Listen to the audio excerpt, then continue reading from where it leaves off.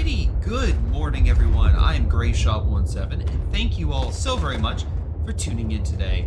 I am going to be covering a tournament, a championship of heroes as it were, pretty much giving some of the best players in Company of Heroes, Company of Heroes 3, that we have duking out against each other. This is part of a first event that is currently going on today and tomorrow.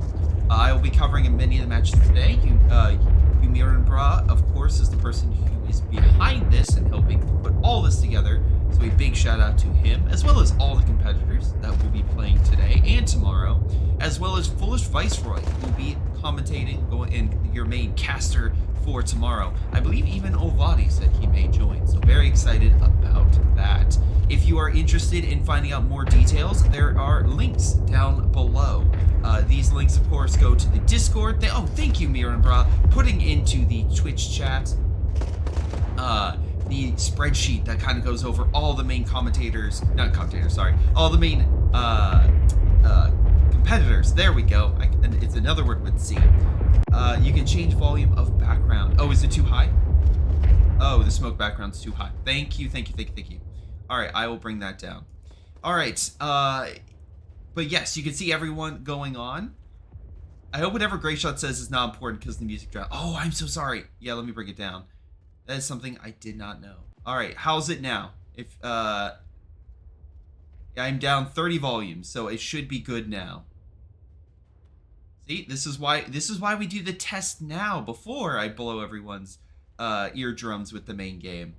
All right, just as a precaution, I'll bring the game volume down as well, but I think we should be good. Anyway, as I was saying, we have some great games coming up today. We have Bra, who has been amazing enough to put this all together. Games are going on today and tomorrow. Foolish Viceroy and potentially Ovadi is covering some games tomorrow, with myself covering games today. Again, special thanks to Bra for putting this all together, and as well all the competitors playing today, all of which you can see currently on screen. And again, Bra was amazing enough to make sure that everything behind the scenes was taken care of in advance. So thank you to him, thank you to the competitors, and yeah, of course you don't want to just hear me talk with some background audio. You want to see some amazing gameplay, and that's what we have for you today. So I'm going to switch on over. We got our first game up. That's going to be Macross vs. Hulk Smash in their set of games. Again, thank you to everyone who is currently tuning in, and let's switch on over for a solid game. Alrighty. So we have our first game set up. We have our first good luck, have fun. So let's start off this game. Hello everyone, I'm GrayShot17, and today I'm covering the first game in the Championship of Heroes. This is day one, game one, for this set of games between some of the very best competitive players that COH has to offer. In this game, we have Macross as red and the Brits. Hulk Smash is blue as the Vermok. Hoping for some great gameplay between the two, and hopefully we shall see. Between each of the players, we have the Brit starting off with 2 Royal Engineers. The Vermok player is coming out with a little different variety from your basic Vermok player, and that is going with the Coastal. This man doing the moonwalk right here is coming out strong as he pushes up to grab this manpower point. Overall, this is just one match in a series of games that will decide who is the best in this first event. If you want to see, of course, some details, I'll try to have that in the Twitch chat. Thank you, and of course in the Discord, and that should be automated as well, so hope you guys enjoy.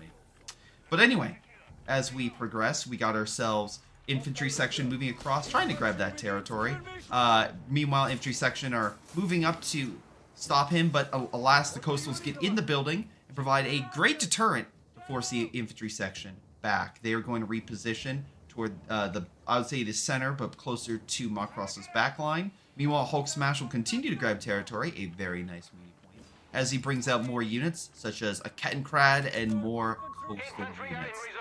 Macross, though, is not one to be deterred. He gets inside the center building, and this is a great advantage point for his infantry to push back coastal outside of cover and force them away. Alrighty. So right now we got ourselves, wait, I'm sorry. It is, you can change the icon of the player of the faction. It's random actually. Oh, I'm sorry. Let me fix that real quick. I see what you're saying. I should have set that up. Now I know, and that will not happen for the rest of the game. See, we get all the things done match one, so it doesn't happen later. All right. There we go. Now you have everyone's beautiful faces up on the top of the screen. Again, thank you to Ymir and Bra for assisting with that, as my computer had some issues. But you know who's not having issues? It seems that neither player, because both are slowly getting out more and more men and grabbing more territory. We got 2 infantry section now with 3 coastal. Hulk Smash really using the battle group Coastal Reserve out to its fullest. We got barbed wire set out, so the British have a hard time moving on up and using any potential cover. We got ourselves infantry section moving in over here, behind some solid cover themselves. And right now, looks like Coastal are about to be in a real bad situation as flamethrower units push back these Coastal units, and all the infantry section are focusing. Coastal's down to 3 models and very low on health. Meanwhile, the Coastal's still in the building, holding back some infantry section around this sector, but we have the flamethrower moving on in. Coastal has to get out of the building, otherwise it will be super effective, that flamethrower against it. Coastals move back, but again, the nice thing about Coastals is their bonus in cover. We can check here, it's 25% accuracy and rate of fire. That's a huge bonus for a defensive unit, and again can really start shredding the infantry section. As we see up here, Macross's infantry is currently having a really bad day as it tried to move up and already down to 2 models. We have the flamethrower unit. It did successfully hit the unit in the building, bringing a second unit down to 3 men. But alas, those men are still in the front and fighting. So, meanwhile, we got ourselves 2 units that, while low on health, continue to fight, and 1 that just got veterancy. Infantry section, though, are being bolstered as a 3rd squad gets on the field, and also Macross gets out a field infirmary, but so Hulk Smash is also building a medical bunker, so both sides making sure they can heal their troops. The difference, though, is this medical bunker is on the front. Hulk Smash going to heal on the front. That is a very ballsy move by Hulk Smash, because, again, a forward bunker, of course, can be neutralized while it's in your base. It's, you know, protected from enemy forces. But Hulk Smash thinking he can not just use the bunker to heal, but use it as a defensive point to try to assist. So that's not bad. Again, going through what we have a designate point, so that's boosting the infantry even further, making them even more resilient to enemy fire. Infantry section will have a tough time breaking Hulk Smash in this sector. But Hulk Smash says that's fine with him because, again, he is not exactly in the center, but it's almost to the center. And he can very quickly guard the middle victory point all the way to the, I would say north, but that's on the left, the very top victory point.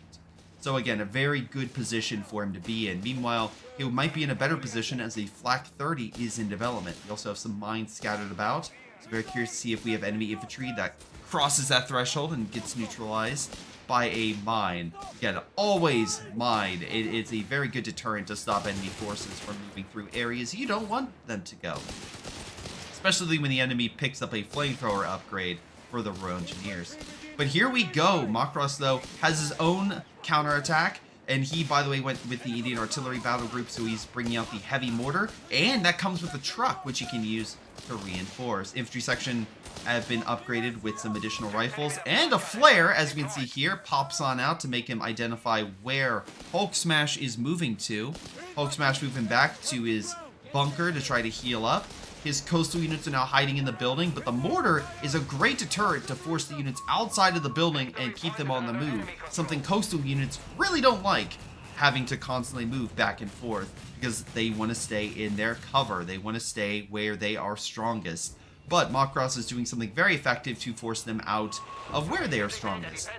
Meanwhile, coastal units continue to back on up. Kettenkrad again tried to grab some territory, but we do have some infantry section in the far side of the map grabbing the Muni. But right now, resource-wise, it's dead even. But if Macross gets that, he'll get a Muni bonus, or at least a small lead. Meanwhile, Kettenkrad continues to observe. The bunker took some hits. And nice shot once again. Coastal units were in the building, got hit, down to 3 models, and the rifles pick another one. picked a 1 as it pulled back as well. That's how it got the 3. Post units are now in this building, but we have a Royal Engineer squad right here with a flamethrower. Is he gonna focus on the building? Let's see. You have a flamethrower. This is a perfect counter. All right, but he's gonna stay there. Unit is just taking small arms fire, not the flamethrower. Coastal unit is trying to take this position. There's the Flak 30. Hulk Smash did get that. It's a great anti-infantry and light armor deterrent. And is managing to put some pressure on him.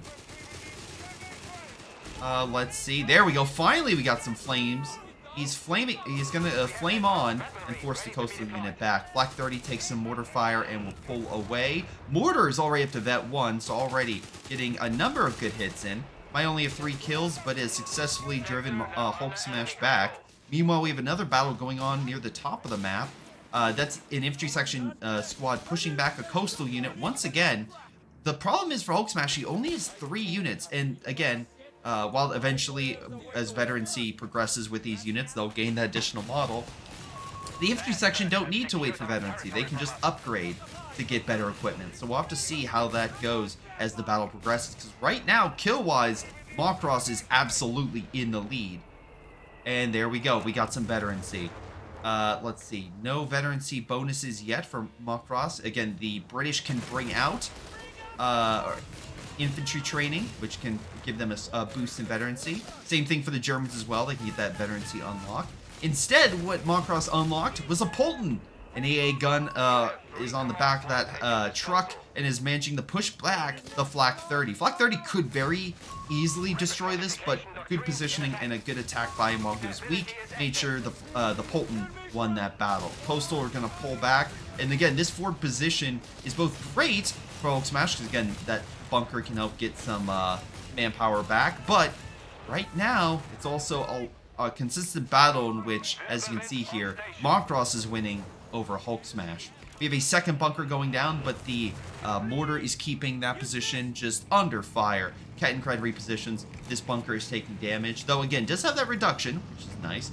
And now we finally have some armor. Whirlwind is on the field and hoping to smash the British lines, though the British are producing a 6-pounder. 6-pounder is your standard AT gun, but again, it's going to be absolutely needed to deal with this Whirlwind.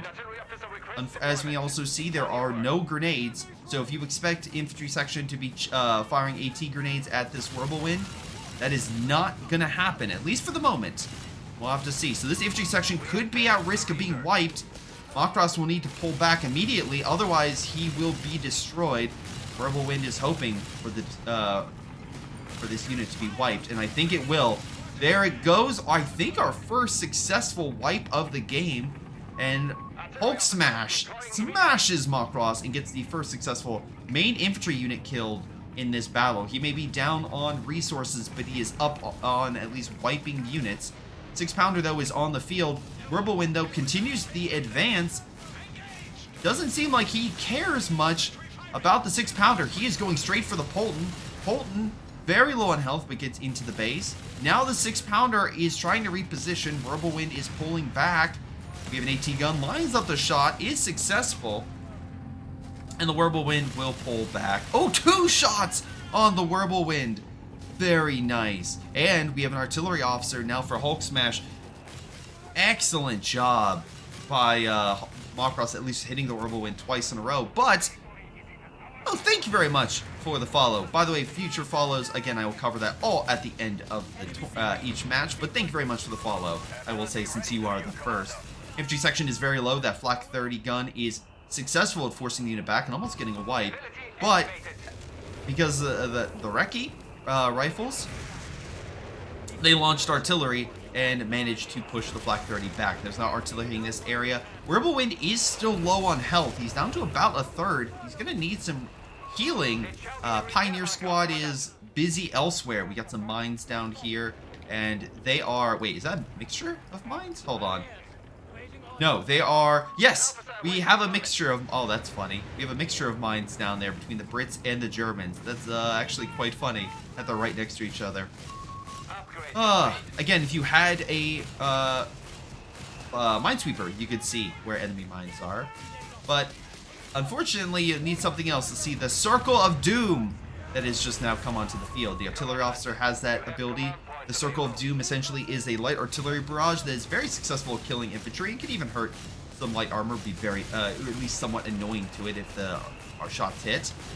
But the counterpoint is the artillery officer needs to stay still, and if he gets suppressed, the Circle of Doom is pretty much stopped. Polton successfully pushes back Hulk Smash over here. Black 30 is taking some hits. Oh, hold on. Mortar almost gets a wipe on this unit, and now we actually have changed things up. Macross deciding, you know what? I know how to get out of this. We got some Indian artillery firing the big guns right at the front line, and it's looking very bad. Flak 30 has successfully been wiped. A lot of the infantry is very low on health. Macross getting some good hits in, but he needs to maybe either go for the kill. 6-pounder could go for the kill, or go for the steal. Kettenkrad is trying to go for the steal, and he is successful. Kettenkrad, the little guy that could, successfully pulls back the Flak 30 back to the base, so that way it can be recrewed by the Coastals. We have ourselves, by the way, a second Whirlwind, which is on the field. The first one is severely injured, and we have a repair bunker over here that's going to heal it up, slowly but surely.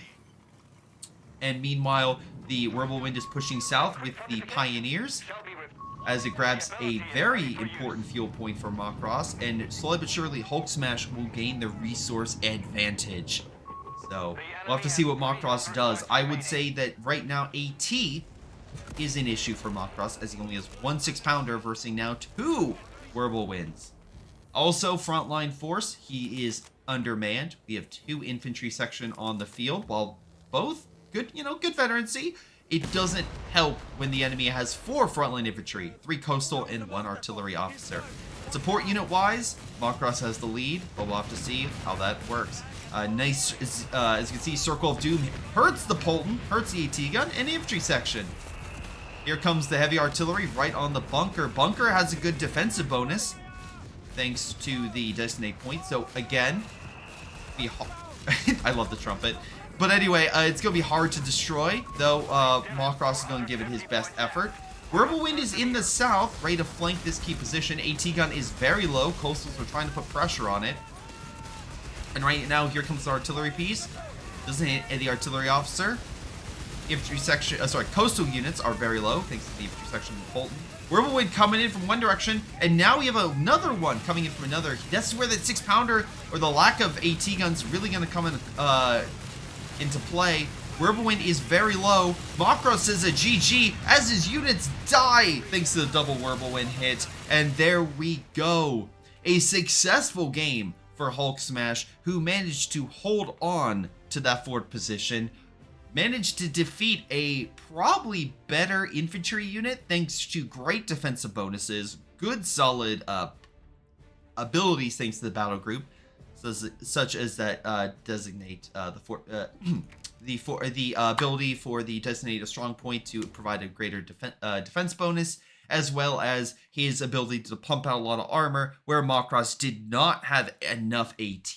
I feel like that was the big deciding factor, was could Macross hold off the Whirlwinds? And the answer was a resounding no. Going over kills, the infantry section got 30 kills, but we did get a loss there. And again, we didn't really have a lot of vehicles to really showcase. Whirlwind got 10 kills and did kill the Polton, where the biggest infantry killer for Hulk Smash was the Coastal with 20 and never lost a unit, which was very good on his part. But that was our first game on Road to Tunis. Hopefully you guys enjoyed. But again, that is match 1. So give me just a moment and we'll get over to match 2 in just one moment.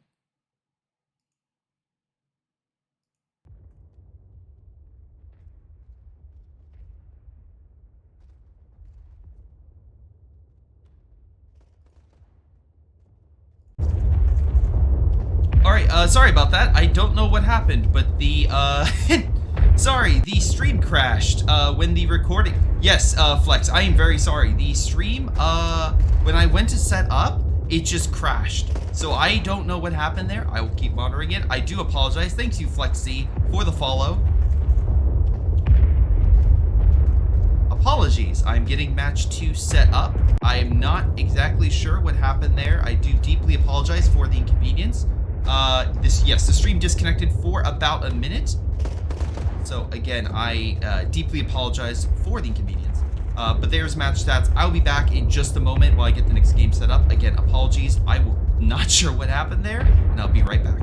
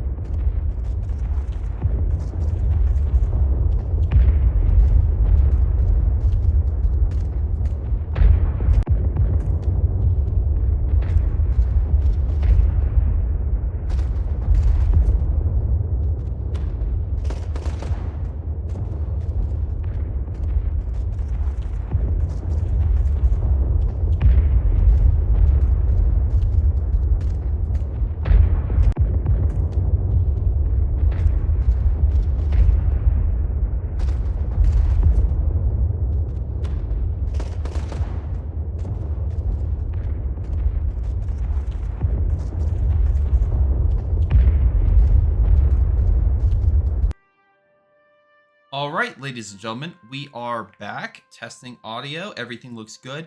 I deeply apologize for that. I'm not sure what happened there, but something caused the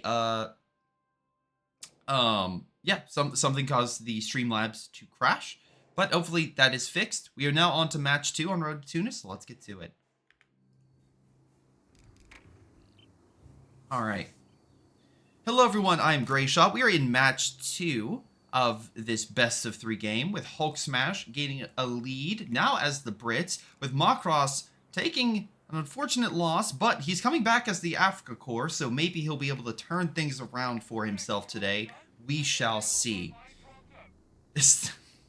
Alright, but for our opener, Macross, who is currently down, decides the Crowd-Schützen is the play, and he brings it out to quickly grab some territory with another Panzer Pioneer. Hulk Smash, on the other end, is not going with what Macross did, which was a double row engineer start. Instead, he's going with an infantry section to start off the game.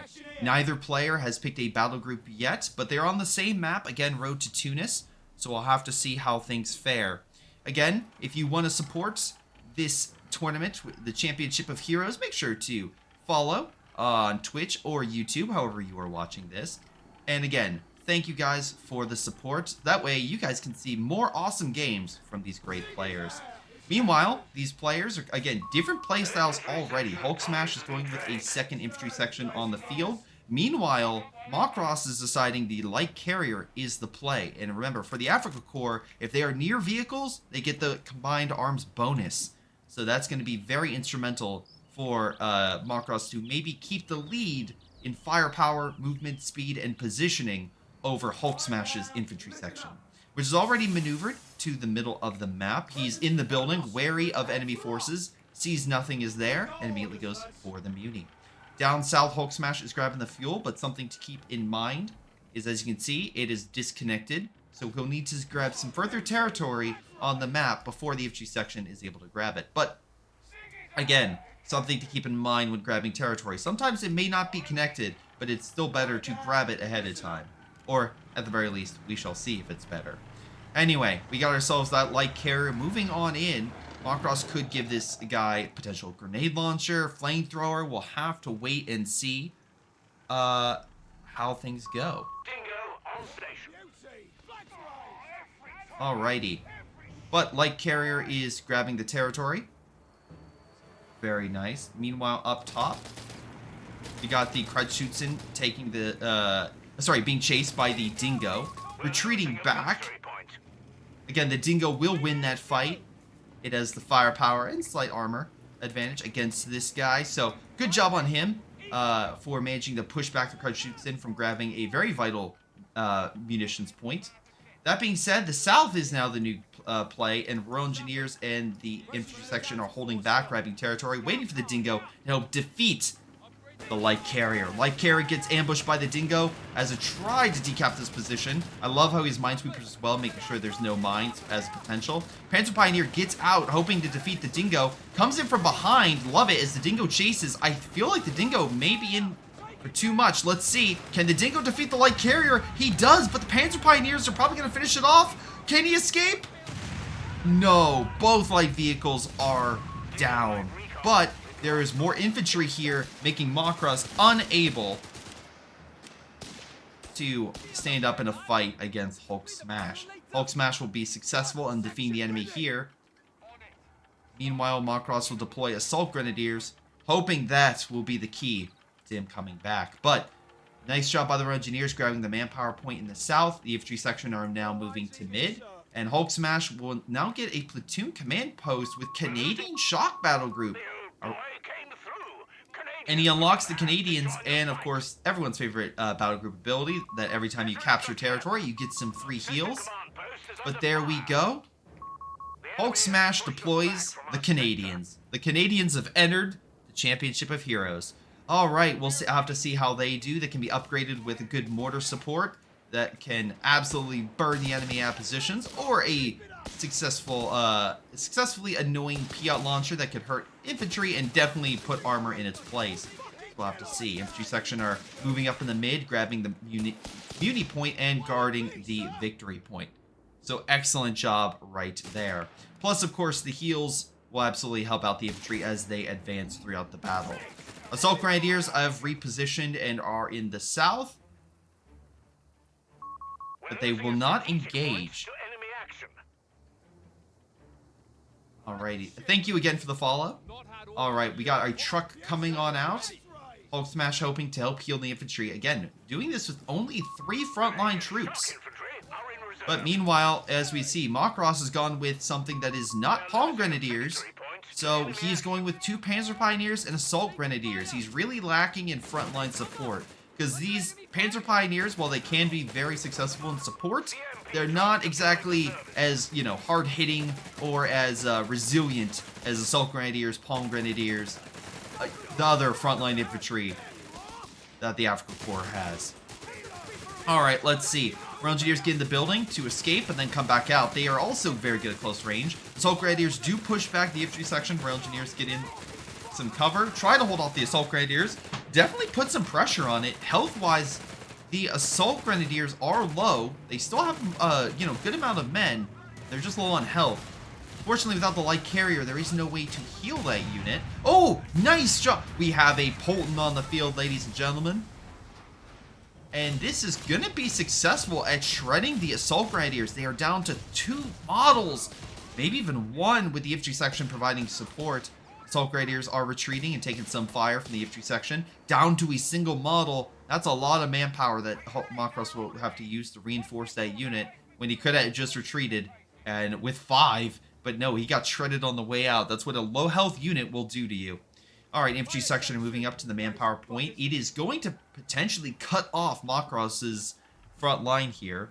This manpower point is very important because this muni, that fuel, this muni, and of course this manpower point are all connected just based on this one positioning. And that's what a very successful cutoff will do, is it will just stop a lot of resources from going back to you. Thank you very much for the sub, by the way. Blackferling is taking fire from the Polton, being very successful at driving off the light armor. Panzer Pioneer going to need some time to heal that unit. Meanwhile, the Polton holds back a light carrier attack from the left. The Afrika Korps can deploy a light carrier with a unit, whether it's a support gun, a T-gun, Assault Grenadiers. In this case, Panzerjäger squad. This is a squad designed to fight armor. And like clown cars of old, it will chase down enemies' armor with its AT rifles and keep the pressure going. Also, again, nice job with the Panzerjäger squad. It can heal. So in this case, with the AT rifles, they may be able to successfully chase down and gun down the Polton from an angle that the gun cannot hit. But Hulk Smash is preparing for such an encounter with a 6-pounder on the field, and the Canadians going with the Piat launcher for extra AT. Assault Grenadiers are outside of the building, trying to hurt the infantry section from this angle. He's going to pull back without... I think he was gearing up to throw a grenade. We have a second Panzerjäger squad on the field. Again, anti-infantry could be an issue, as the Panzerjäger squads are designed against armor, not infantry. And with 2 infantry section and a Canadian unit on the field, we'll have to see how that fares. Meanwhile, the Flakverling is busy shredding this Royal Engineer up top. He may try to go in for a wipe. Makros hoping maybe a wipe can turn the tide for him. Flakverling continues to keep the pressure going. Hold on. Can we get a good wipe in? We've had armor kills, but Makros will gain the lead in kills, and he does. He gets our first successful wipe of this game. Excellent job by Makros getting a unit that was by itself. Again, on this map, you have to be very careful about your flanks, because if you have a unit by itself, it could be good as gone, and that's exactly what happened here. Hulk Smash, though, upgrading to a grenade package. That way, his infantry section could snare armor and fire their very powerful rough grenades from afar in the turret infantry in cover, or just anywhere if it's a successful hit. And meanwhile, we got ourselves a Flakverling guarding mid while the Assault Grenadiers take over the territory. Let's see. The Polton opens fire against the light carry with the Panzer squad in it. They're going to pull back further with Canadians right there. Going to get in cover to try to hold his own. But with more infantry section coming in, I don't think the Panzer squad will last as long as he may think. But it's not to hold it. The holdout was successful. Panzer squad does come in along the side. Weakens the Polton significantly, bringing it down to about 25% health. AT gun is now out of position with the Panzer Pioneer putting pressure on it. Down to half health thanks to the flamethrower. You have a truck on the field for Makros. Hulk Smash deploying a Royal Engineer to make up for the last one. Again, he can't hear the Polton right now. Light carrier, though, is very low. Oh, moving out to the middle. No cover. Throws a grenade. Very low. Okay, he does pull back, and the unit is stunned. They get some good hits in against the Canadian unit. Meanwhile, now Makros is going for the cutoff against Hulk Smash and does successfully cut off that territory. Very nice move. Alright, now the resources being cut off for Hulk Smash. He's going to maneuver a lot of his men, as you can see, pretty much everything coming out of his base, over to stop him in this sector. Alright, he'll regain the manpower point. The Assault Grenadier will go for the fuel. Again, has to be careful with the Assault Grenadier. He could be potentially in a bad spot. But yes, I should have mentioned, the Flakverling did perish somewhere on the field. Thank you for the call out, but a brand new one is on the field, so it's like nothing happened. So that's what I will take. It's like nothing happened, ladies and gentlemen. Flakverling never left. It's always been there. Alright, Polton, though, may make the Assault Grenadiers disappear. They're going to try to use smoke and decap the point, but luckily attacking the ground is still affecting the unit. The Polton weakens it further. He's going to reposition on the retreating unit. Infantry section is going to focus on the Assault Grenadier, and I think that could be a dead Assault Grenadier. Flakverling, though, puts the pressure and saves the Assault Grenadier, though AT fire is going to force the Flakverling back as well. Panzer squad is there, but again, not exactly great against infantry. Canadians are holding back the Panzer Pioneer and will try to move up to stop the unit from taking the territory. Polton pushes back the Panzerjäger squad. Polton been very good this game. We have already 9 infantry kills, 1 vehicle kill. Alright, light carrier, though, is on the field. Panzerjäger squad is repositioning. Panzer Pioneer is trying to burn out the infantry section and was getting some heals, but, you know, healing doesn't really matter when you're on fire. Flakverling gets another good salvo in, weakens the infantry section down to 3 models and a quarter health. And now we're pushing the Canadian unit. Wow, Makros really diving in against the Canadians, hoping to get another model or 2. And again, every model picked is more manpower the Hulk Smash will have to use to reman the unit. Alrighty. So, the Polton is going to reposition and guard mid. Victory point wise, Makros is down by about 250 points. He's going to need to do something major in order to come back. And again, the best way to do that is hold on to victory points. But again, he's having a lot of issue. But he's hoping another light carrier backed up with Assault Grenadiers will be the key to victory. We'll have to see if double Assault Grenadiers will be the key. battle group wise, he did pick armored support, but he hasn't, other than, you know, salvaging wrecks, he hasn't picked anything that necessarily would change how his infantry perform. More so hoping that, you know, when the Polton dies, he can salvage it. Because right now, that and the Dingo are the only things he could realistically... Well, I take that back. Wherever that Flakfling died, he could theoretically salvage that. So there you go. The first Flakfling could be useful, if I could find it. But the second Flakfling is moving south and manages to guard the infantry as they grab the victory point and the fuel. Meanwhile, the middle territory infantry section continued to push further closer to that manpower point, with nothing really stopping the infantry section from going for it. He's being very cautious. He's staying behind cover. But here we go. Royal Engineers being hit by the Flakfling. We have the AT gun close by. Flakfling needs to pull away. We have Assault Grenadiers and a Panzer Pioneer moving on in. And they're going to hope to smash the British infantry. But again, that Polton is right there. And it's keeping the Assault Grenadiers from diving in. Piot. Wait. Nope. We have a smoke grenade firing. Sorry, I thought the Piot was winding up. Assault Grenadiers over here grab the fuel and immediately pull back. So it looks like Hulk Smash will be successful at reclaiming the territory in the south. And that's bad because that would be 3 victory points against Macross, who already does not have a lot of victory points stored up in the bank. So a quicker, a shorter timetable to turn things around, not great. Infantry section is grabbing the fuel point at the top of the map. Meanwhile, the Panzer Pioneers sticking in the crater and trying to grab that position. All right, we have our play. The play is upgrade the light carriers with the auto cannons. Macross able to do that because of the vehicle upgrade. He also went emergency vehicle repair. That gets additional health to the armor, as well as, of course, automatic healing. So meanwhile, we have ourselves the light carriers diving on the Polton. They are successful! They neutralize it, but one light carrier goes down thanks to the AT grenade from the infantry section. It does have Brent on that too, so that infantry section is nothing to sneeze at. It is a very powerful unit that these Assault Grenadiers hope to kill with grenades, and a grenade does hit him on the way out, though not a wipe. The wipe instead may come in the near the north part of the map. Light carrier goes in. He's gonna try to kill. He gets the kill. Hulk Smash losing 2 units. He's now 1 frontline unit, and the Polton now. Crusader though is in development, but right now across the board, Hulk Smash is not smashing. He is being smashed, and the Assault Grenadier is hoping for a 3rd kill. The Royal Engineer is very low. AT gun is hitting the light carrier. Light carrier diving into the base, but again, we have to worry about those AT grenades. AT gun is going to reposition. He's going to try to speed away. We do have another hit, but it's going to take 1 more shot for small arms fire, which there is in the building. Canadians have the Piot and plenty of rifles. Let's see if he's able to finish off. There's the Piot, and there is a dead light carrier. Oh, that's unfortunate.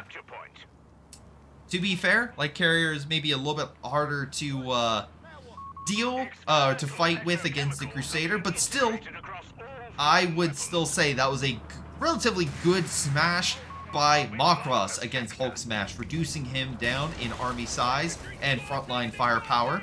That being said, he now has armored support in a major way as a Crusader, well, crusades across the battlefield. But what's this? 2 Panzer squads put some great hits in, bring it down 1/4 of its health, and further reduce it down under 50%. Meanwhile, Hulk Smash will continue to gear up forces around middle to try to hold on to this victory point and keep this position under his control. The Assault Grenadiers will pull back. There is a Pack 38 on the field, so Macross realizes the situation he is in and is going to pump out a very good, or not very good, a AT gun to help him with his AT capabilities. And again, with that and 2 Panzer squads, well, the Assault Grenadiers, of course, don't have any AT abilities. Everything else, though, will be able to protect his army and make sure he doesn't get smashed like in match 1. But Hulk Smash is not just going to smash with armor. He's coming out with infantry. Foot guards are being developed, and they are very good against both infantry and armor. We'll have to see how Macross will deal with some elite infantry well, more elite infantry deploying onto the field. All right. Infantry units are swarming in to mid as Macross tries to hold. Canadian forces pull back, but the flamethrower will burn him out of that cover. As you can see, it's quite successful. The Panzer Pioneers will hold firm as the Flak backs them up. Infantry section in the top of the map had to retreat. Meanwhile, it looks like Macross is retreating in the bottom of the map. And we have a Panzer III in development. And again, the Panzer III will be boosted because it will get that little bit of extra health as well as automatic heals. Macross, have you upgraded your armor further? Not really, no. You've just unlocked more of the battle group. The Panzer Storm, we got potential Flame Panzer III, etc. Hulk Smash, meanwhile, has gotten himself the grenades with extra fire, and of course, more fire on top of that fire, because you can never have too much fire. So, let's see. Both of the Canadians have been upgraded with the Piat. The Foot Guards are on the field, waiting back for additional reinforcements before he swings back into mid or wherever he's going to go, but it looks like he's heading straight for mid. Mines being placed, actually not a bad idea, because again, Foot Guards infantry section, if they hit the mine, a good way to weaken a very strong unit. AT gun, though, is lined up, ready to go in case the Crusader charges back into mid. MG is in the building, kind of overwatching this sector, and the Panzer III gets its first shot against Royal Engineer, pushing it back. Crusader's gonna pull away. Again, this game is going really good. Both sides have had like their strong points in being like, ah, yes, Hulk Smash is in the lead. Now Macross is in the lead, and I would say, especially with units, Macross is in the lead. And as you can see, based on the chart above, he needs a win here. But it looks more and more like Macross has the tools to achieve that victory. Also, nice mine by Hulk Smash, hurting the Assault Grenadiers in the bottom of the map. And a wipe by Foot Guards infantry section at the top of the map. I'm pretty sure it was a wipe. I think it was a Panzer Pioneer squad. I think. I would say I know, but I believe it was. Anyway, whatever it was, good kill. 2 Pak-38s, though, are on the field, which will make the Crusader, I'd say, even more of a, I don't say issue, but it'll be more of an issue for him. We have barbed wire being set down by Hulk Smash while he waits. And a counterattack actually happening in the bottom of the map as Panzerjäger forces, the Panzer III, just repositioning some of the wall as it does. And the Assault Grenadiers take over the manpower point. Meanwhile, the Crusader does hit this. Fuel-wise, he could pump out another Crusader, but I think he may be going for a bigger tank. Double Pak-38s, though, will push back the one Crusader. AT gun, being the 6-pounder, will hurt the Panzer III, but not as badly as Crusader took in damage from the double Pak. Alright.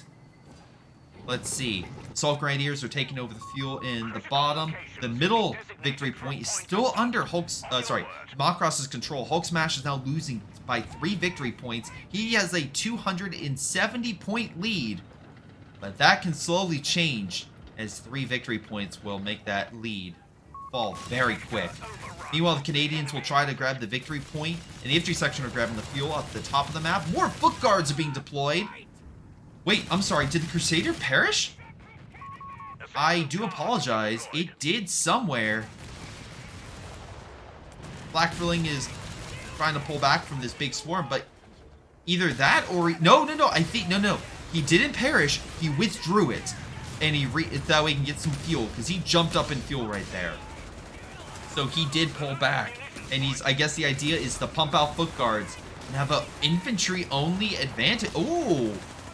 Very interesting. Foot Guards, again, have both the bazookas and, of course, close-range anti-infantry firepower. So Panzer IIIs are now being pumped out. Macross is going to have to hope that his armor can beat Hulk Smash's infantry. Assault Grenadiers closing the gap, stopping the decap. And I think the Assault Grenadiers, no, they will not win. They will be forced back thanks to all of Hulk Smash's infantry. Yes, so we have... Again, he did refund it. That's how we got the fuel increase. Hulk Smash is getting closer to his Crocodile, which is very much a very strong heavy tank with a great flame attack and armor for days. Foot Guard's going to hit the AT guns right here. There's not much protecting them, and that also is a key. Hulk Smash has more frontline infantry, and as against Macross, who has armor, don't get me wrong, but he only has 2 Assault Grenadiers, and versus 6 front lines, that's a lot for them to cover. Nice, a grenade manages to burn out the MG. MG very low on health, almost gets picked. Might get picked by the Canadians here, even though they are suppressed. But nope, we'll make it back to base. Assault Grenadiers will push on in against the Canadian force right here. Foot Guards are on standby. Panzer III does push back the Foot Guards. Panzer Squad gets some good hits in, and manages to at least, you know, weaken its health a little more. But the bigger problem is all this. Foot Guards pouring on in. Canadians, by the way, Vet 3. Panzer Squad trying its best, but again, they're not really meant to fight lead infantry. I love how the grenade was meant for them, but it actually does hurt the Assault Grenadier on retreat. That's a nice little bonus right there. All right, grenade is thrown from the Royal Engineer. They retreat, so they don't take any damage. All the elite infantry are still putting the pressure, and the fuel is being decapped. Right now, Macross is losing very vital territory, though he's still ahead in munitions. Panzer III trying to, I guess, move back for heals. We got another Panzer III moving on up to help the fight for mid. And the big infantry... We have 4 Foot Guards! Never mind, Hulk Smash said, you know what? Who needs armor when you have Foot Guards? And that is a bold strategy, because again, there is a point where you can have all the elite infantry you want, and unfortunately, your manpower reserves just can't afford to, you know, reinforce all these units. So Macross has an opportunity here if he inflicts massive damage against Hulk Smash. And this is the problem with blobs in general, or just major infantry armies. You inflict enough manpower damage, and the army cannot sustain the losses it's taking and will just start falling apart. We'll see if that is going to happen here, but that is a situation Hulk Smash has to avoid. And the best way to avoid it is making sure you don't lose manpower. So let's see how each attack goes. But yeah, 4 Foot Guard, ladies and gentlemen, on top of 2 Canadians, on top of 1 infantry section. We have 7 front line, 6 elite infantry duking it out. Panzer Pioneers were trying to build some cover, but stop in the middle of all this. Panzer III fighting in the north. Honestly, I know you... Wait, we have an MG being deployed, but... You know, eventually, maybe that Panzer III flame tank is actually looking pretty good right now, given the amount of infantry we're seeing. Oh my god.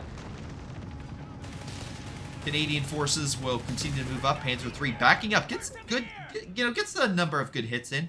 Victory point wise, the pressure's still on Hulk Smash. He's down to 200 points. He has a decent amount of infantry near mid. MG is being set up though to try to hold it back, but this MG is not actually, well, okay, it's hurting him in the building, but if he comes out this walkway, you can get, oh, never mind, there's an MG here. Never mind, he's retreating it. As the Foot Guards just hit the bottom of the map and flank it. Panzer III trying its best, but Bazooka Team forces the unit back. Actually does not do as much damage. I'm so used to the American bazooka damage, but Foot Guards, just not doing it, at least for that one. Now, don't get me wrong, there's plenty of Foot Guards for more bazooka damage, so let's just wait for him to team up. That being said, Foot Guards are also pretty good at smashing infantry, and the MG34 is neutral. Is he just gonna, yep, Bazooka Teams just say nope, and put that MG34 down. So that is a kill against Macross, a full kill, can't remand that. Assault Grenadiers pull back, and they have a long retreat back to base. Panzer III rolling on up against that Foot Guard. Bazooka Team hit the rear armor, getting some good shots in. But here's the thing, those Foot Guards, oh wait, never mind. They are suppressed, at least for a moment. Foot Guards managed to kill the MG34. Flamethrower unit is trying to burn them. Assault Grenadiers do make it back. I thought that these guys might try to go for the kill. Oh, and there's the Panzer III flame tank.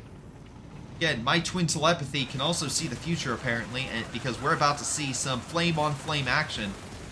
Okay, to be fair, it's more the flames are from the grenades that are from the Canadians and, you know, Foot Guard infantry section forces, but still, we got fire on fire.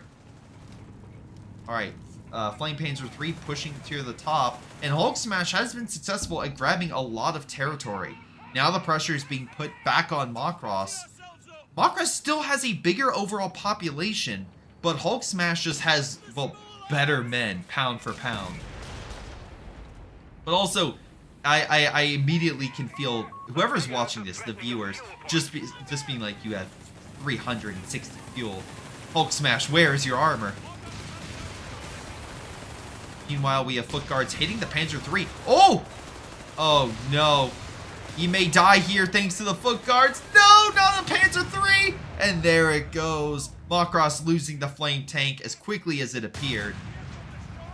That's an unfortunate loss. Tried to go in for a wipe in the back lines, but no dice. Hulk Smash still incredibly low in overall manpower. But honestly, Macross may have a bigger army, but what are these AT guns realistically going to do? They can't do anything. They're off the front for the time being because there's nothing for them to fight.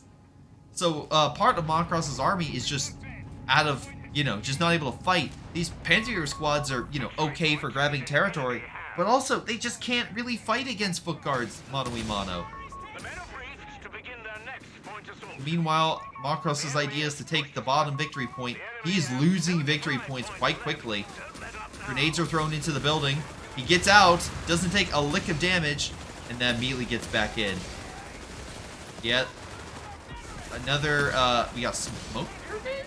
Oh my god, the Panzer squads are, is he doing that on purpose? Is it like, just kill them, I need the manpower. And, yeah, Hulk Smash will take that offer. Killing 2 units. Although, again, now the Panzer 3s might have a little bit more trouble healing. Less units. The Hulk Smash's idea of a pure foot guard army seems to be coming together. We are down to 2 Assault Grenadiers versus the elite British Army. Like, the most elite forces the British Army can put together have come together. Panzer 3s are now double teaming the 1 foot guard. Do successfully cause a lot of damage, but the Panzer 3 is injured. If it's out of combat, there we go. It'll slowly get some health back. But now that, whose AT gun is not combat ineffective? Hulk Smashes. Hulk Smash will push back the Panzer 3, and that is a GG! Hulk Smash won this! Hulk Smash won this game with no armor.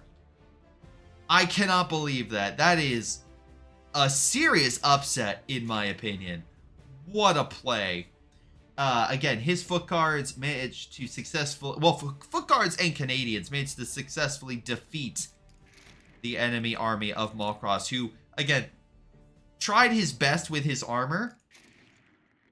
But, I mean, Hulk Smash just showed, who needs armor in Company of Heroes when you have elite infantry? What a play. What a move. And what a game. So thank you to Hulk Smash.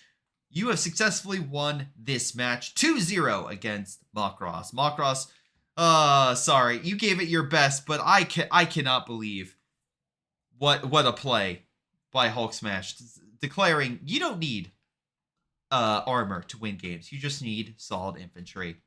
But yeah, honestly, Macross, I feel like if you would have had maybe more anti-infantry units, that could have helped. But the Panzer squads, the AT guns, they just couldn't match the Canadians and foot guards. But hey, chat, what do you guys think? If you like games like this, make sure to support the channel. And thanks for watching. But we shall move on to game number 2. So don't go anywhere, guys. I will be right back with the next game. So I'll be right back.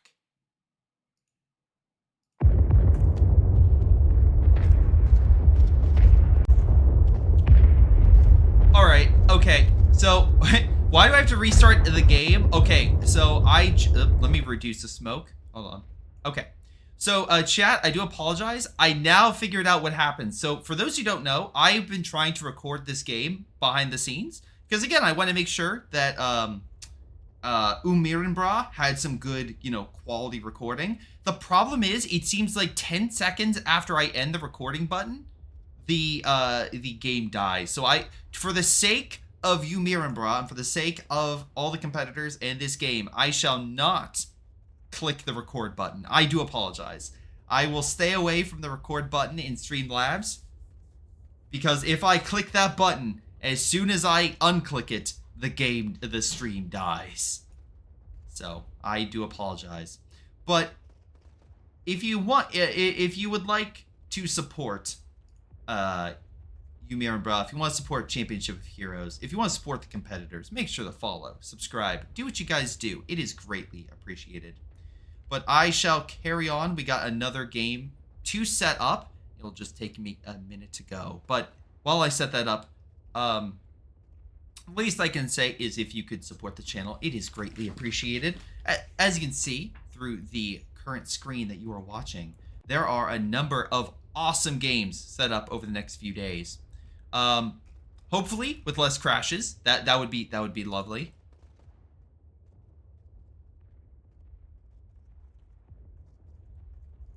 But yeah, that would be fantastic. Alrighty. Let's see. I'm still setting up the next game.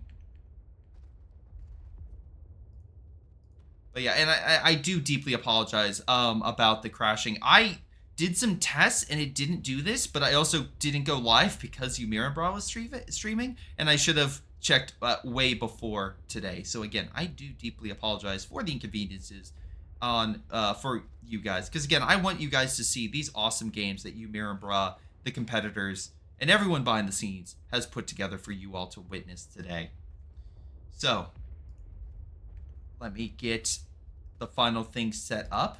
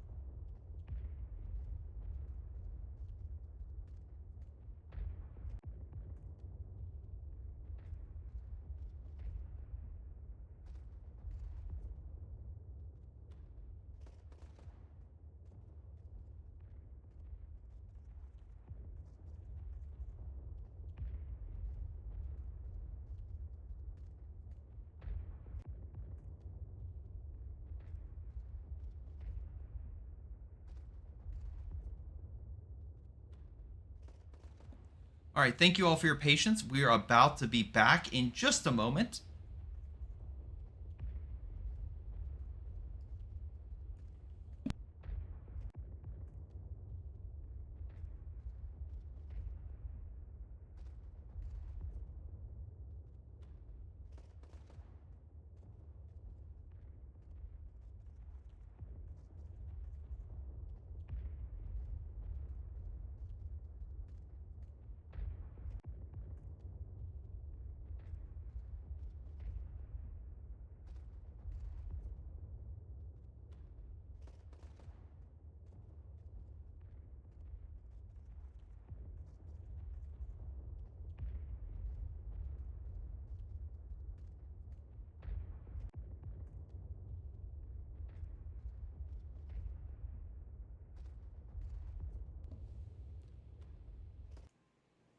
Alrighty. Thank you all for your patience. Sorry about that. Again, so for clarification, what was going on was every time I would end the recording that I'm doing in Streamlabs, that's not the stream. It's a recording locally.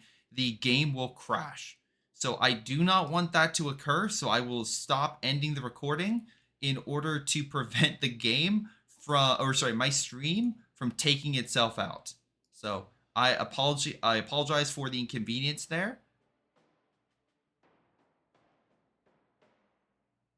But yes, we got ourselves a great game in front of you guys today. So let's get to this. All right. Hello everyone, I'm GrayShot17 covering another game on Road to Tunis. This is a 1v1 with the Africa Core being played by Ray, with Hulk Smash returning as the British.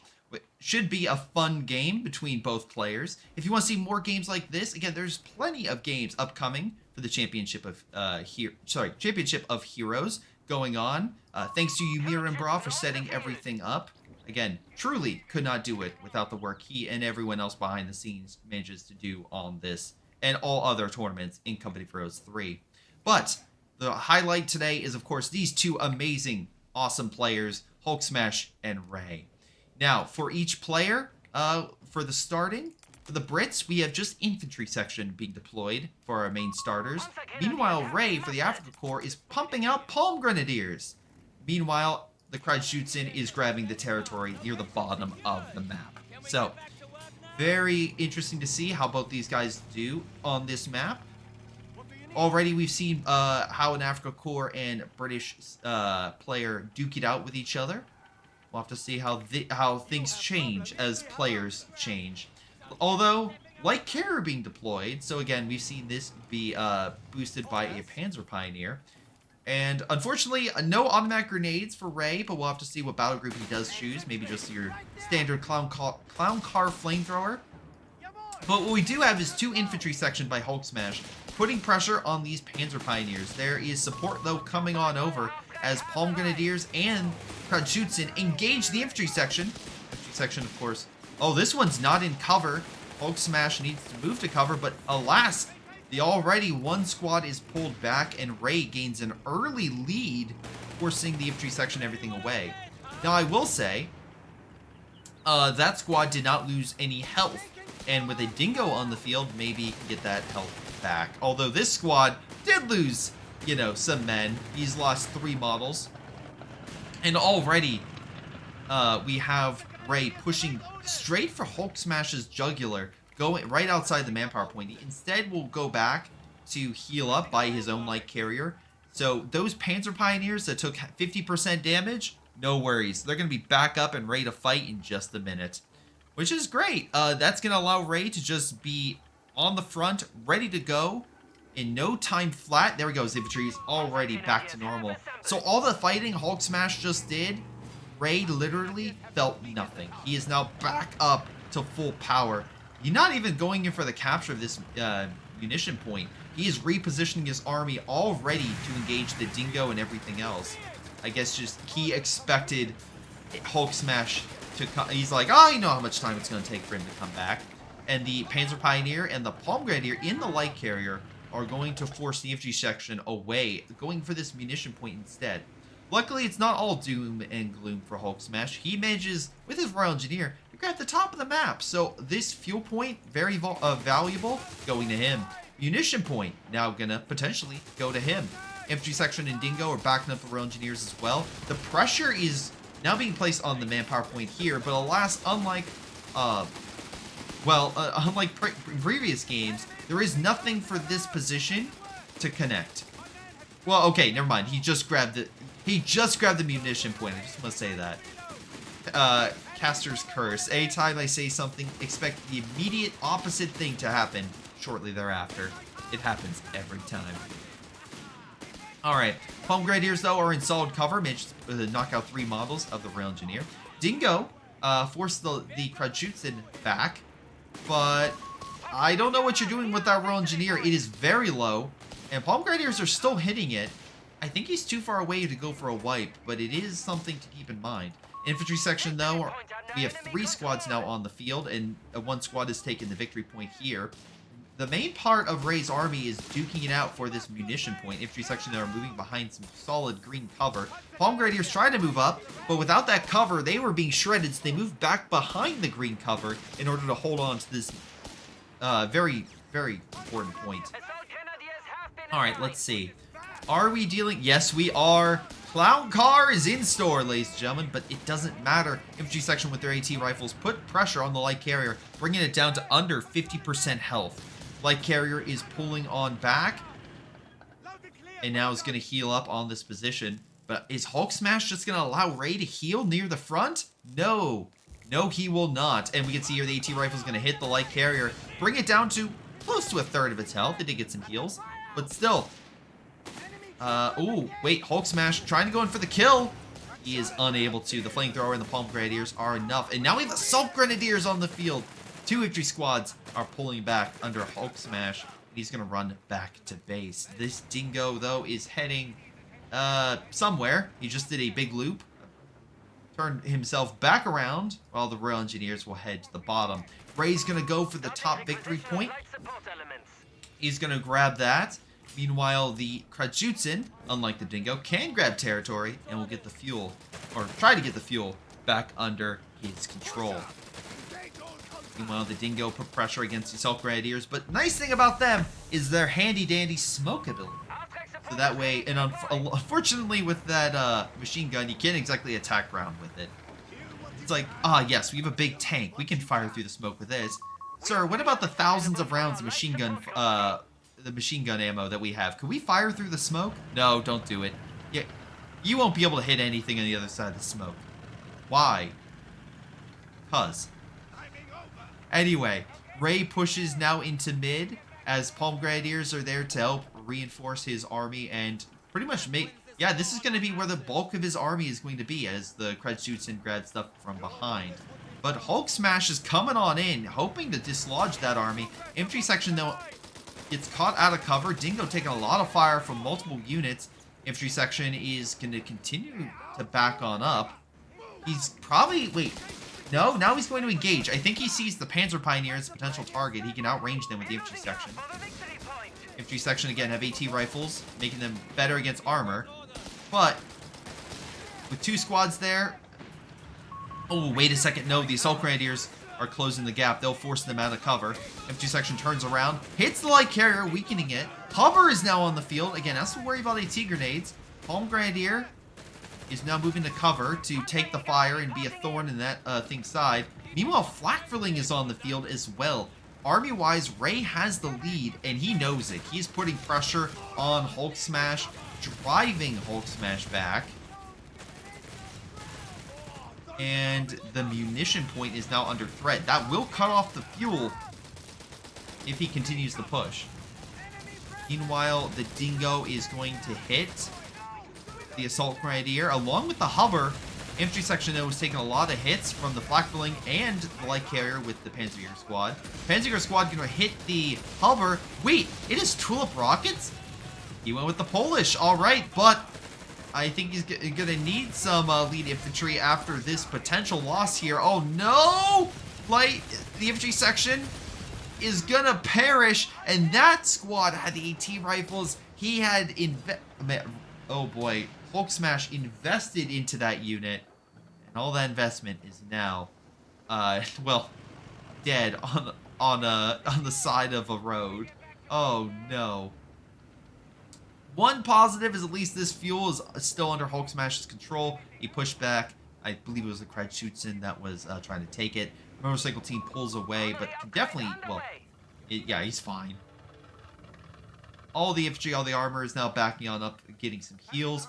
Territory-wise, though, Ray has the lead in munitions. He is equal in fuel, but he's ahead in his current population. Now he picks the Italian... Oh, no. Italian infantry. So the Guastatori could come onto the field and, yeah, be a thorn in Hulk Smash's side. Hulk Smash is already down on the frontline infantry game. He is down to 2. Meanwhile, we have 4. Well, okay, technically 4, but one's more AT, so it's not going to exactly do as well. But, I mean, to be fair, Hulk Smash just got an infantry section with AT rifles, so it kind of in a similar boat. I will say infantry section is probably stronger than the Panzer squad. AT gun fires, misses the flak rolling, unfortunately. But the problem is not necessarily the armor. The AT gun can hold that back along with the hover. The problem is going to be the amount of infantry that can this force hold back. I am seriously doubting that. But Hulk Smash, you've turned things around before.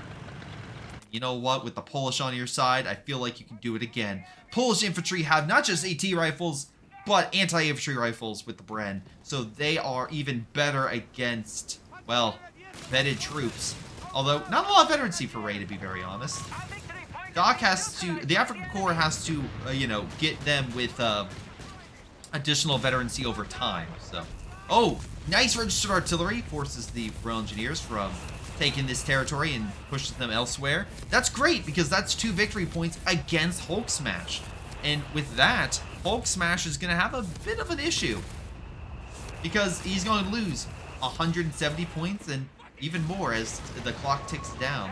AT gun is hitting the building. It's going to just break it down slowly but surely, chipping away at its health. Ray not falling for it. I mean, it's like, yeah, I'm getting out of the building. You're not going to kill my unit. It's not going to collapse inside of it. All right.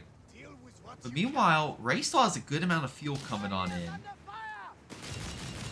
So he could potentially get him out some serious armor. Now, of course, the Italian infantry doesn't have, like, medium to heavy armor in its battle group. It just has the L6, which, I mean, to be fair, some would say it's a heavy tank.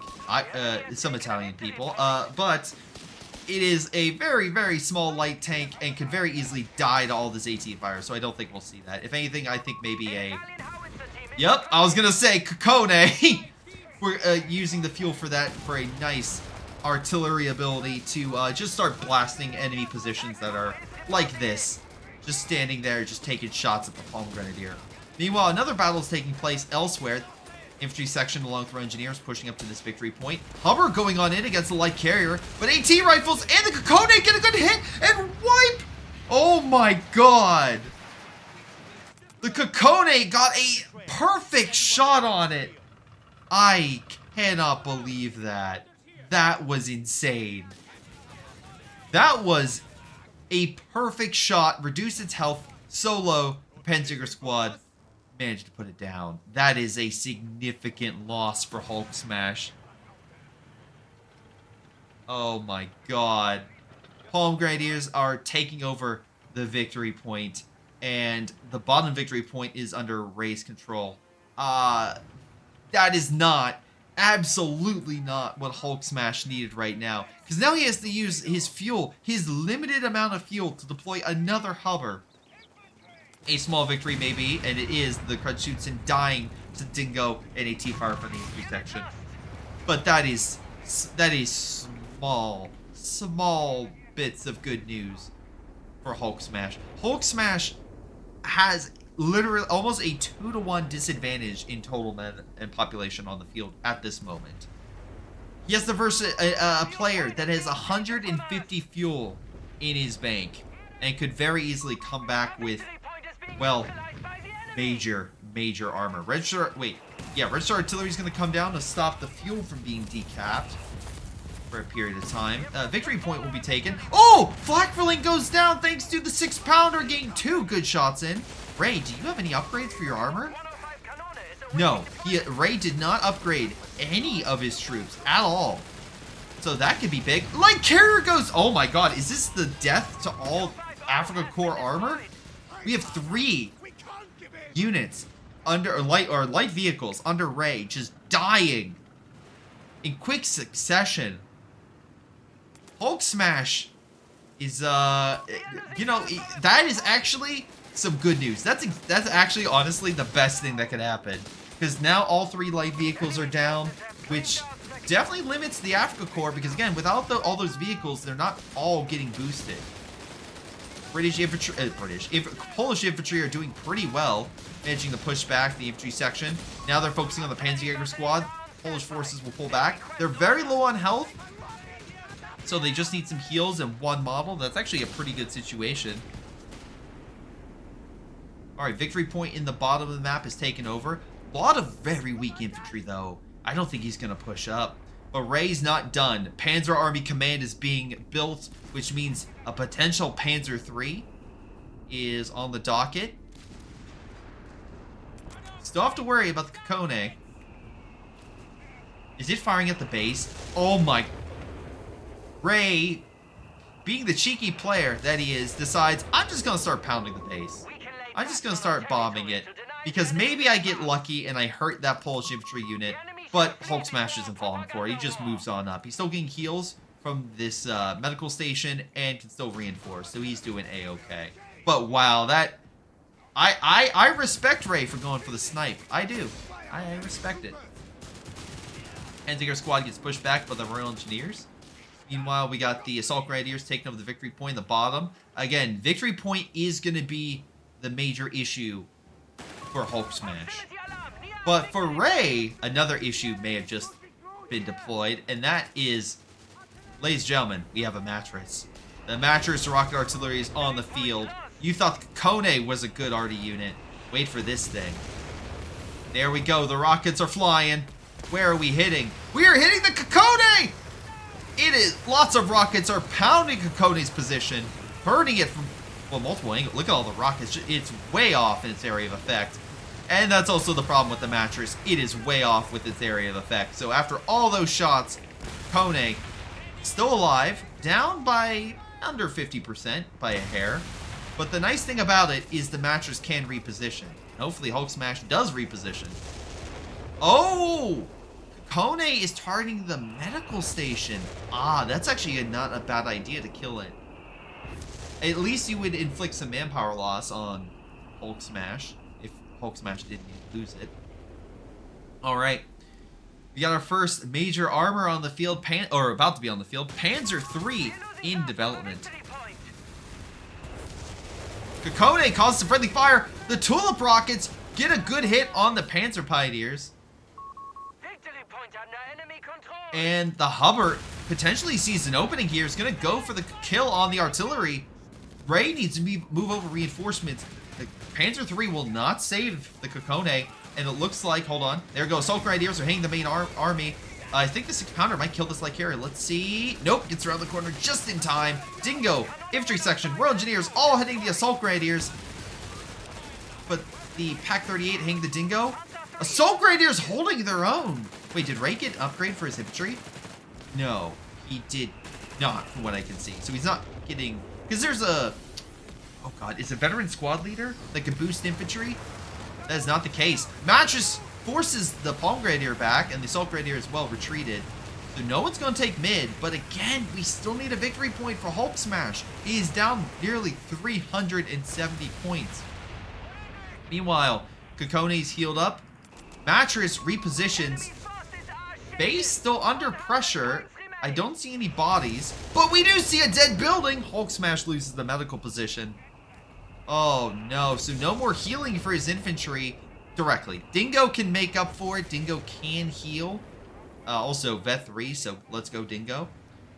That's exactly what the Dingo is going to do, heal up.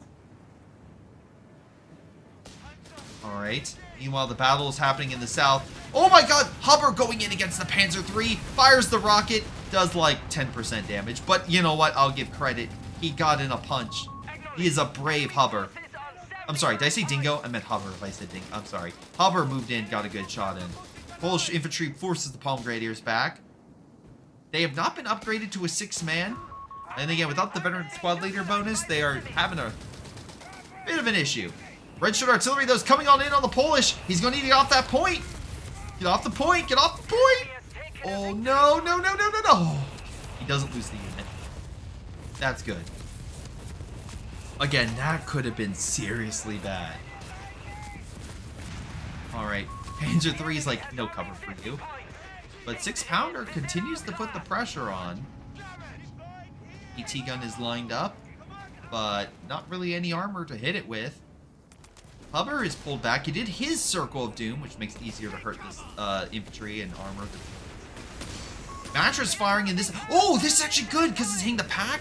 the Panzer Pioneer as well from an outshot or outlying shot. Yeah, there we go. It forces Ray's army back. It unfortunately didn't get any major hits against the stuff, but overall, I still think that was a pretty good hit. Alrighty. Hulk Smash, you know what, doing fairly well. At least, you know, it's like, look at the army size. It's pretty, you know, close to that angle. And we have 2 Polish infantry on the field. Heals would be great, but still, beggars can't be choosers. And I will say Hulk Smash may be begging for something because he only has 31 points remaining. Oh, and that is about to show. No. Light Carrier does go down thanks to the Polish infantry, but the Assault Grenadiers are right there with the Palm Grenadiers. He can't keep losing victory points. And Ray is just killing him through a death by 1,000 cuts. Smoke is dropped, so we can't target him any longer. Oh, that's not good. That is not good at all. And the point is taken. Hold on a second. No! Palm Grenadiers! Upgrade with MG34. Some nice upgrade. Taking mid! Dingo has to maybe move in and grab the... Oh, this may be over. This may be over. Infantry is being suppressed by... Wait. Oh, propaganda? Oh, he activated propaganda! He's slowing the infantry! They can't get there in time! They can literally see how they can win, but they can't get there in time. Panzer Squad would probably just want to step on the point. There we go, with Register Artillery not preventing him from capturing it, unless we have a capture somewhere else on the map. Well, oh, nice kill. But unless something happens, I think this is GG. Hulk Smash says GG! Ray says GG! And the game is done. Unfortunate. Hulk Smash was coming back, but Ray just did enough damage early on to keep things pretty much, you know, squarely secured for a first round win. And yeah, we definitely have a win. Infantry section with 18 kills. Right now we have, yeah, I would say that was probably the lead. Unfortunately, the hover loss early on really didn't help Hulk Smash.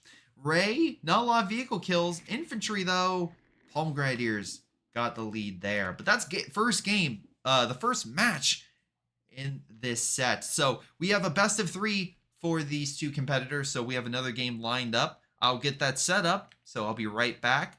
And hopefully you guys enjoyed that first game.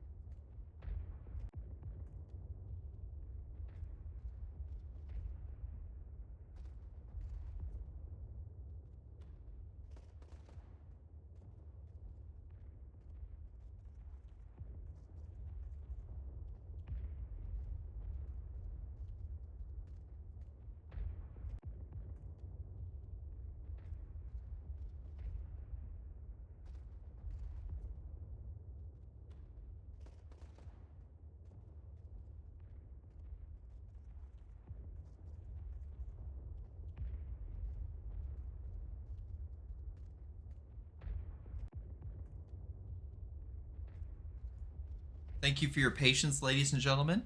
And thank you, Stormless, for following. Great. Thank you guys so much. By the way, Stephen Watt, thank you again for the follow and also the subscribe earlier as well. Thank you guys. Really do appreciate all the support you guys do. Again, Bra has the bracket and spreadsheet down below. Great to see that stuff if you want to check out what's going on. But I can tell you what's going on right now. We got game 2. We got match 2 set up. Oh, Brood War! Thank you very much for following. Everyone coming in to support. Really appreciate that. Alrighty, let's get to match 2. Hopefully yep, everything looks good, so let's jump into it. Alright, and guys, we did this without crashing. Success. Oh, lots of good luck, have funs on the left-hand side. Great to see, and let's get to it. Alright, this is match 2. Lots of follows, thank you everybody. This is match 2 in this set with Ray versus Hulk Smash, and while Hulk may try to smash, Ray got the early match 1 win. So excellent job to Ray. Now going as the Americans. First time we've seen Americans in the set of games.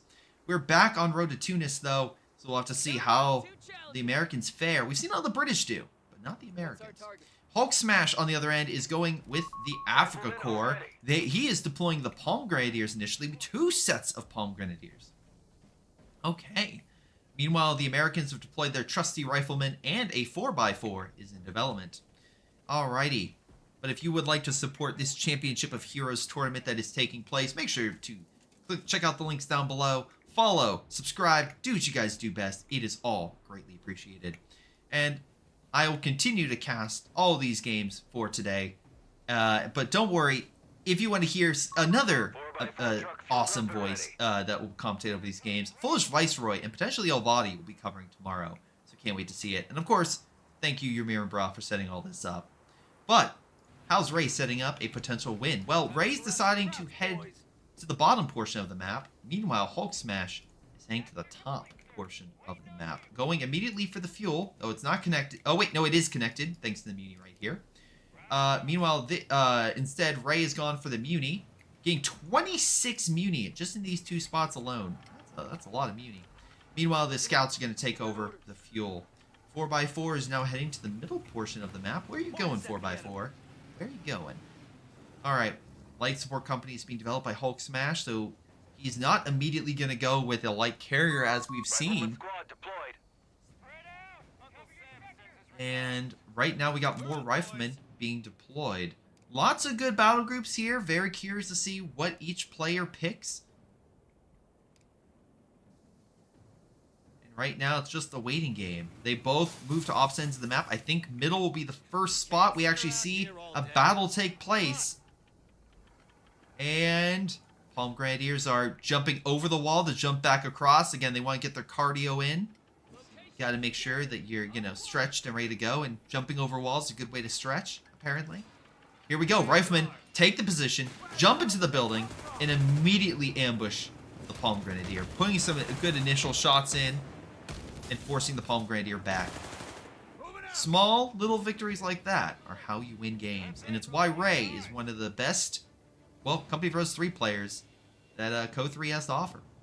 So, another rifleman is coming onto the field as Assault Grenadiers push into mid. Again, the riflemen aren't going for the manpower point. They're not going for the cutoff. They're just chilling in the brush, hitting the Assault Grenadiers from afar. As long as they have range, they are good. Now he decides, you know what? I'm going to put 1 foot on this point and take it. 4x4 coming on over, but so too are Palm Grenadiers. But again, they're not getting that nice little boost. Hulk Smash does not have any light armor to boost, well, his infantry. That is going to be a little unfortunate, because every little bit helps. Again, it may be a small little modifier, but every modifier can absolutely turn the tide for a game. So never think, oh, what is that really gonna be? Yes, every little modifier absolutely helps. Alright, Panzer Pioneers are in the building. No flame upgrade as of yet for them, but that's probably coming around the corner. Palm Grenadiers as well fighting. Riflemen are all on the top of that building, lighting them up. And it seems like, yeah, it's going to be the battle of who's on the roof. 2 Panzer Pioneers versus 5 Riflemen, all fire at the other guy. Palm Grenadier engaging Riflemen, but Palm Grenadiers actually have a better cover position than the Riflemen do, but Riflemen are going to grab the victory point. Again, Hulk Smash lost the last game because of victory points. Hopefully he does not fall into the same trap as he did before. Alright, truck is on the field. That's going to heal the infantry, allow them to keep on fighting. That was, well, previously successful. We saw a forward position by coastal units hold their own, constantly reinforced. This truck is going to do a similar thing. Wow, I love it. He's literally trucking to victory. Assault Grenadiers are being healed up along with the Palm Grenadiers being reinforced. This victory point's being taken over by the Palm Grenadier. As soon as they heal up, Hulk Smash, I assume, will send his truck over to help heal. But Ray's not done yet. Ray has gotten his... Wait, espionage? We got battlefield espionage. Oh, an intel beacon going to... Interesting. Okay, okay. Espionage, I don't know. It's not, let's say, a more direct battle group, right? The Funk Panzerwagen has a lot of specials. The abilities like reducing sight and coverage and putting fire down to stop enemies from moving through, though they can definitely be hurt by it. It's indirect ways to win, but I love it. I love Hulk Smash Go in this. It's I don't know. We'll have to see how he uses it. But right now, Ray is deploying a motor pool, so Chaffee, Greyhound, one of those units could be on the field very soon, along with, of course, standard AT gun. Captain's on the field, which means Ray went with the Infantry Support Center. So we can boost his infantry further. And that's usually a go-to thing for American forces, is to make them even better and better over time. Oh, we have a... Hold on. We have a breach. And immediately gets out of the building. Oh, well, Riflemen were forced out. And the Assault Grenadiers at least take the position. So I would say that's a small little win. Riflemen are now going to pull back to cover, just try to hold out against the Palm Grenadiers. This Palm Grenadier is healing on up. Right now, pressure is being put on Ray. Bottom position is being taken by the Panzerjäger squad, top position by the Panzer Pioneer. We have a guy out here. That means medic has been built, so Ray can slowly get some more manpower back. Again, would not be surprised if we see Ray upgrade to get the cheaper reinforcements. I feel like Ray is that type of player, being like, all right, I have to make sure that my men lose. I lose the limit. The least amount of manpower I possibly can. But no, Greyhound will be out first. Can't wait for guys to just start yelling Greyhound all across the battlefield. But Flak Fling as well is coming on out for Hulk Smash. And let's see how both do. Greyhound probably has an advantage over that armored unit, but with the Panzerjäger squad, Hulk Smash definitely has an AT unit. Riflemen continue to put pressure over here. We have Recon. Well, wait. Hold on a second. Is that? Hold on. Give me a minute. Yeah, we got Recon Loiter. For a second, I'm like, wait, what? But yeah, Loiter's flying overhead thanks to him going airborne battle group. So he'll be able to see pretty much everything going on. Riflemen push back a lot of the units closer to the manpower point. Palm Grenadiers still in the building. They will not leave that building at all. But they may have to. Riflemen are going in for the cutoff, and that's a lot of resources that the Hulk Smash would lose. But the Flak Fling comes out just in time and manages to push back both Rifleman squads. Now again, the Greyhound still has to be very careful, but he's getting upgrades. He's getting armored skirts for additional health, and he got the additional MG for additional anti-infantry power. Can he go for the wipe? Palm Grenadier is under threat from being wiped.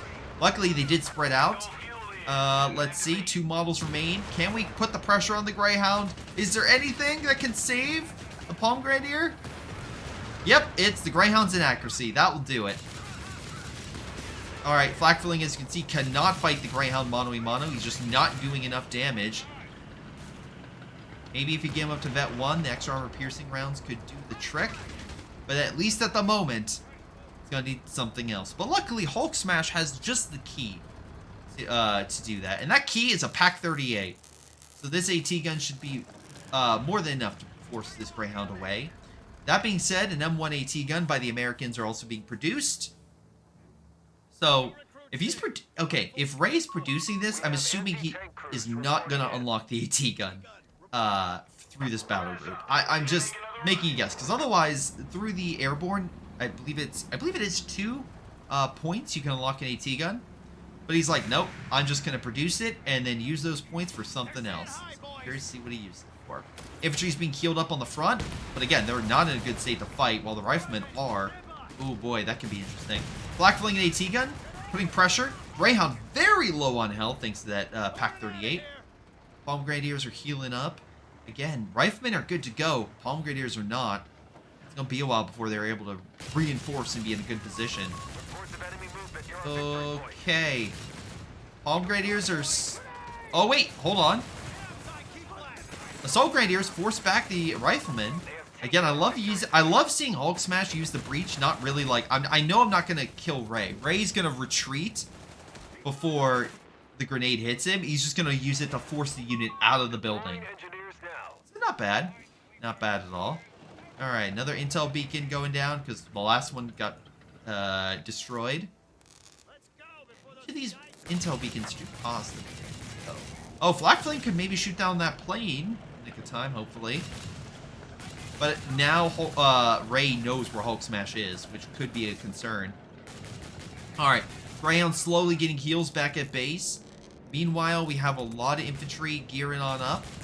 Again, with the Assault Grenadier. Oh, in the light carrier. Oh, we gonna do a drive-by? I'm assuming Ray has grenades, right? Yes, Ray does have grenades. So if, let's say, you attempt to chase down a Rifleman squad and get close, Rifleman can get grenade you. But if they're in retreat action, of course they can't throw grenades. So maybe you could gun them down. We'll see. But at least he takes this point, and the scout unit, having no AT grenades, hightails it out of there. The battle continues up near the top portion of the map as Riflemen engage Palm Grenadiers. Blackfilling, though, putting a lot of hits on those Riflemen. But the Riflemen, I think... Oh, nope. See? Caster's Curse. I was going to say, I think we'll be able to take the position. Ray's like, nope. I hear you, Gray Shot through the ether. I'm going to retreat. All right. Potential. Ladies and gentlemen, we have potential to get some funk. As the Funk Panzer Wagon has been unlocked. So maybe we get the upgrade. And that can, unlock all sorts of stuff. Additional munition bonuses, Goliath, camouflaging an army. All sorts of good stuff that can help boost it. Again, not directly, but indirectly. That's espionage for you. It's not a direct battle group with lots of good, infantry or anything like that. It's meant to win indirectly, is the best way to put it. We got some light artillery thanks to the captain using its artillery focus. We have a Chaffee being unlocked by Ray. Deciding the light armor play is the way to go. But again, we still have plenty of AT units, including a Pack 38. So I feel like Hulk Smash is ready to go to fight more light armor. There's the Greyhound being... wow. Seeing the Rifleman be hit by a support gun, being like, but I'm not him. Alright, 2 Riflemen and a Scout moves on up. Scout should be able to grab this a lot quicker than the Rifleman. Support gun moving closer to the front. I am worried about that. Let's not lose support gun. The 4x4 is still on the field, and now the Chaffee is swinging a hard right. So it looks like Ray is going to hit that front through multiple angles. So, yeah, we got the 4x4 scouting. We got Recon coming in. This could be the death of Hulk Smash if he doesn't hit this battle well, because he's fighting in multiple angles. But the difference is Ray's spreading out his men. He has to be careful. Oh, there we go. Support gun under threat. AT gun hitting the Chaffee and hitting the 4x4, which is taking heat damage. That's funny. Espionage slowly wearing down the armor with the heat rounds. Another shot hurting the Chaffee, slowly weakening it down. All right, Rifleman putting pressure on the Panzer squad and the Palm Grenadier. Overall, I think Hulk Smash took that battle pretty well. Assault Grenadiers forced the captain back. Riflemen probably want to retreat shortly thereafter. And don't get me wrong, the support gun needs reinforced, but overall, the Greyhound died. Thanks to AT fire and other things in mid. So honestly, I think that big attack by Ray to hit Hulk Smash from every angle just didn't have enough pressure at any specific point. Hulk Smash took it and immediately forced it back. Relatively easy. We have bars being unlocked for the American Riflemen. There are 3 of them on the field, so that's potentially 3 bars right now, 6 in the future, with a decent helping of muni, so we could get even more. Hulk Smash has way more munitions under his belt, so he's ready to go in any instance for AT grenades, normal grenades, armor-piercing rounds, flak furling. Immediately, as soon as I say something related to the flak furling, gets hit by an AT gun shot, pulls away. It's a vet too, so again, give credit where credit's due for that. Another Chaffee's on the field. Interesting. Grenades thrown, forcing the Rifleman back. Captain, though, still pushing. He thinks he can push through the Palm Grenadier, which, by the way, is... they both have MG42s. So great job for Hulk Smash upgrading his infantry to make them even better to go toe-to-toe with those bars. Now, again, Palm Grenadier, solid cover, forces the Rifleman back. Again, the support gun as well really providing that additional pressure and helping. All right, do we have any infantry? We do not have any upgrades for the infantry through the infantry support center. Nice AT gun shot with the Pack 38, managing to weaken that unit down to under half. Again, those heat rounds are no joke. Meanwhile, Hulk Smash has bolstered his Palm Grenadiers, so that means they can go up to 6 men. All right, we now have Plunder, maybe free weapons. Okay, okay. So, but the catch in all that is the fact that he still hasn't gotten a second upgrade, right? We don't have a vehicle upgrade, we don't have an infantry upgrade. He could be better in squad leader to the additional health and armor that we could see. Honestly, if I have to say, that support gun is being so impactful at forcing the rifleman back consistently. Again, anytime, the riflemen move up, that support gun just targets the one lead. And even the Panzerjäger squad, a unit designed against armor, is holding its own in cover and managing to weaken the infantry slowly, but mostly because of the support gun. The nice shots from the Chaffee comes on in, puts the light carrier down. And looks like with NG guarding, the Chaffee should be fine. Wait, hold on. Wasn't there another Chaffee somewhere? Did I just miss a second Chaffee dying? Where's the Chaffee? We'll check that. I swear he already... Did he cancel it and I just missed it? He might have canceled. I'm sorry. I should have been paying more attention. Alright, but anyway, now we have 2 Chaffies on the field. I swear I thought there were already 2 Chaffies. I'm looking all over for the wreck. It might have been salvaged or destroyed. Alright, Flak-Filling pulls away. Again, we have the Chaffee in the bottom. Again, hit by an AT round. Health is going down. Right now, again, big problem for Hulk Smash is victory points. He needs more. He is down by 180 points. So, while Ray is losing units, if he did indeed lose that Chaffee, he definitely...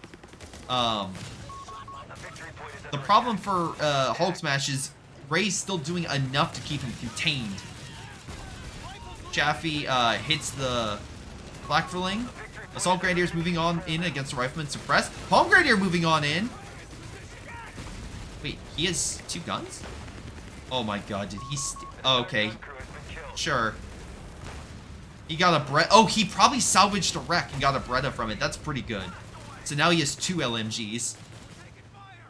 Middle is still under Ray's control, or at least will be under his control. He's this under Scout, so it's not going to grab anything. Flak-Filling's holding back the Rifleman with the support gun as well. Assault Grenadiers coming on in. Riflemen only have 1 bar. I think the Assault Grenadiers have this support gun. Oh, Captain's right here. That's a little bit of extra firepower. Wait, was that a friendly fire hit from the support gun? Oh, no. Oh, Captain's going to get that kill, isn't it? Or the Rifleman. Oh, that retreat's going to be terrible, and the Captain's going to get that. Oh, the Scout. Scout got to vet too. Oh, Bombers come on in. Leveled. Oh, my God. Hulk Smash losing 3 units to the air support. 2 AT guns. And wow, okay, a stolen Browning, but still an MG. That's not good. That is about the opposite. That's about as bad as you can get. Because now Ray's going to get his units back. The AT guns are going to be either taken or destroyed. And we are significantly down in where we were just a minute ago.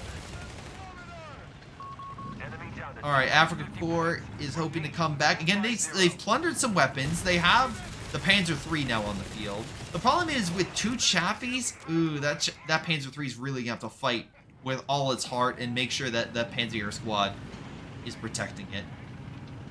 AT guns lined up. Pack 38 is about to turn on its former friends. And there it goes, hits the Flak-Filling. Again, I don't think we have any armor upgrades for it. Oh, there's the trumpets. And there we go. Victory point is taken. Again, Hulk Smash still losing, though. Large amount of force right here. Palm Grenadiers going to do the best they can. Forces the Rifleman back. Now this AT gun's under potential fire.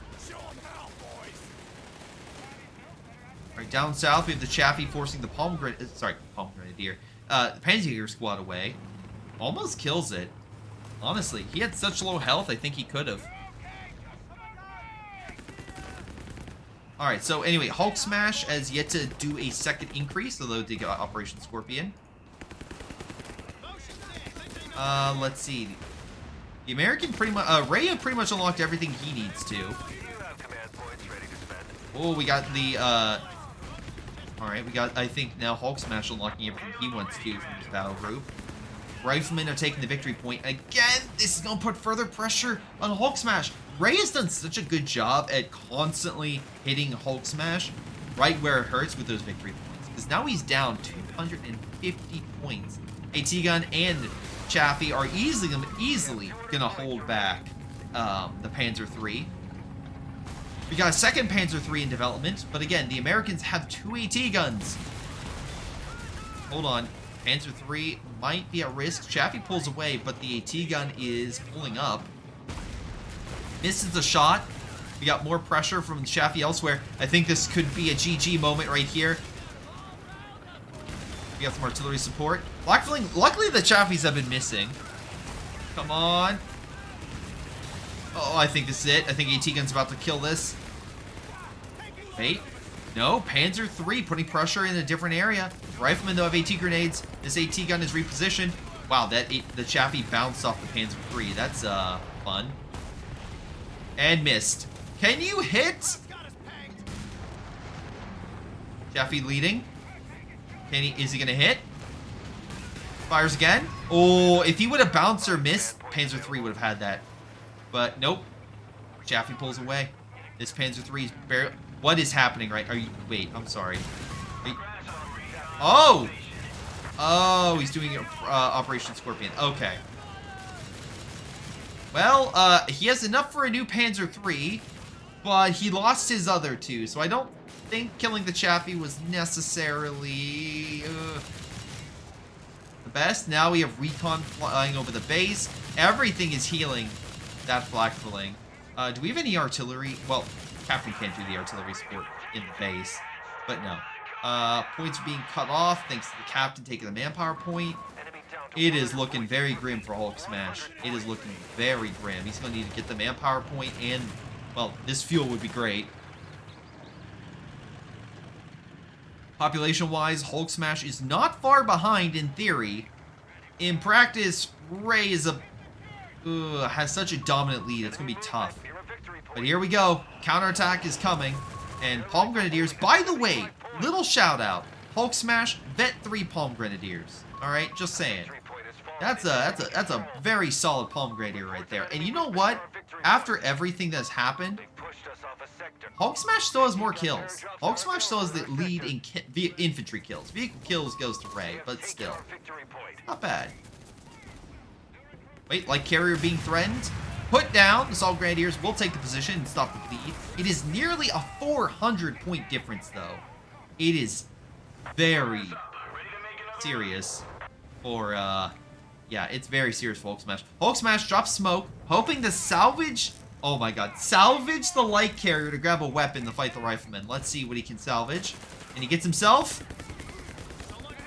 an STG-44? Is that right? All right. Well, hey, that is an upgrade. That is an upgrade. So I guess, you know, Hulk Smash can take it. Meanwhile, we have a potential attack going on in mid. Well, there goes that wreck. Support gun coming in, hurrying the Rifleman. Scout unit retreats. Palm Grenadiers about to be hit by some light artillery thanks to the captain. Although he's moving on up, flak filling providing the boost. Flak filling also Vet 3. Luckily, AT gun shots completely whiff. Missed the flak filling. Palm Grenadiers putting pressure on the AT gun. AT gun down to half health. Nice shot by the support gun. Support gun has been coming in clutch this game, keeping Ray's infantry back and Hulk Smash's dreams alive. But what's this? A Rifleman squad hitting the side. Flak filling needs to put that pressure, put pressure on him to stop him from taking the fuel, which I think he will at least decap. Support gun is hitting the Rifleman. Still force the unit back. Hasn't gotten a ton of like kills, but the support gun is just weakened the health of so many units. Palm Grenadiers again doesn't have the double LMG, but doesn't matter. Has Vet 3, an MG34, and a Dream to hold this position. Again, so long as that point is not captured by the Americans. Hulk Smash is not losing points. Support gun forces the MG away, so great job. Palm Grenadiers. Again, he has the double LMG and bring the pressure. Rifleman suppressed by the flak-filling.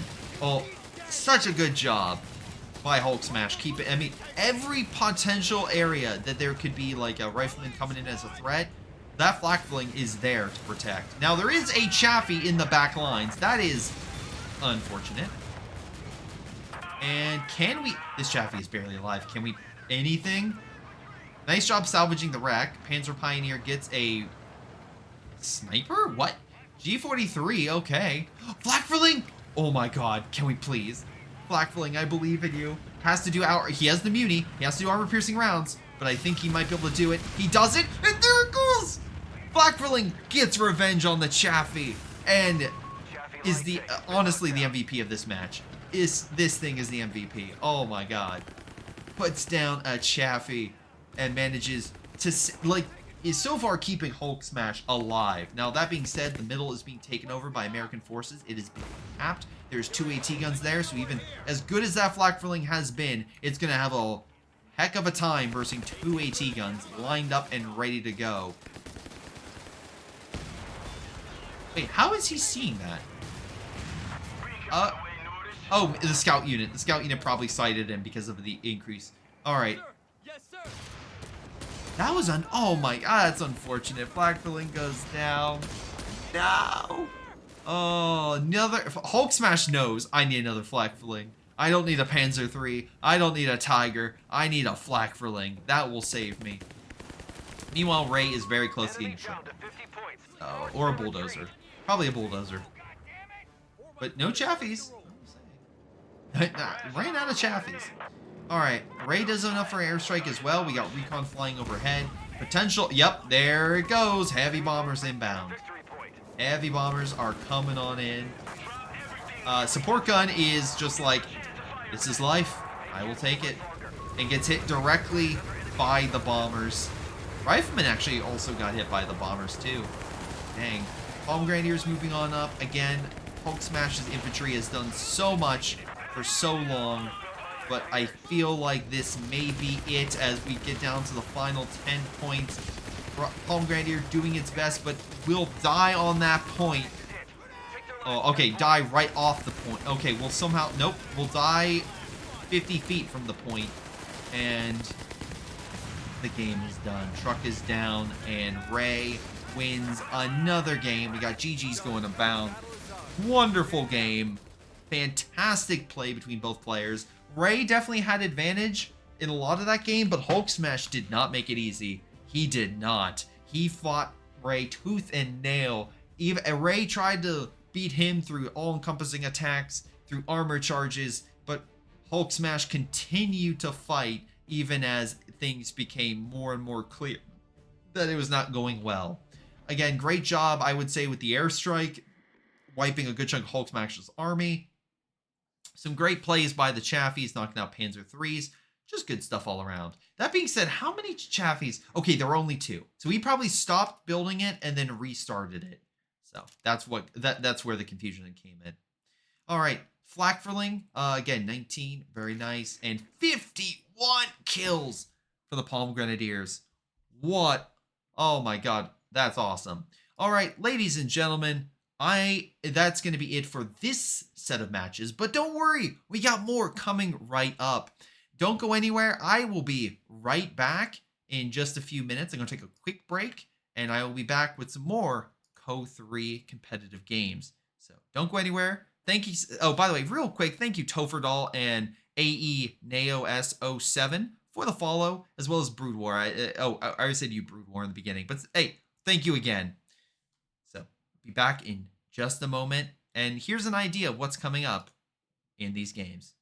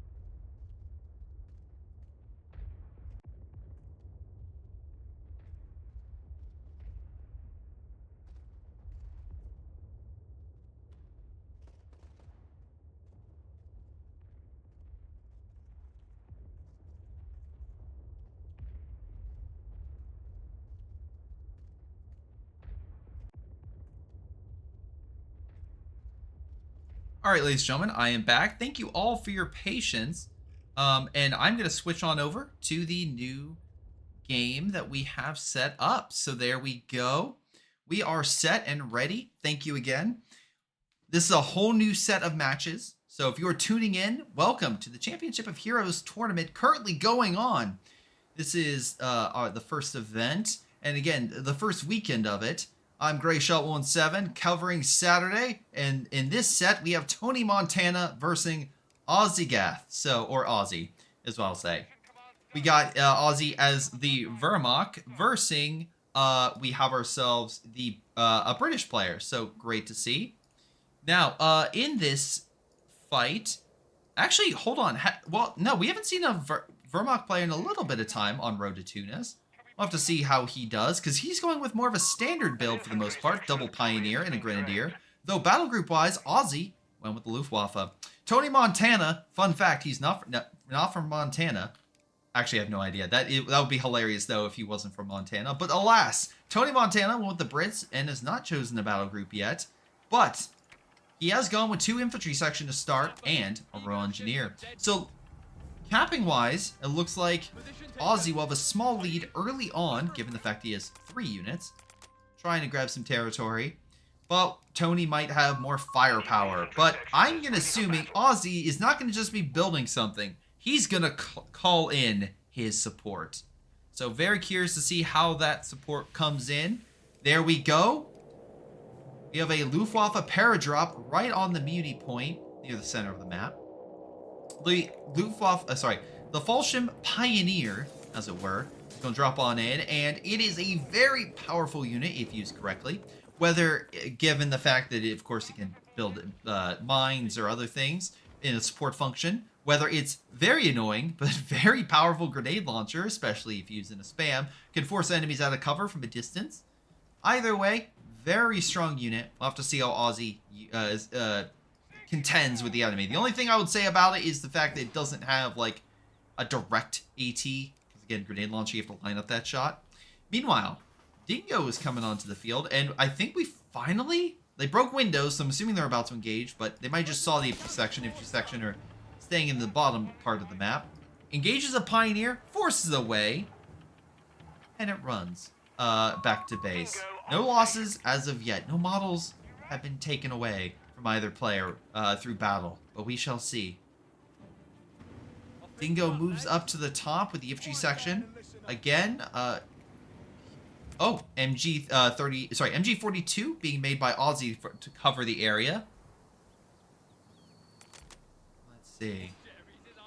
And yeah, honestly, I would give a small edge to Ozzy, because right now he's going to be able to try to take a lot of territory. I will give the infantry section this for pushing forward, like not a bad idea. But alas, the MG immediately makes Tony run for the hills of Montana. But Pioneer engaging the Dingo, losing the model. Fallschirm Pioneers engaging infantry section are just busy kind of taking the territory. They don't really care. They're like, cool, you hold them back, we'll decap the fuel. Dingo is down and about almost half its health. Fallschirm Pioneer has not lost really any health in this battle. Honestly, he's going to need to pull back further and have the infantry section join in. So we'll see. Right now, the Fallschirm Pioneer is going to chill in the crater. He's not going to grab the point at the moment. Grenadiers are going around him. The retreat point through this would be tough. So if they're able to keep up the pressure, this Dingo may be actually boxed in. And unfortunately, Tony may be taken out here. Grenadiers are grabbing it. They're just waiting. He's going to move up. Let's see if pathfinding is the end of him. Like I mentioned, pathfinding. There, he's trying to maneuver. Alas, he's not able to escape, and either small arms fire or a pump. Is he really gonna live? No. No, Ozzy, don't tell me you let Tony Montana escape. And the Dingo, it's like the wildlife of Montana, makes it out of a potentially inescapable scenario and makes it back to base. Okay, kind of lucky, to be more honest, but still, that is funny. Fallschirm Pioneer is trying to take over the victory point so far. It looks like Tony is the one that has lost any points so far. 3 infantry section on the field compared to 2 Grenadiers and a Fallschirm Pioneer. So both sides going neck and neck. Infantry section get in the building. trying to put some pressure on the Grenadiers. Grenadiers move to cover and now pulling away, seeing like, eh, why engage in this fight? Oh, interesting. We did not go with a grenade launcher. We went with an LMG. So I believe the MG34. No, MG15. I always forget. It's the MG15 with this guy. But he gets an MG15, essentially LMG, to help him fight infantry from afar. And with the additional boost of the MG42 and the Grenadier near him, I think he'll win. As a reminder, the Grenadier can reinforce, so if he gets out of the building and the Grenadier reinforces it, he'll be back up to full, full potential and have a squad that is seriously impactful. And yep, he's moving up. He's going to reinforce. Yep, there it goes. Now the Fulton Pioneer is back up to near full model. Oh, no, it is full models, just not full health. But don't worry, Tony has an idea. First, the idea is Air and Sea. That's good for caches and bombing strikes, as well as the trusty commandos. Not a big fan of the LMG commandos, but the other commandos I think are pretty potent. Row engineers, though, also pretty potent. Pushes back the Fulton Pioneer, retreats it back to base. Grenadier and MG, though, are still holding firm on the front with the infantry section just firing away. Those recce rifles are nothing to sneeze at. Meanwhile, we got a 2-2-1, and it has to contend with a Hubber. Now, in a direct fight at its current stage, 2-2-1 would lose. Hubber is going to test that, is going to prove that theory as it puts in shots and forces the 2-2-1 away. It's down to almost half health. Hubber hasn't lost any health. The problem is not that. The problem is what the 2-2-1 can become. For you see, the 2-2-1 is not in its final form. It can be upgraded to go in to have an AT unlock, and that would put the Hubber in its place. Meanwhile, the Hubber, while it doesn't have to contend with that, it's just going to run around the map and put other things in its place, like this MG. I think it's actually going to get a wipe on that. Aussie loses, oh, he does lose his MG42. Fulton Pioneer 2-2-1 in Grenadier is going to try to push on up. Infantry section tried to go for the steal, but it was too weak. He just was not able to keep enough men to grab it and get out safely. Good play by him. That would have been really bad if he would have picked that up with so little health and models.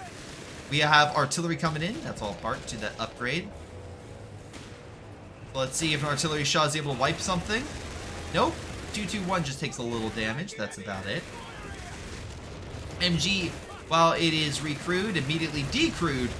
And the cover is destroyed by the artillery. Hubber is putting pressure on the Fulton Pioneer. Loses 2 models immediately on the retreat. AT guns on the front, though, and completely misses. Alright, let's not miss the next shot. Alright, Aussie?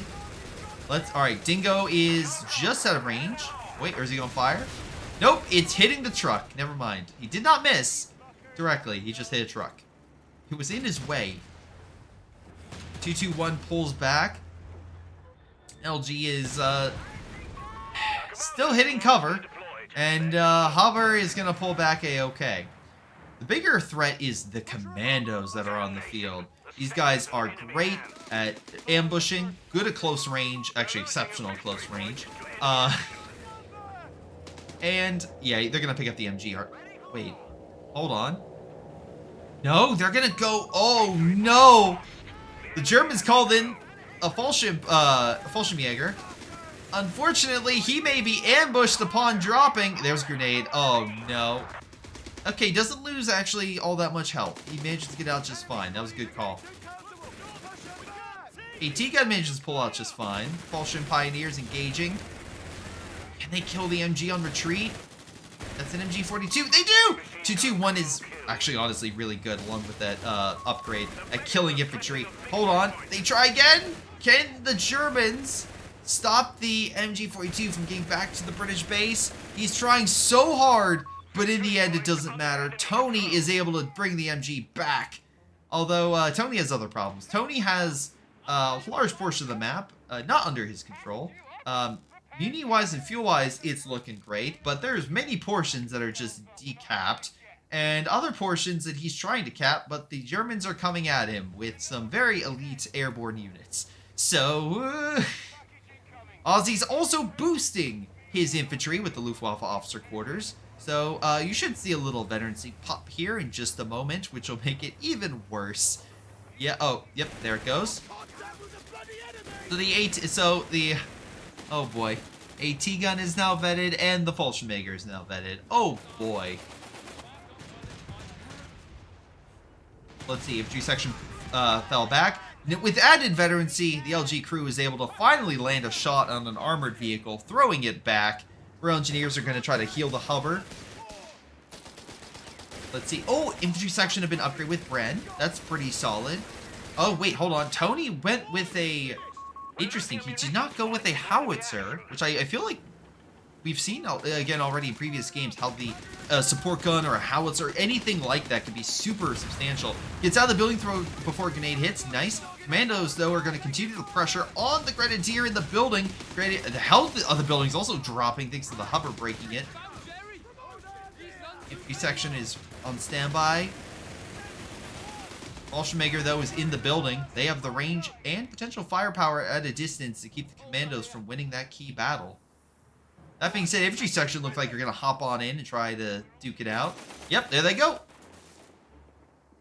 221 is still there. There's still an AT gun on standby. And it looks like other portions of the map are going well for Aussie. He's having the Grenadiers in the building to overwatch this sector. He's building a bunker. And then, already built the bunker. He's getting the medical bunker attachment to it for additional heals and a little bonus manpower in the future. And let's see. AT gun is being built by Tony. So his 221 might have an issue with a 6-pounder trying to kill him. But overall, it's still close. Either way, this is pretty close.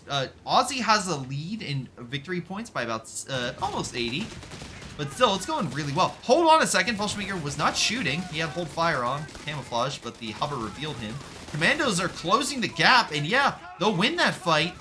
Especially with the hover providing that bonus against the infantry.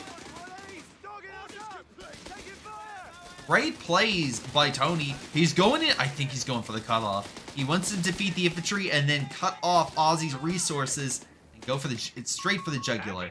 AT gun is now deployed and it will move up to the front. As we can see on the minimap, it was deployed there. Commandos going for the muni. Infantry section going for the manpower. What will Aussie do? Well, he's calling in reinforcements. We have a second airborne drop coming on in, and that is a Fallschirmjäger team. So we have 2 Fallschirmjägers on the field. Very curious to see how they perform in this game. Kill-wise, the Brits are in the lead. Even though Aussie's gotten some good shots against Tony, Aussie is the one down in kills. He'll need to turn things around. Tony, on the other hand, just gave his infantry, frontline infantry, not support units like the or AT gun, a bit of a boost by going infantry training. LG manages to fire, pushes back the hover. The infantry's pushed on up. They're going to try to reconnect this. Although, grenade? No. No, just AT gun. 6-pounder will put down the 221. Commandos will stop the Fallschirmjäger and Grenadier from taking the manpower point. And more territory over here that was is disconnected is being taken over by Tony. So wonderful job right there. We've lost a sector to the enemy. Thank you again, Snapshot, for the follow. Do appreciate that. Love to hear that trumpet go. Meanwhile, MG42, again, stolen from the Germans. You just hate to see it, but also you love to see it. Taking over the fuel in the bottom portion of the map. Looks like Pioneers retreated after seeing it. Meanwhile, Commandos just dropping smoke, causing all sorts of mischief. Love it. Because again, the longer this is cut off, the less resources Aussie has. And the more time Tony has to get himself... Well, okay, he already got the cash upgrade. That's pretty good. Are we going to see ourselves potentially get armor? Let's see, it's the... Oh god, is it the Centaur? Right? Don't know why my brain is having trouble remembering what armor unlock it is, but I think it's a Centaur. But no, company command post will be unlocked by Tony. So he's potentially just going straight to armor. I mean, with 33 fuel per turn, I understand. You're going to get armor very quick, no matter what it is, even a Grant. Hopper continues to put pressure on the Fallschirm Pioneer. Infantry section pushing on up against it. Again, the Circle of Doom is no joke. It can definitely give that edge for Tony's infantry to win. And yeah, the Fallschirmjäger will retreat. AT gun is just destroying the cover, I guess. Meanwhile, forces in near the top portion of the map are finally advancing. He's broken through. He's grabbing his old territory back. Victory point wise, again, points are going down for Ozzy. Against Ozzy, I should say. But he still has nearly 120 point lead. Grenadiers are putting pressure on the infantry section. Rifle grenade fires. Gets in a good hit. Health-wise, he's down half. And he lost 2 models, so not too shabby. Meanwhile, Ozzy himself is getting the Panzer Company. But I think he's... Well, he needs the fuel. If he gets the fuel, he'll be a couple minutes away from a Panzer IV or a Brumbar. Meanwhile, Tony just needs manpower, and he can get himself a Crusader or... Well, it would need an unlock for a Grant, but still. Not too bad. Nice mine, hurts the MG42. With the Fulcian Pioneer right there, I would suspect, yeah, the MG is going to retreat back to base. Also, we have a recon pass that can be done with, again, so 2 airborne units, the LG, and the airborne. Now, the Luftwaffe battle group also gets 1 of 2 abilities. Oh, nice. Okay. And he went with the second one. So you can build the Flak 36 emplacement, but in a 1v1 that's just not as reliable. So instead he went with a 20% I don't say nerf, but decrease to your reinforcement cost. So he should be floating a bit more manpower, if I had to say. Not a bad choice for Ozzy. Also, a mortar was picked, which is also not a bad choice because again, the German mortar gets the ability to spot enemy with the flare. So honestly, it's not a bad call for him to, again, because we constantly see he has given himself a lot of recon options, but so too is Tony now. He went with the flares. So instead of the, oh god, yeah, so we have the Centaur. We got our, which, hold on. Oh, he did go with the Centaur. Okay, so we got the Centaur. This is mainly an anti-infantry unit, though it does have a special shot that can actually hurt enemy armor and be very annoying, because I believe it always pens. So, putting some pressure on the Fallschirmjäger. AT gun, though, gains good shots against the Centaur. Alright, LG, what do you get? Rate of fire, rate of fire, damage reduction, and can move at camouflage. Ooh. And he has 2 of them? Oh. Yep, Centaur's gonna pull away. And I love this. Tony's like, all right, this was a bad choice. He's pulling it off the field. He's like, I'm good. I'm gonna move back. Hubbard's still alive, by the way. It is currently engaging the Fallschirmjäger with the infantry section. Another Fallschirmjäger on standby. This Royal Engineer just chilling up top. AT gun fire pushes the Hubbard back, though he doesn't take any hits. Ozzy's still down resource-wise compared to Tony. Tony has just gained the lead victory point-wise and still has the lead in kills. Infantry section missed, rifle grenade missed, but it's fine. It's fine. All right, Tony, what are you bringing out? It will be a Grant. Ladies and gentlemen, we have a Grant being deployed. Okay, so maybe he just deployed something out temporarily to hold back infantry, realized the situation did not call for that, and is going to pump out something a little better. Now, again, was it a Grant has, is it 900 health? So, 840, 900, something around there. A Matilda would have more, like, armor thickness, but he probably is looking for firepower. He wants to put Ozzy in his place, and a good set of Grant shots could easily shred a lot of this, the AT guns as well as the frontline forces. Infantry section, by the way, is putting pressure on those AT guns. Again, he has 4 frontline units compared to 2 Fallschirmjägers, 2 Grenadiers, and a Fulcian Pioneer, so Ozzy is the lead in frontline men. So the Grant's firepower could be key to turning the tide. Now, Tony, oh god, if I'm thinking about this right, and I always get especially air and sea mixed up, I think what he might be doing is saving up for air support. Because was it raiding flares on the left and naval artillery? On the right, it's the flares, not the flares, sorry. It's the air support against armor, or it's the flame strikes. So I think he probably want to go with the anti-armor attack to help defeat, you know, Panzer IVs, which, oh look, Ozzy's making. Grenadiers trying to put pressure, but the infantry section, Vet 3 in solid cover is like, yeah, right, I'm not moving.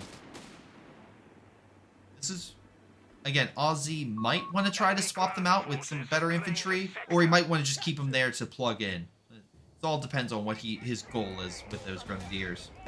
Speaking of goals, Grant's goal is just to shred them, and it's doing a pretty good job, though. Grenadier's up to vet 2. Grant forces the Grenadier back, holds the Muni point at least decapped. Meanwhile, Ozzy is taking the bottom position and has 2 guns. Oh, sorry, he has a Minesweeper. I thought he picked up a second gun, but nope, he just got a Minesweeper. Just like these Royal Engineers did. Not a bad idea. Grant's first shot brings it down by a third. Second salvo brings it down to half. He's in full retreat.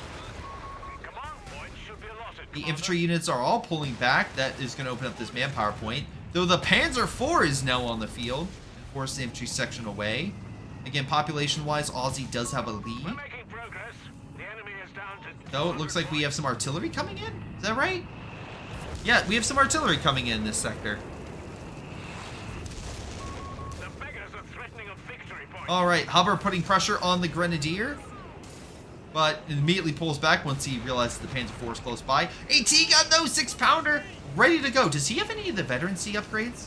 No, he did not. He did not go for a team weapon or armor support. Armor training upgrade. Grant, though, might get a wipe here. Grenadier is very low. Section pulling back. The shots, unfortunately, don't connect as well as he may want it, though it is super close. And the Grenadier gets away. AT gun, though, is taking the position. Middle point, though, is going to Ozzy. So, again, it just keeps flipping back and forth. Though, if Tony takes the top position, he will have the lead, and Ozzy will continue to lose points. Having the lead, he is down now by 160 points. Oh, boy, he's going to need to get an upset here. And, honestly, he didn't even take this. Oh, that's not good. All right, Panzer IV. Again, doesn't have the side skirts. He doesn't have the veterancy. He may be just trying to get a second one out before he starts boosting it. But we'll have to see. Mortar is at least up to vet 1 now. We have although we have a second Grant. I say this because, again, with veterancy, it can boost it and have some flares and such to help maybe Ozzy identify key areas to attack. But AT gun is a key area to attack. That's the front armor of that Grant. Gets a nice shot. Does pen. Panzer IV, though, coming on in with the Grenadier. Actually, okay, it was being reinforced, but I guess it left before it could be fully reinforced. We have some infantry. Oh, MG in the building. Leaves out the back. Does die to the Fallschirmjäger, which has a good amount of kills. Unfortunately, Tony still has lead in that department. And it doesn't matter how many Panzerfaust and other things you do. It doesn't seem to be working. Fallschirmjäger's in the building. It's being absolutely shredded by all the firepower. Grenade does not kill it, though it may lead to its downfall. Let's see. Hubbard is trying to kill it. Come on, go for the wipe. And an elite unit under Ozzy falls apart and dies on the retreat. That is a serious blow to Ozzy. Again, he needed that elite infantry alive because he is down. He needed to grab territory. But alas, the Hubbard proving its worth. Even 23 minutes into the game. And not just that, the Grants are about to prove themselves to be a very big threat. As not only is his Panzer IV in desperate need of being healed. Luckily, Double Pioneer should do that pretty quick. But we have the Grants about to get a veterancy training bonus, which should boost them even further and make them even more monsters. By the way, LG still have a tough time penetrating the front armor of that Grant. He does bounce a shot. Panzer IV is moving on up. Have veterancy. I'm actually a little shocked we don't have the bonus. Tony does have the resources to do either the flame or the airstrike against armor. Another Panzer IV is in development. Pioneers probably want to get that thing healed up. Grants are now both vet 1 and have the veterancy training bonus. Then now hitting the infantry around the middle point. Fallschirmjäger's there. Looking over at the MG decrewed, being like, I wish I could grab that. LGs are under threat. Grant and the infantry section shredding them. Oh my god, they're grouped up. Picked up. And he's going to pull back. Now we have the artillery coming in. Thanks to the infantry section. That's a bad idea. Ooh, okay. He's healing. He's going to try to heal through it. He's dangerously close. Yep, there we go. Artillery gets a nice shot on the Pioneer, weakening it really. Panzer IV, though, gets a nice shot on the infantry section. Oh, there's the wipe! That's what I was worried about, was the artillery from the base wiping a Pioneer, and he did. We have command points ready to use. Alright, now we got 2 Panzer IVs. P3 rockets are on Wait. standby. We got air support flying on in from the Luftwaffe, but we did get the rocket strike from under the British. Both Grants are injured. Not terribly injured, but they are injured. The Luftwaffe will fly over, hitting infantry and armor alike. Panzer IVs will maneuver, clearing the area for the Grenadiers to take over that victory point. Honestly, yeah, the Panzer IVs may wipe this infantry section, even though it retreated as soon as it could. I don't know. It's going to be close. If he would have pushed up, I think he would have gotten that wipe, because I think 2 more shots and that squad would have died. So maybe should have pushed up Aussie. The air support is covering you, so if the AT guns would have moved up, they would have been shredded. Which, by the way, again, we only have 1 AT gun. Infantry section is still there. I've got 2 or 3, but again, it is down. So, gonna need some time to heal on up. Our engineers are dead, which means the Grants are just sitting there waiting for someone to help and heal. Haber is... Oh! Haber is being withdrawn! So if the Haber is withdrawn, he's going to have the resources. Maybe he goes for a 3rd Grant? We shall reinforce in your Okay. Things could get very spicy. Because Aussie doesn't have the fuel right now. He's getting Panzer Grenadier Command. Maybe he's trying to... What? Are you getting a pack gun? No. No. What am I saying? Upgrading your Grenadier? Okay. Curious to see what he gets with that. All right, we had a overpass, so we should be seeing the infantry section move on in, which, again, this one didn't even get heals. I think he's moving in because he wants to, well, actually, he's probably going to get a 3rd Grant. That's probably what he's going to do. Panzer IVs probably need some additional armor, I would say. Let's see, do you have armored skirts? I don't see it. I don't see an upgrade. Well, of course you would see it visually, but I don't see it popping up as something he's going to unlock, or the veterancy bonus, which would get automatically both of them with the Vet 1. So, 3rd Grants being deployed. Again, get both these Grants on the front. I think they would still have the lead, thanks in part to the AT gun, but it would be close. Alright. Both Grants are ready to go. Panzer IVs as well. We still have an LG. We still have at least 1 LG ready to fight in this front. The other one is kind of chilling in mid. We got recon flares across the whole front. And that is not just flares, I should say. That will boost the infantry. Rate of fire and speed are increased as well. That's... Oh, there we go! Grant's push. Panzer IV is not expecting it with the 6-pounder. Immediately put down. Panzer IV having a rough time. Having trouble even penning in the armor. Pack is not... Yo, he did go for a pack. I was like, why would he go that if he has the LGs? But yeah, he went for a pack, and immediately 3 units are destroyed.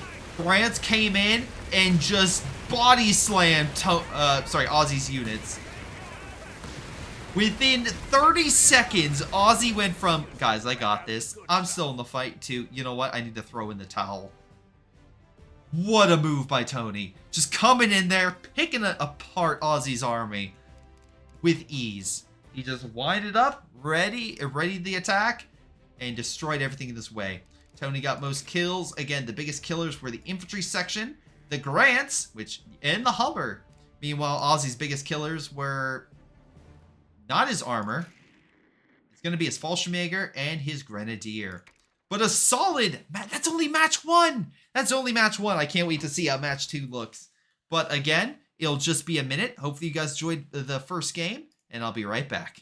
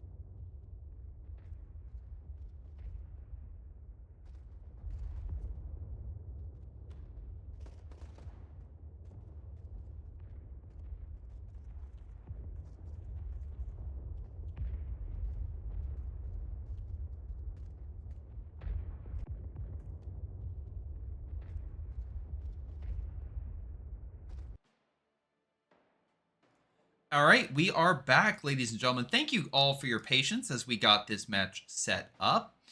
Should be an interesting game, and without further ado, let's get into it. All right, hello everyone. I am GrayShot117, covering a 1v1 on Road to Tunis. This is match 2 out of a best of 3. Right now, the first game victory went to Tony Montana, showing the power of the Grants as they roamed around and dominated the Panzer IVs and AT guns that Aussie brought to the table. Aussie, on the meanwhile, is not one to just lay around and, allow the enemy to simply beat him over. No, he fought tooth and nail that last game, so I'm very curious to see how he does in this match. Already going something very interesting with Italian partisans. So if you wanted potentially a partisan fix, or if you wanted your tunnel gameplay, by God, you will get your tunnel gameplay. Meanwhile, Tony has yet to pick his battle group as of yet, but we're on the same map, Road to Tunis, so I'm very curious to see how the tunnels will play, because usually partisans excel at buildings, and as you can see, there aren't exactly a lot of buildings on this match. So, still, very curious to see how Aussie zips his way through the battlefield with those tunnel networks. Thank you again, Elias, for the follow. Every little support helps, and if you would like to support Championship of Heroes, follow, subscribe, do what you guys do. It is greatly appreciated. Umir and Bra greatly appreciates it. And Duck Puncher, I don't support punching ducks. Geese maybe, but not ducks. But thank you very much for the follow, either way. Alright, oh god. Anyway, Pioneers grabbing the Muni. We got ourselves also a Kettenkrad zooming around the battlefield, grabbing territory. Literally, he's zooming around. You can see he just clicked this Muni. So he's going to zip on down and grab that in just a minute.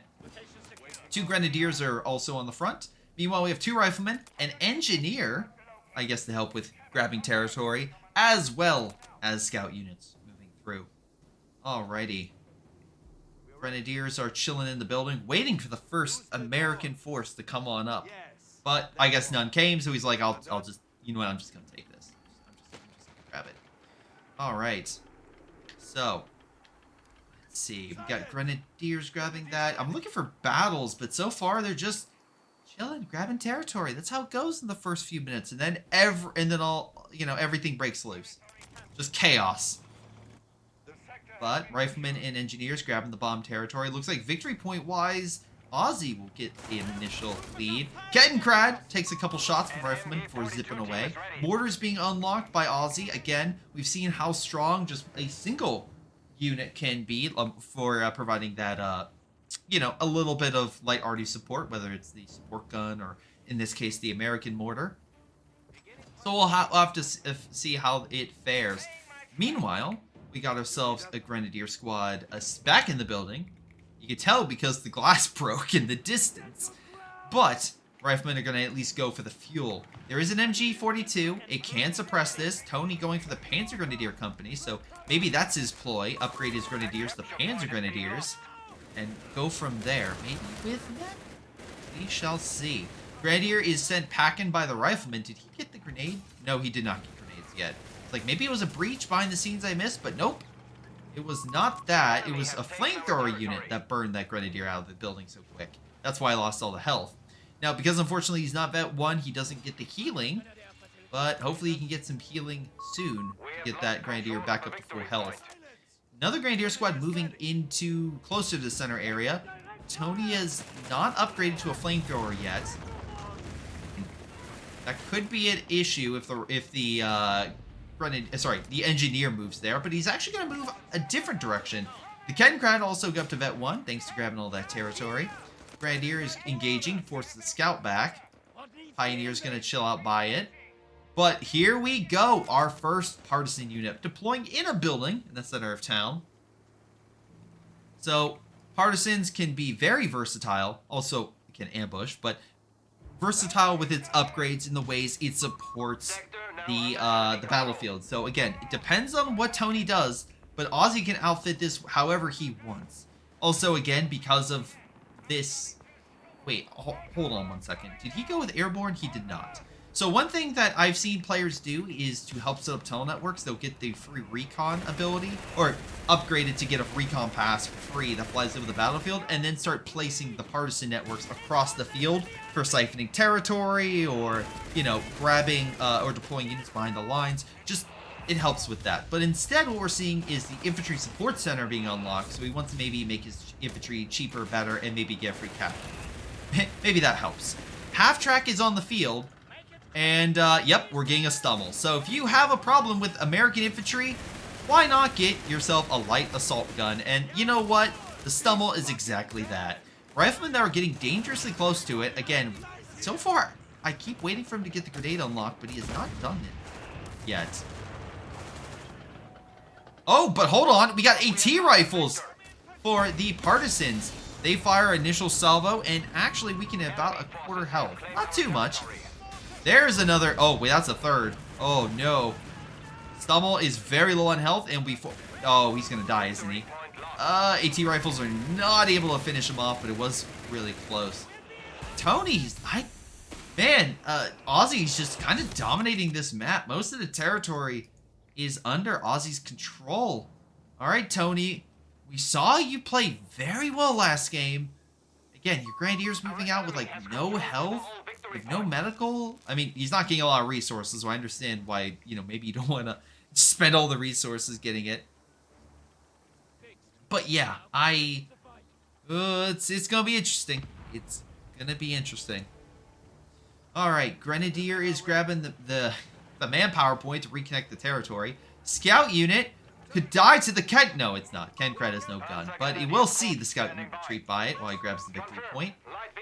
I love, again, you can see when he when I click on the Kenkred on the mini map that what it's gonna do. I love how he just keeps telling the Kenkred to, like, go back and forth on the top and bottom to grab territory to keep Aussie from being like, oh, he's wait, oh, he's gonna grab this, then he swings around. Okay, yep, there he goes. Now he's going to send it, thinking the Kenkred's up here, and he's going to run down to the bottom of the map. Stumbles at the near the bottom. AT rifles immediately bring it down to, like, a third of its health. Thanks, JP, for the follow. Grenadiers, Panzer Grenadiers moving on in. Captain under threat, thanks to the Panzer Grenadiers. There's a lot of damage dealing. And he's going to breach! But, again, the breach is really, like, most players are not going to be hit by the breach. It's just, they're just going to retreat. Still, AT rifles, no match for the range of the Stummel, though, if for some long-range shots. And yeah, because of everything else, he's going to pull the unit back. So far, Aussie has not upgraded his rifleman. He has 2 squads with anything. And again, I keep checking, no grenades. So the Stummel doesn't have to worry about an AT grenade to the face yet. Just, you know, rifles to the face. Panzer Grenadier is, well, he's going for the decap of the Muni.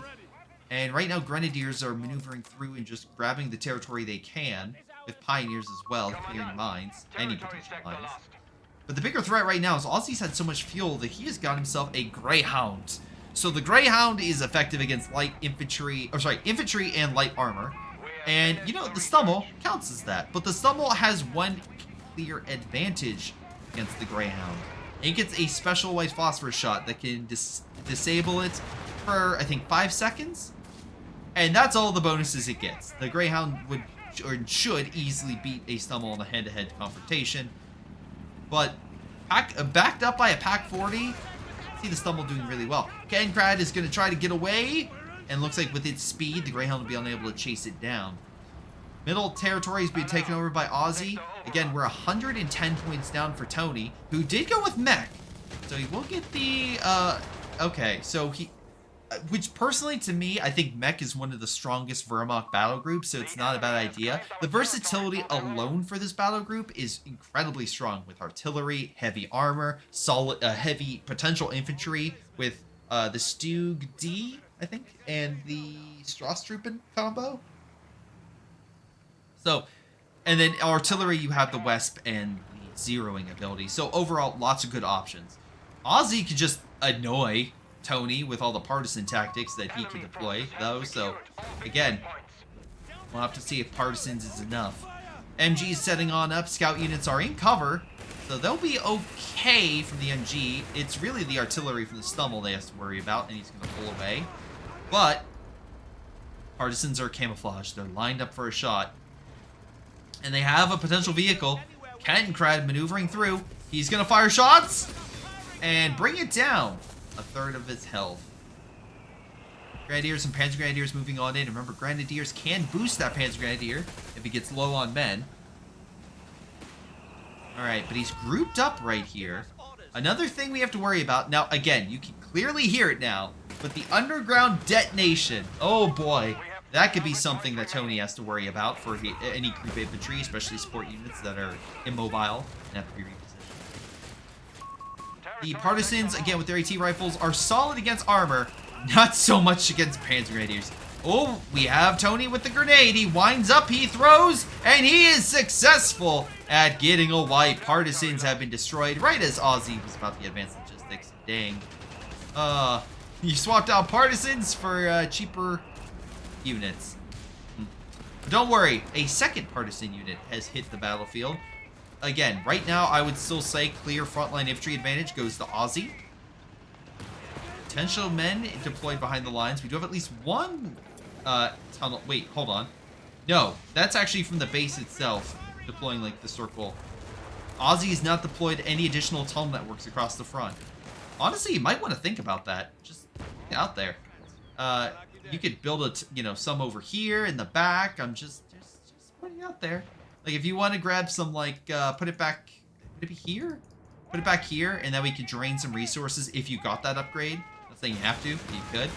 Instead, they're just gonna cut off Tony's resources the old-fashioned way, or attempt to. Riflemen are now being engaged by the Panzer Grenadier, though nice canister shot by the Greyhound manages to weaken it further. Panzer Grenadier walks into the desert, then runs away. Not sure what was going on there. Stummel trying to hurt the Rifleman, but having a rough time.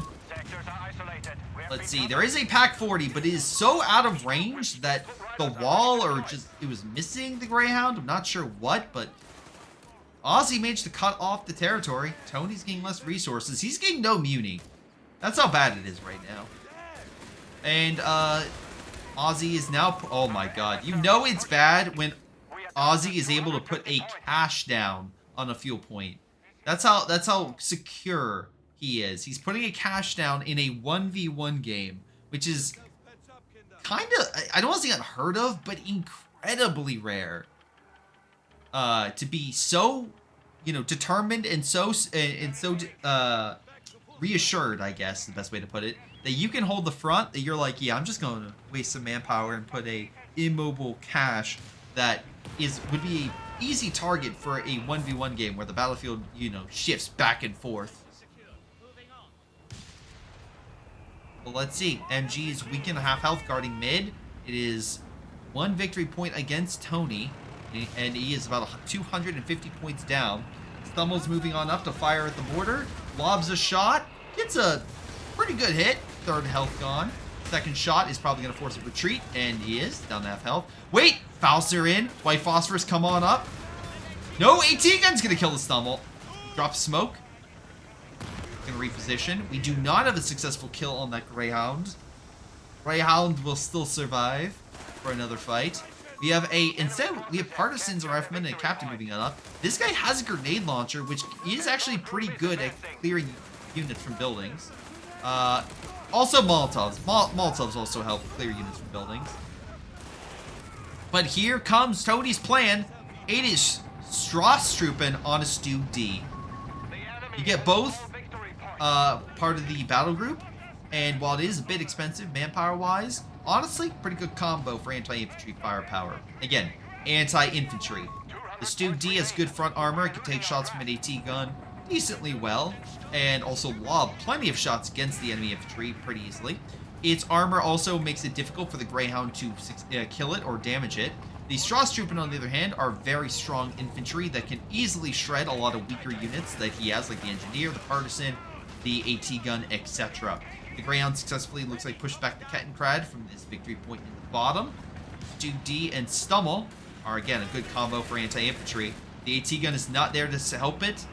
Then Tony may start coming back. Stu D fires, does hurt the Greyhound. Again, it is not something you can easily fight with the Greyhound. Again, you can try, and look, the Stu does have weak, No, okay, not weak. It still has 90 armor on its back, but compared to 40 on the front. But still, you could theoretically hurt it. It just is a David versus Goliath sort of fight, and you probably want additional AT and anti-tank support to fight it. But Tony knows that. He successfully uses it and holds mid. And with the top... Wait. Oh! Nice mine! Takes out the Kettenkrad. Excellent job by the engineer placing mines. Greyhound's now going to still be on the bottom. We have a lot of the armor moving up. He's not close to the cache. He hasn't figured that one out. And here comes all the infantry, but the Stummel and Stug may be able to light all that stuff up. There it goes. Lobbing shots. AT gun bounces off the Stug. But the Greyhound comes in from behind, hurting the Stummel. Fires another shot. Stummel actually misses the shot against it. Stug cannot turn around. His front armor is facing AT gun. Does take a hit, though, from the AT gun. The blob of infantry is hitting the Panzer Grenadier. This thing has no chance. It'll need to pull back. There is an MG that is near the top victory point. Not the center one. But luckily with a Pioneer squad, he's going to heal that up pretty quick. Grenadier is well in standby with Strasstrup and Grenadier behind some solid cover. Partisans got up to that too. Greyhound took some hits from the Pak-40 and the Stug D, which by the way is getting upgraded with some spotting scopes, all thanks to this battle group. Additional 10 veterancy when stationary. And luckily, because you have 2 units that predominantly fire when not moving, they're just going to be able to see units from maximum range and take shots on them. Pioneer's going to keep healing. Rifleman is going to pull back. Nice shot with the M1. Hits the Stummel, weakens that further. We still have 2 infantry, though, guarding. And Partisans are going to try their best to hold.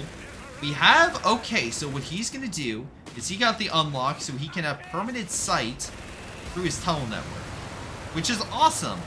Problem is, Ozzy doesn't have any additional tunnels. That, I mean, I guess one is kind of... I mean, like, he has this.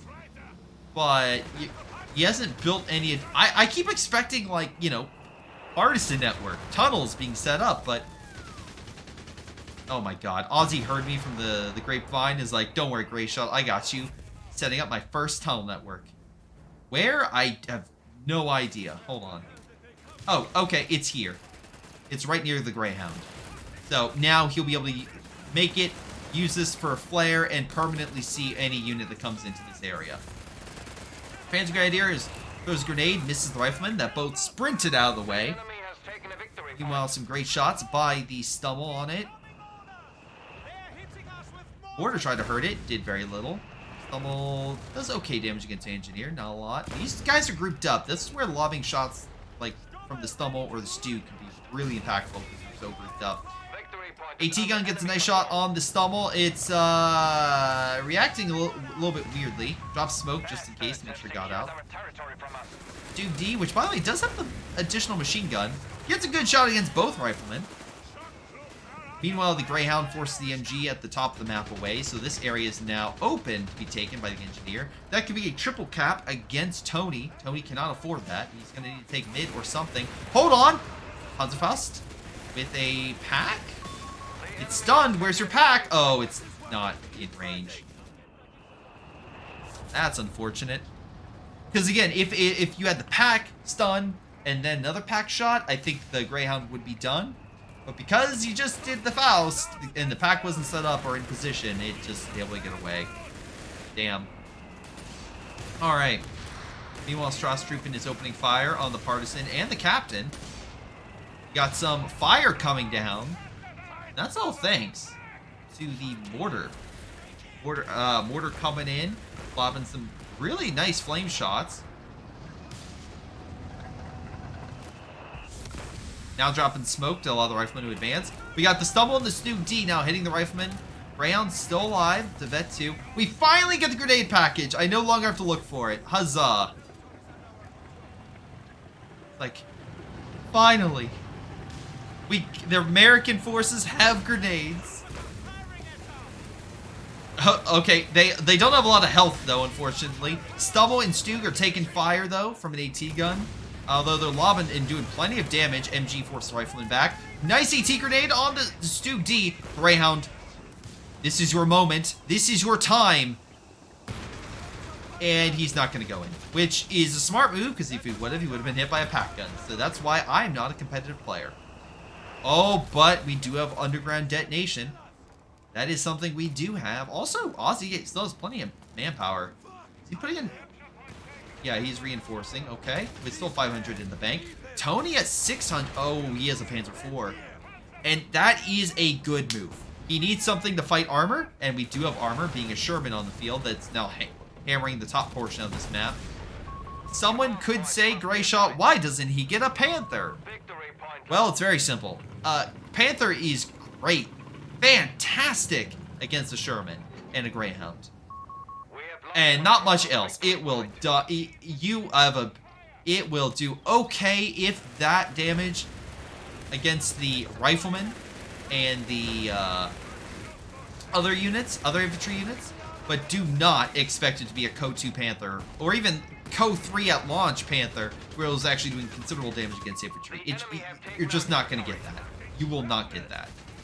So Panzer IV, I understand, is a better choice if you're trying to hurt the infantry as well. So we've seen the Panzer IVs in a previous game do considerable damage to infantry in the open. Speaking in the open, we have ourselves a little unit over here placing mines for free, I should note. For free, this demo unit can place mines and other booby traps across the front. And then when it's done, it's sent back to base and you refund it. We also have an additional Muni point in the back. That's how secure Aussie feels. He feels that he can build not one, but 2 caches. Alright, middle is guarded by Tony's forces. He will do his absolute best to hold on to this point. We got ourselves a Sherman lobbing shots, but I don't think it did anything. Panzer IV is also lobbing shots. Mortar did more damage than the Sherman, which is a little funny. Panzer IV is like, get out of here, Mortar. Rifleman, oh, and Sherman! Panzer IV, no!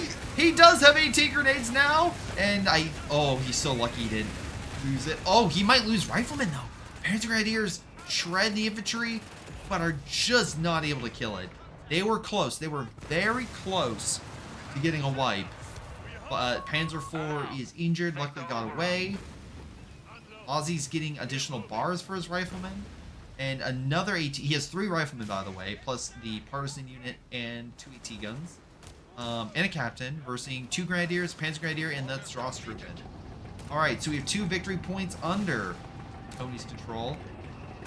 And Aussie is 2... Aussie has 2 caches. That is still astounding to me. I'm sorry if I keep repeating myself. That is interesting that he feels so secure. But hey, that's a lot of resources that you can get over time. With 2 AT guns, that'll also put pressure on Tony's armor. Let's see. He did unlock the ability to get a Panther. Maybe that could be good. But I feel like the infantry is the bigger threat. Maybe I think well, okay, you already have a Stug D. Maybe a Brumbar would be overkill. Maybe. Partisan units being hit by the Grenadier. Can we get a wipe? Tony, come on. Will Aussie's partisan unit survive to fight another day? That man, oh, he did not survive to fight another day. Even with smoke, the Sherman came over with smoke trying to help him. Oh, unfortunate. Okay, Panzer Grenadiers retreating from the Greyhound. Again, Vet 3. Love to see it. What does a Vet 3 Greyhound get? 80% health, rate of fire. Oh, okay. Plenty of good stuff. Stug! Oh, hold on. The Greyhound killed the Stug? No, he did not. He fired a shot, but the AT guns put it down. Oh, that's actually a substantial loss for Tony. Because that Stug has been a... Oh, no, not the Stumble! Oh, the Stumble's being put down by the Greyhound! Both... Okay, maybe that Brumbar's looking better now. Oh, no. Because, again, you need an anti-infantry killer, and Brumbar's not half bad. Panzer IV, with its main gun and machine gun, shredding the Rifleman. AT grenade is thrown. It is just enough health not to cripple its engine permanently. It just has a stun for the moment. Greyhound fires a shot. Wow. How... Okay, so ballsy for that Greyhound to lob shots at it. Double AT gun, though, is putting pressure on the Sherman. Will we get a second salvo? No. Sherman looks like it's going to be okay. Now backed up by the M1s. Both armored units are injured, but both are being backed up by AT guns. Now it's really going to come down to who has infantry to push mid to provide sight for the AT guns. Smoke is dropped, having the AT guns reposition. Rifleman is near mid. Middle is controlled now by Aussie. So again, see how he does. That cover is just outside of it. I'm thinking maybe he could use this cover, but nope. Panzer Grenadiers up to vet 3. That's been a pretty solid unit. Grenadiers, well, at least. Is the mortar dropping smoke there? AT guns are repositioning, but I think he dropped smoke. Not thinking he'll do it on the position, but to stop the AT guns from firing on the Sherman. Is my guess. All right, we don't have the resources yet for what's it called? Underground detonation, but looks like he did go with the ability to get resources. So if he built additional like partisan networks in the back of his lines, he could. Oh wait, we lost a Strauss Troop. I missed a Strauss Troop and I'm so sorry. I was paying attention on the smuggling routes. I missed the Strauss Troop and dying. Oh my god. All right, Greyhound continues to put pressure in on the back. Oh wow, on the packs and both Panzer IVs. Can we finally kill this thing? Yes! Greyhound explodes. Its main gun flies hundreds of feet into the air, and what a play! Is it coming down? I guess the top of the Greyhound part just flew into the sky and it never came down. Panzer IVs now backed up by the pack guns are moving on up. Sorry, the packs are backing them up. Sherman lobs a shot. Panzer IV is now just going to hit the infantry. Riflemen have no 2 bars. Another Sherman is in development. Got some additional veterancy upgrades going to the Panzer IVs, which will be nice. There we go. Panzer IVs are looking pretty good. Sherman is... Okay, never mind. Does have an AT gun. Both AT guns. So if he pushes up, he could be at risk for losing it. Panzer IV gets hit by the AT guns. Going to back on up. AT guns are lined up, though. Smoke is dropped on the middle point as the captain is taking it over. Again, while we've seen some, good kills on both sides, Tony's down so low on victory points, he desperately needs to cling on. And luckily with the smoke, he's going to use it to his advantage. AT guns lob shots at the Panzer IVs, but pack guns return fire on the Sherman, forcing it away. Panzer IVs back up, but hit the rifleman. Can we get a wipe? No. AT guns are actually very close to wiping a Panzer IV. He needs to pull back. They are repositioned. Pack guns have lobbed shots on the Sherman. That one's very low as well. So both sides have 2 armored units that are both low on health, but now it comes down to the frontline infantry, and this is where I think Aussie is leading, because he is more on the front. His AT guns are still backing on up, where Tony just doesn't make the screen. Panzer IVs, though, are shredding the riflemen. Riflemen do manage to escape. Oh, now we have the 76 Sherman upgrades. That should make the Sherman slightly better against the Panzer IVs.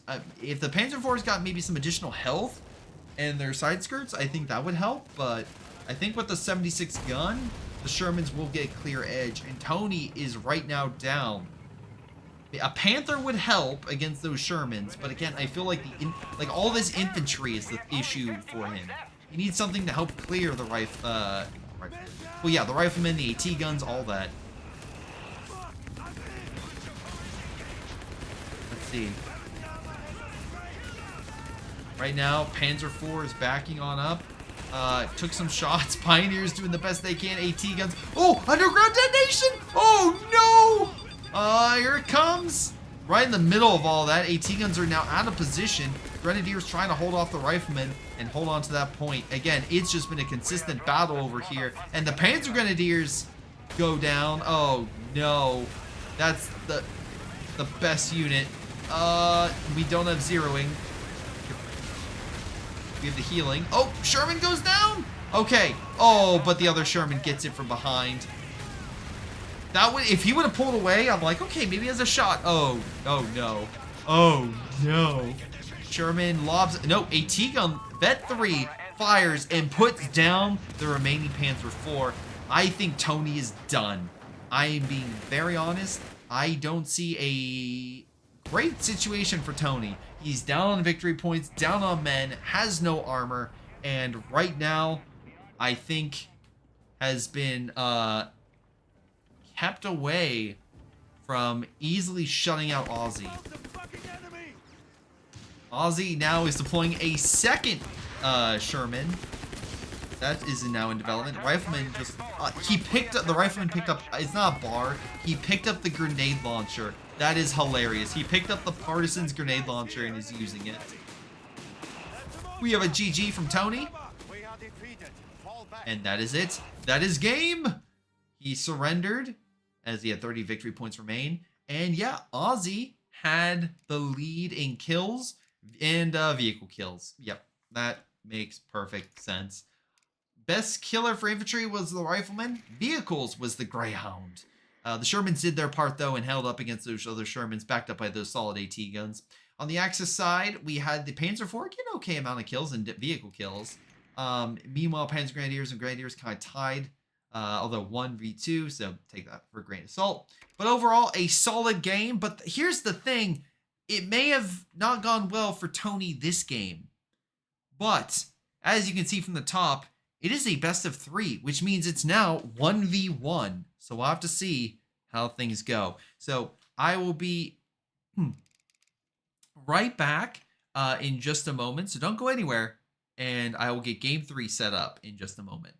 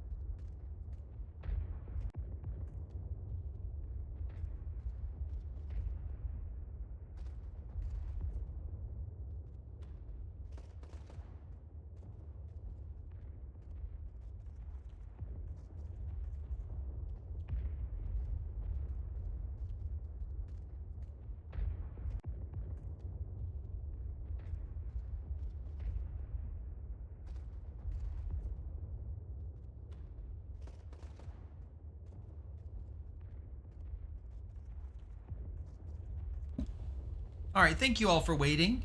Sorry, it takes a minute for me to get everything set up for this next game. Looks like we are ready, set. I will transition over. Alrighty.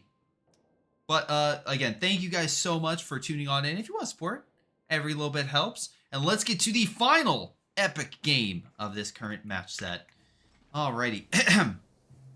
Hello everyone, this is GrayShot17 bringing you the third game in this match between Tony Montana and Aussie. Tony took the lead with his very awesome slaughter with his grants, I believe, early on in the first game, knocking out Aussie's men. In the second game, Aussie beat Tony in a battle of attrition, slowly taking out his men, his armor, and his victory points, ensuring victory. Now game 3, we're on a different map, Jebel Pass, and either side could clinch victory here or defeat. Right now we got ourselves the Brits under Tony Montana, and Aussie is bringing out the Wehrmacht. It is a game where breakthrough has been chosen, so we'll have to see how Aussie does, because again, this is a bigger open map. Well, Grenadiers can get like a little speed boost with their MP40s. And that's what this is. They are still a close-range dominant unit, where Tony, again, as the Brits, could have rifles that hit medium to long range and could shred those Grenadiers before they get close. So, tactics are going to be needed. And both players, as we've seen, have plenty of tactics under their belts. Or, you know, they are good enough to where you give them a set of tools and you don't know how they're going to use them. Meanwhile, Kettenkrad is going to take over the manpower point on the right. Looks like our first battle is going to be on the left. Infantry section is moving up against Grenadier. Now, based on the positioning, the infantry section is either going to be in this building, which I love how he was close because he was like, oh, if I see them, I'm going to go in. Nope. Not the case. Tony outdid Ozzy and looks like did about 15% health on him. Meanwhile, we have a third infantry section squad about to come out, while a second Grenadier has been deployed. Top part of the map, you can see Royal Engineers are taking territory after placing a mine. My guess is to stop a Kettenkrad from taking it. The mine will delay and stop him.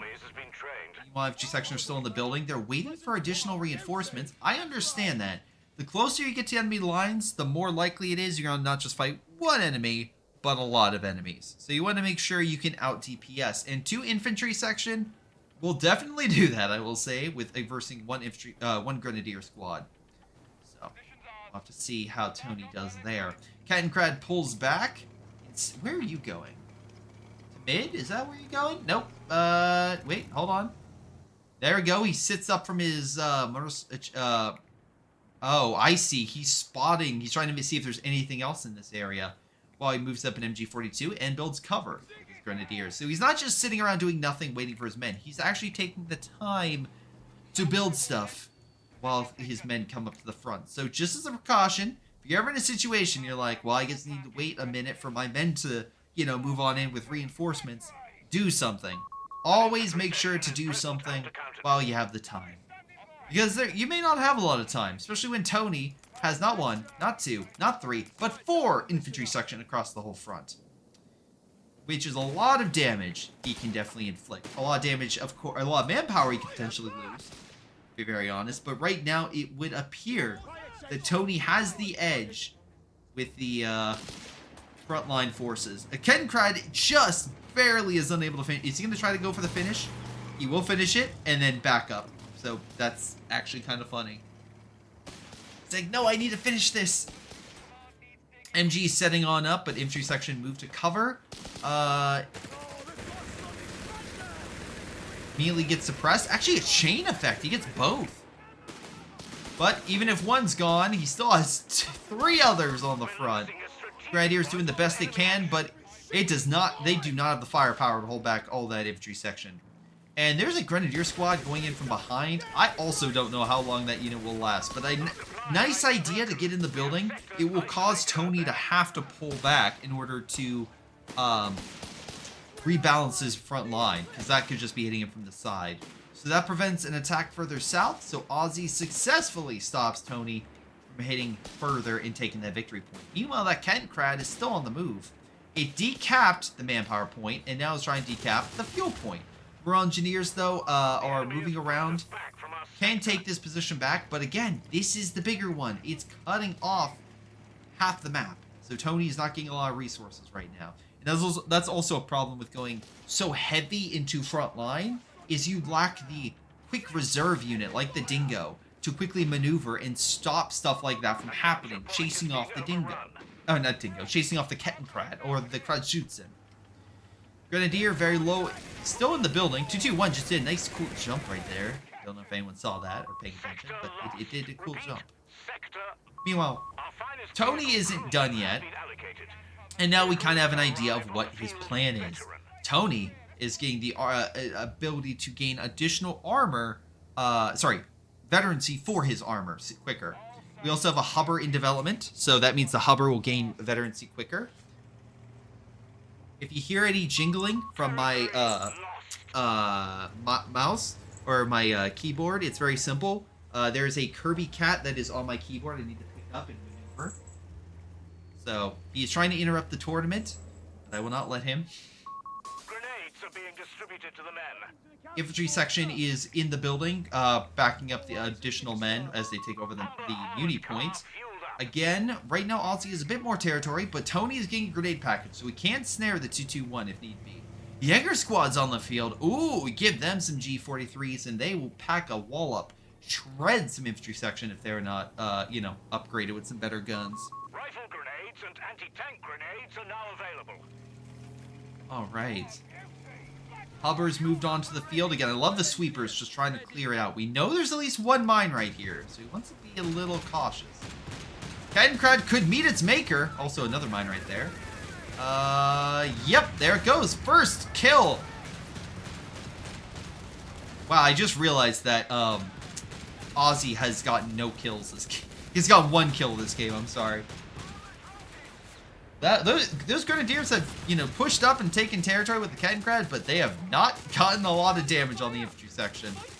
Alright, let's see if they get some kills on the Royal Engineer. Royal Engineer, though, moving to cover. Oh, we got a Faust! Never mind, we do not have a Faust. That was we have a false Faust, so apologies. Finally got some kills under Ozzy's belt. Infantry section continue to hit the Pioneers and Grenadiers. MG42 repositions to help. Again, we already have the Hubber up to Vet. I can't talk. Vet 1. Infantry section moving on in. He could lob a grenade. He has the resources for it. That's why he's probably repositioning the MG. Wait, hold on. 2-1 on standby. While all that's going on, we have 2 infantry sections just chilling in the back corner. Another Jaeger squad's on the field. Ozzy, oh, I see the play here. Have 2 Grenadiers. Maybe you give them MP40s, and then the other 2 squads have either the G43s or you give them Shreks, whatever you need, but they're longer range, and they're not too shabby. That's a pretty good tactic, Ozzy. Problem is, you can currently see Tony's upgrading all of his infantry section with infantry trading. So all the infantry section are about to get boosted, and now that Tony is like 200 muni, I would be shocked if we don't start seeing, you know, Recce upgrades, the rifles that provide flares and additional stuff. There's all the veterancy bonuses. All the infantry section are now at 1. Nice mine. Fortunately, he has sweepers, but nice mine. Also, I like him taking this because these 2 points could cut off. Yeah, they do. They cut off the other muni on this side of the map. Hover moving on over to 2-1 does not have an upgrade as of yet, so don't expect it to contend with this Hubber anytime soon. Medical bunker going down, or upgrade going down in the bunker inside of Ozzy's base. The beggars are threatening a victory point. Okay, we have a 6-pounder on standby as well. So again, Tony's like prepped in case we do see like a whirlwind or some more major armor come out. Instead, he's just overkilling. MG42 shreds. MG42 gets shredded. Again, we have the Circle of Doom. I keep forgetting to point that out, but it makes it 20% easier to hit. Easier to hit means easier to kill. Royal Engineer's going to close the gap, and again, they excel at close range. This Grenadier probably won't survive to fight another time. Where are the Hubber killers? So far, he is not transformed, right? The Hubber is not, like, gone into his final form yet to deal with the Hubber. So I'm not sure what the 2-2-1's plan is there. Hubber did get a Faust, so he is injured. But that's about it. Infantry section are swarming over. They should be able to grab their main territory pretty easily.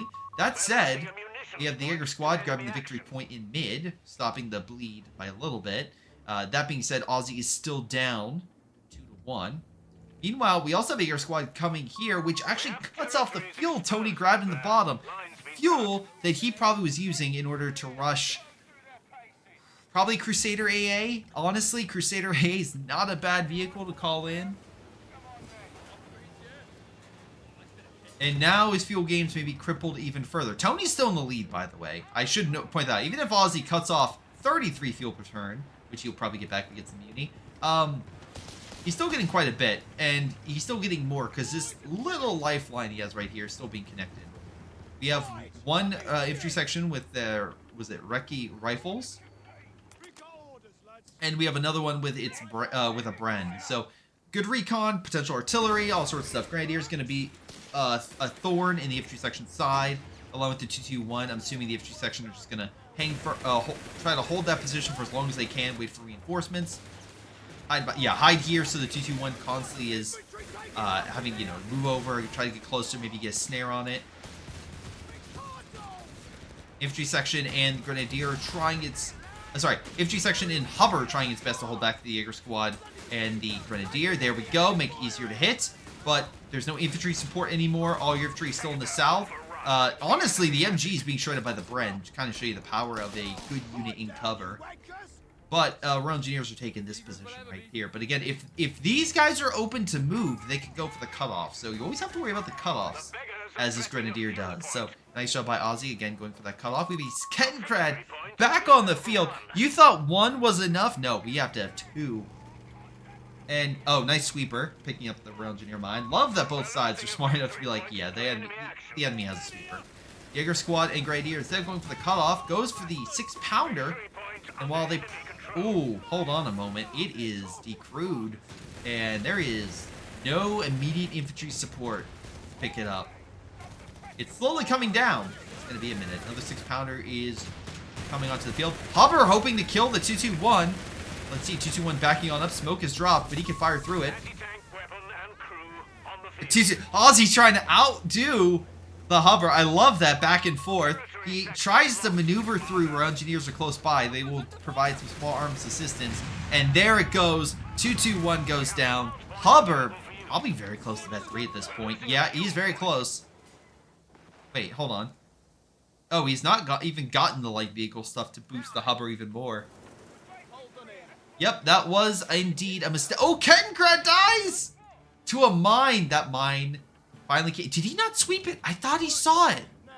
Or did he see this mine? Oh, maybe it was this mine that he saw. But yeah, damn, this mine here killed the Kettenkrad. That's 3 light vehicles under Ozzy's command dying. Meanwhile, Tony is now getting the company command post. So if he wanted to, I don't know, get some more major armor, he is very close to getting that. And Tony is now watching over the middle point as the infantry section move on in to grab it. Bottom of the map, infantry section are holding off 2 Grenadiers and the Jaeger squad. There's Grenade, should force it back. There we go, retreat. And we have ourselves infantry section hold off 1 Grenadier. Second Grenadier is going to be close, but with the Jaeger squad, they should. Never mind, Hover coming on in. Easier to hit, a Circle of Doom activated, and now the Hover can just fire from afar. And honestly, I think Tony wins this. Yeah, 3 units. And they can't dislodge this infantry section. And resource-wise, while Muni is even, fuel is not. Support elements being unlocked. What, is he gonna go for a martyr? Is that, wait, is that what I'm thinking of? For this? Am I wrong? Yeah, Luftwaffe company. So, yeah.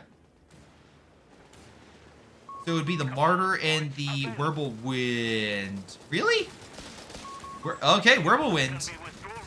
I mean, we're very close to seeing some type of armor. Tony could rush a Crusader. Both variants.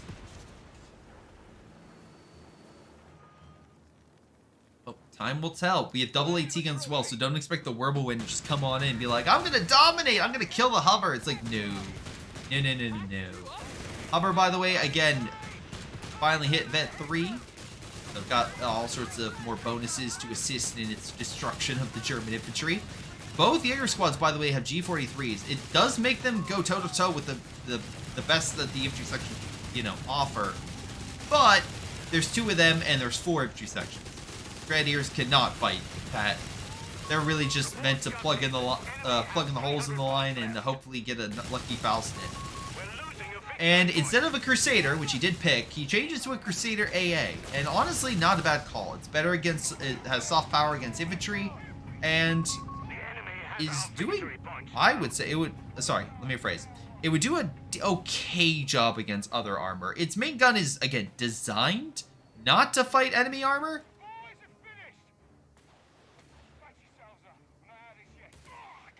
But it can at least annoy lighter armored units. Wirbelwind should be fine. That being said, the Jaeger squads up near the top part of the map seem to successfully push back 1 infantry squad. Another one's coming on in, though. We're losing a munitions point. A Crusader AA tank is fueled up and ready. Hover opening fire on the MG, getting a nice flanking shot. AT gun's going to try to destroy the building. Jaeger squad needs to reposition. again, it feels like Aussie just has not had the map control, which is unfortunate. We do have a Whirlwind and another Martyr being deployed. So, oh, sorry, not another Martyr, a Martyr, the first one. Whirlwind fires the first set of shots on the hover, reducing it only down by about 10% of health. Dang. AT gun is on the field. Sorry, it's not on the field. It's on the front. There we go. That's the word I wanted. Grenadiers are taking over the victory point. Again, another victory point in the south taken, so at least Aussie's not losing too much. Luftwaffe officer, so the armor is going to be boosted along with the Jaeger squads. Whirlwind going in for hits against the infantry section, but they're in solid cover, so they'll take, don't be wrong, they're still taking damage, but just won't be as much as it could be. Wait, Flak 30? What?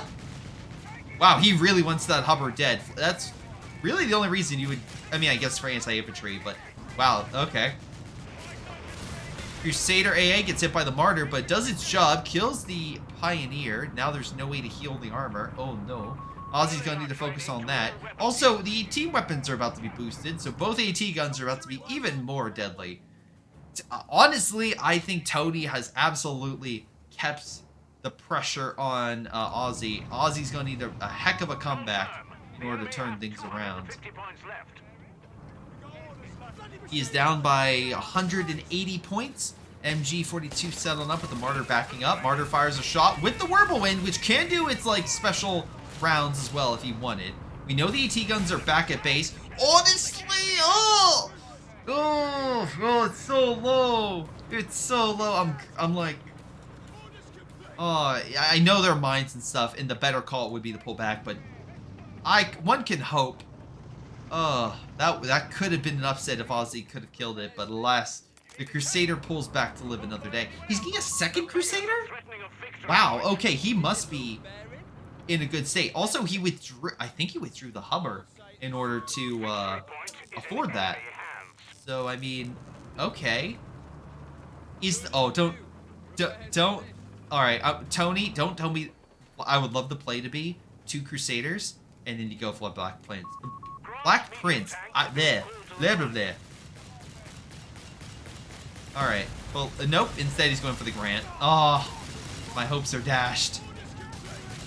Which, honestly, probably makes more sense for him to do that, but I digress. Infantry section, lose the Molotov grenade. Grenadier still on that point. We'll need that MG42 and Flak 30 to continue to fire, or provide fire support. Jaeger squad taking the Royal Engineer, but Crusader AA forces it back. Again, luckily with middle being not capped, Aussie's no longer losing victory points. He does have the option for a flame strike. Most of the enemy infantry could easily move out of the way, but the AT guns are a different story. I think that could be good, you know, if they're lined up to use it to displace the AT guns, if, you know, you were doing a charge or something. But yeah, that's my take on that. Let's see. This Whirlwind desperately needs repairs. Martyr's still up and has at least done a decent job at pushing back. Wait, hold on. What happened to the Vet Crusader?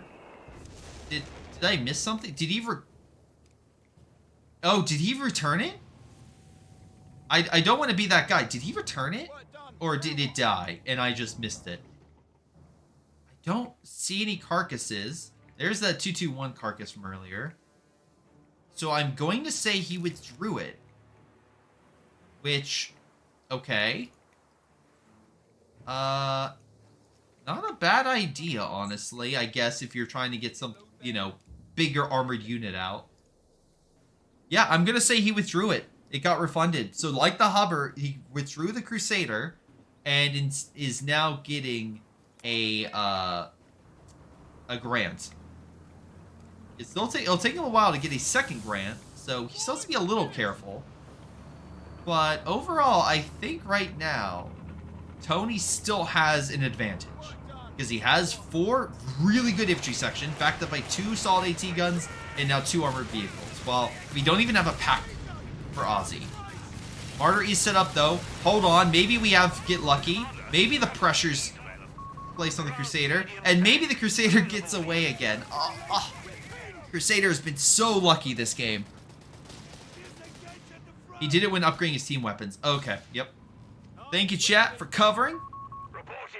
Is it wise for him to withdraw? I would say yes. The Crusader AAs are designed for anti-infantry, not anti-armor, and right now having a Grant will provide him with a method to provide a tank that is both anti-infantry and anti-armor. And as long as he keeps the firepower advantage, that is fine. The issue that would be is the fact that, you know, losing a unit with potential veterancy bonuses, that's potential decrease. And then, of course, you're just not having, instead of getting something else, you are withdrawing and then hoping that other unit is going to be, that fresh unit is going to be able to fight. Now, again, he does not have the vehicle training upgrade yet. So when he does that, it's not like the new Grant's going to come in with some veterancy or anything. So just keep in mind. For the choice, I think the Grant is a good option because it definitely helps push back both of these. Alright, now we have a fight going. Rebel Wind's trying to hit the plane, not hitting the units on the ground. Black 30's out of position. AT guns are kill the Whirlwind. Martyr's doing the best they can at hurting the Crusader AA. We got double fouls on the Martyr. Not Martyr. I'm sorry, on the Grant. The Martyr now needs to move its, move up.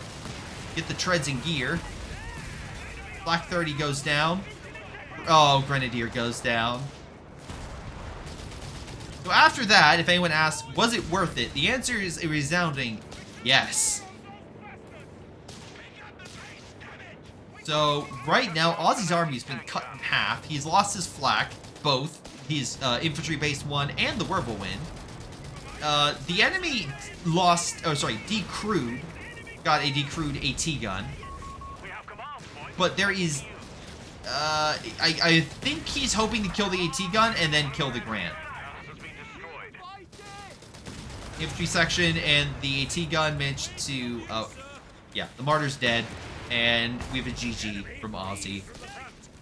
Damn.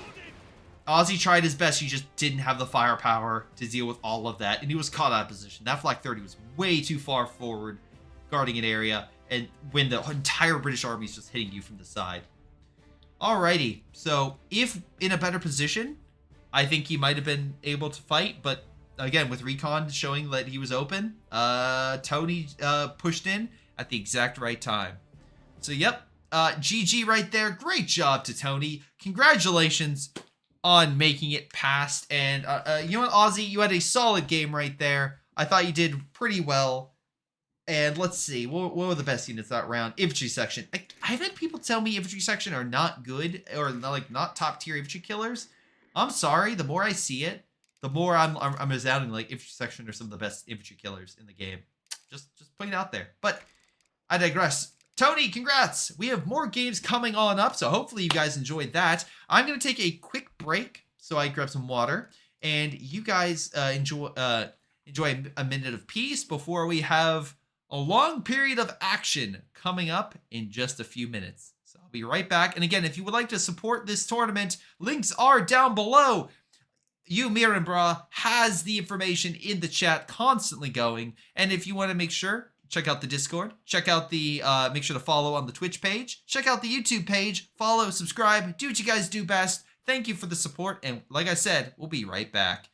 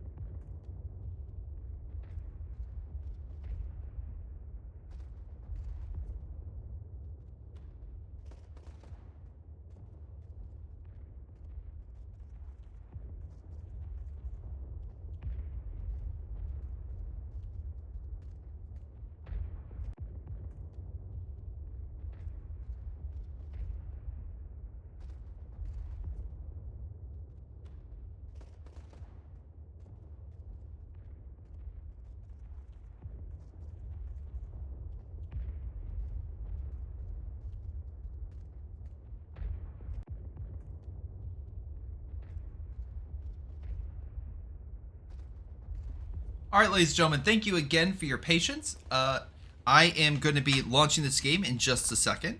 Thank you guys for allowing me to run out, grab some more water, and get prepared for another set of awesome games. Let me make sure that everything is good. I want to say it is. It looks good. Let me check in-game. Yeah, well, wait, hold on. I think there's one little thing. Okay, we should be good to go. Thank you guys again for your patience. Let's switch on over and get to another set of awesome games. And again, make sure to check out the link in the chat if you want to see what games are coming up.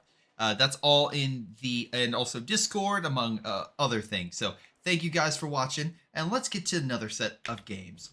All right.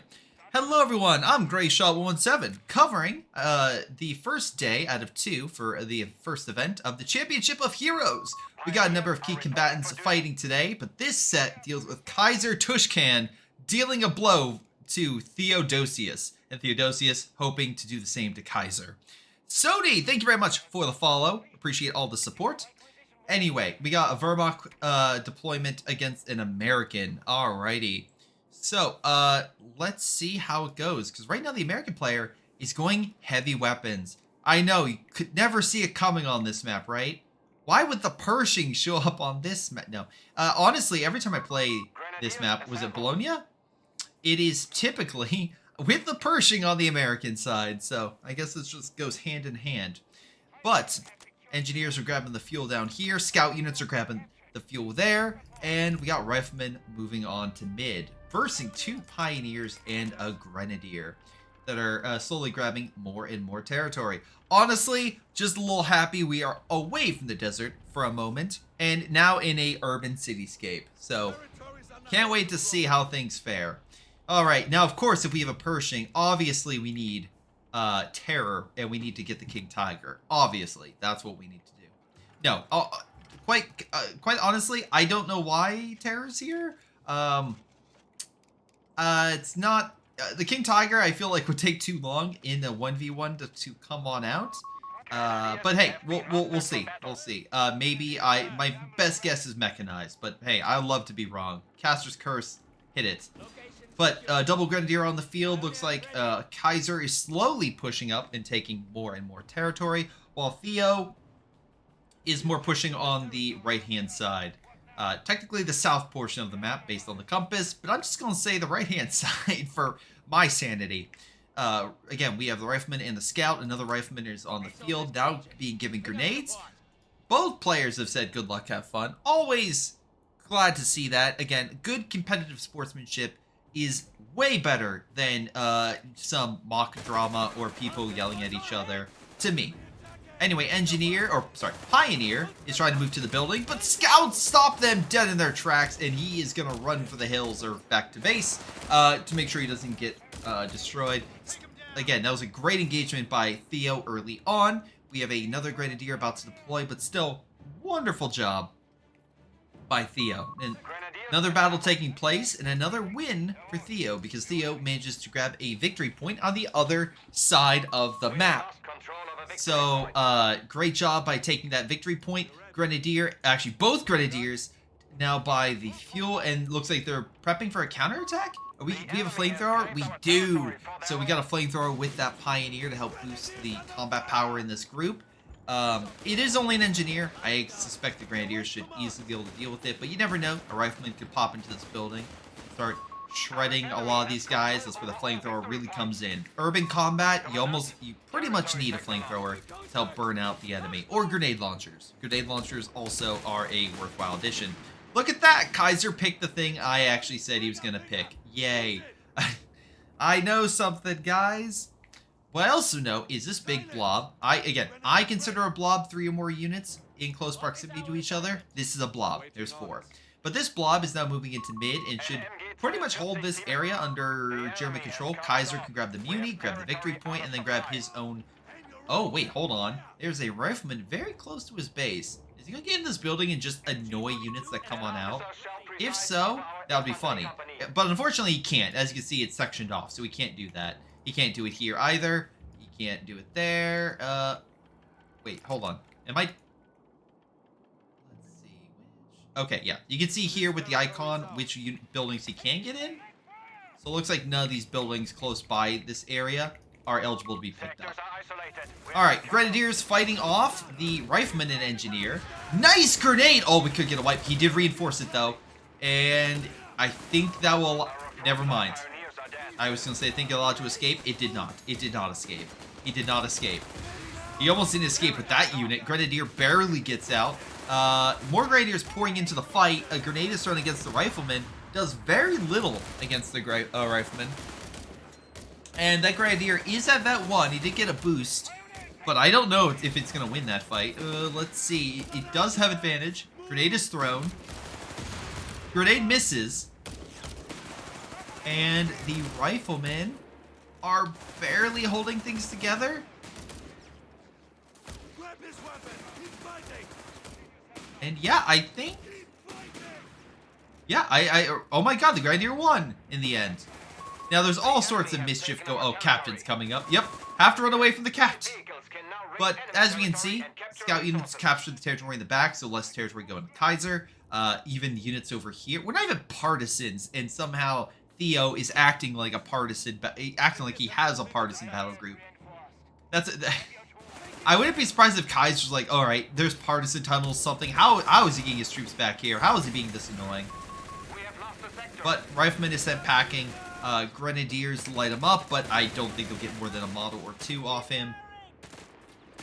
Meanwhile, majority of the territory is under Theo's control. The biggest issue for Kaiser is going to be what armor he contends with. Now, Theo going with heavy weapons, we know most likely he's going to go with the half-tracks because he can change out their parts. He can make it whatever he needs to, as well as get the assault half-track, which has more armor and a good personnel carrier of sorts. So yeah, again, Theo is going to use this to his full advantage and have this thing change out to whatever he needs it to do. In this case, he's predominantly fighting infantry, so get the quad mount to shred the infantry from afar and get that edge in battle.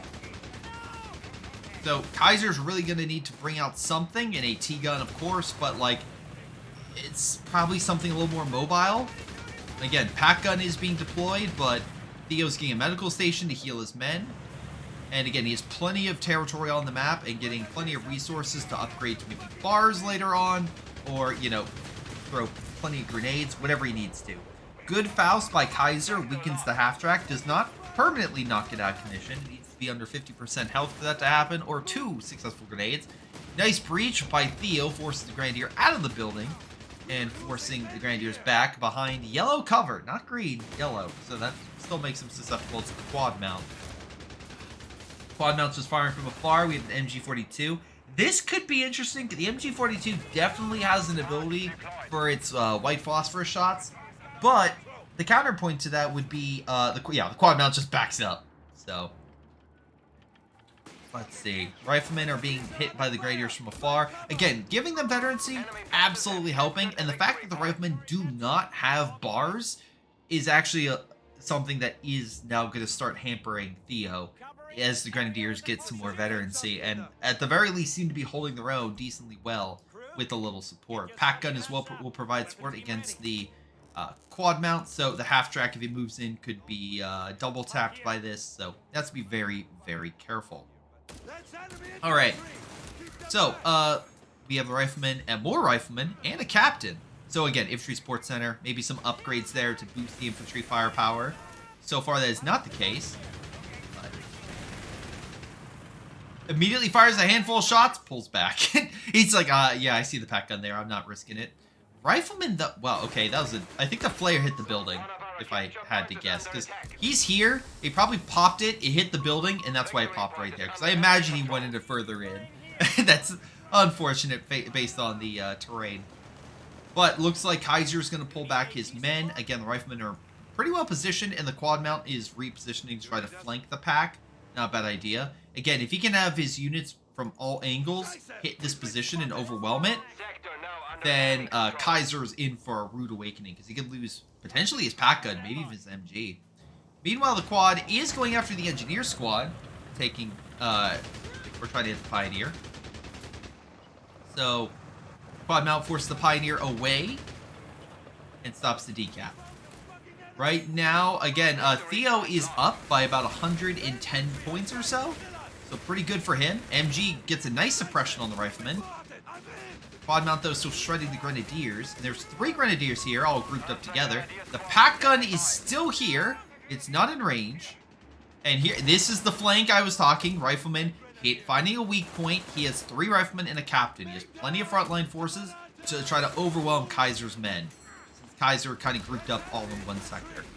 Alright, pack gun is pulling away, but when you need them most, help will arrive. And this help is the form of a Panzer Grenadier.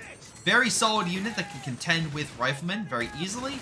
Back up by a pack gun, and yeah, Panzer Grenadier should win that fight with ease. And hopefully continue. We do have ourselves a 50 cal on the front. That's a 30 cal with an upgrade to be a 50, and that 50 is very strong, not just good infantry, but also can definitely hurt light armor. So we'll have to see how things continue to go. Meanwhile, there's the 50 cal, fires, suppresses the Panzer Grenadier, backed up with the quad opening, lining that up, and I don't see any support coming for this. He's going to run a pull away. At least he didn't lose any models, but Kaiser has brought out an interesting unit to help him turn the tide, and that is the 8-Rad. That's right, a Wehrmacht 8-Rad. That's all part of the mechanized battle group. Typically, I will give more credit to his Stug D and the Strasstruppen over the 8-Rad, but if you need something mobile that can hit from multiple angles and have speed, yeah, this is not a bad call. So we'll have to see. Right now, as across the entire front, because Theo does not have a dedicated AT unit, grenades, you know, notwithstanding, he is able to clear all the middle of the map. So Grenadiers are grabbing a lot of territory, backing up by the pack just in case, because he probably thinks at this point, well, I haven't seen anything. Well, actually, no, he knows the 50 cal will reveal it, but the quad could change to a 75 gun, and that 75 gun can bring out, you know, AT capabilities of this thing. So you want to be careful. 8-Rad is moved on up along the side. Also, again, mines could be an issue. Grenadiers, again, grabbing the territory. Doesn't this give the... Yeah, I was going to say, doesn't this provide smoke and the ability to capture? Am I... Alright, anyway.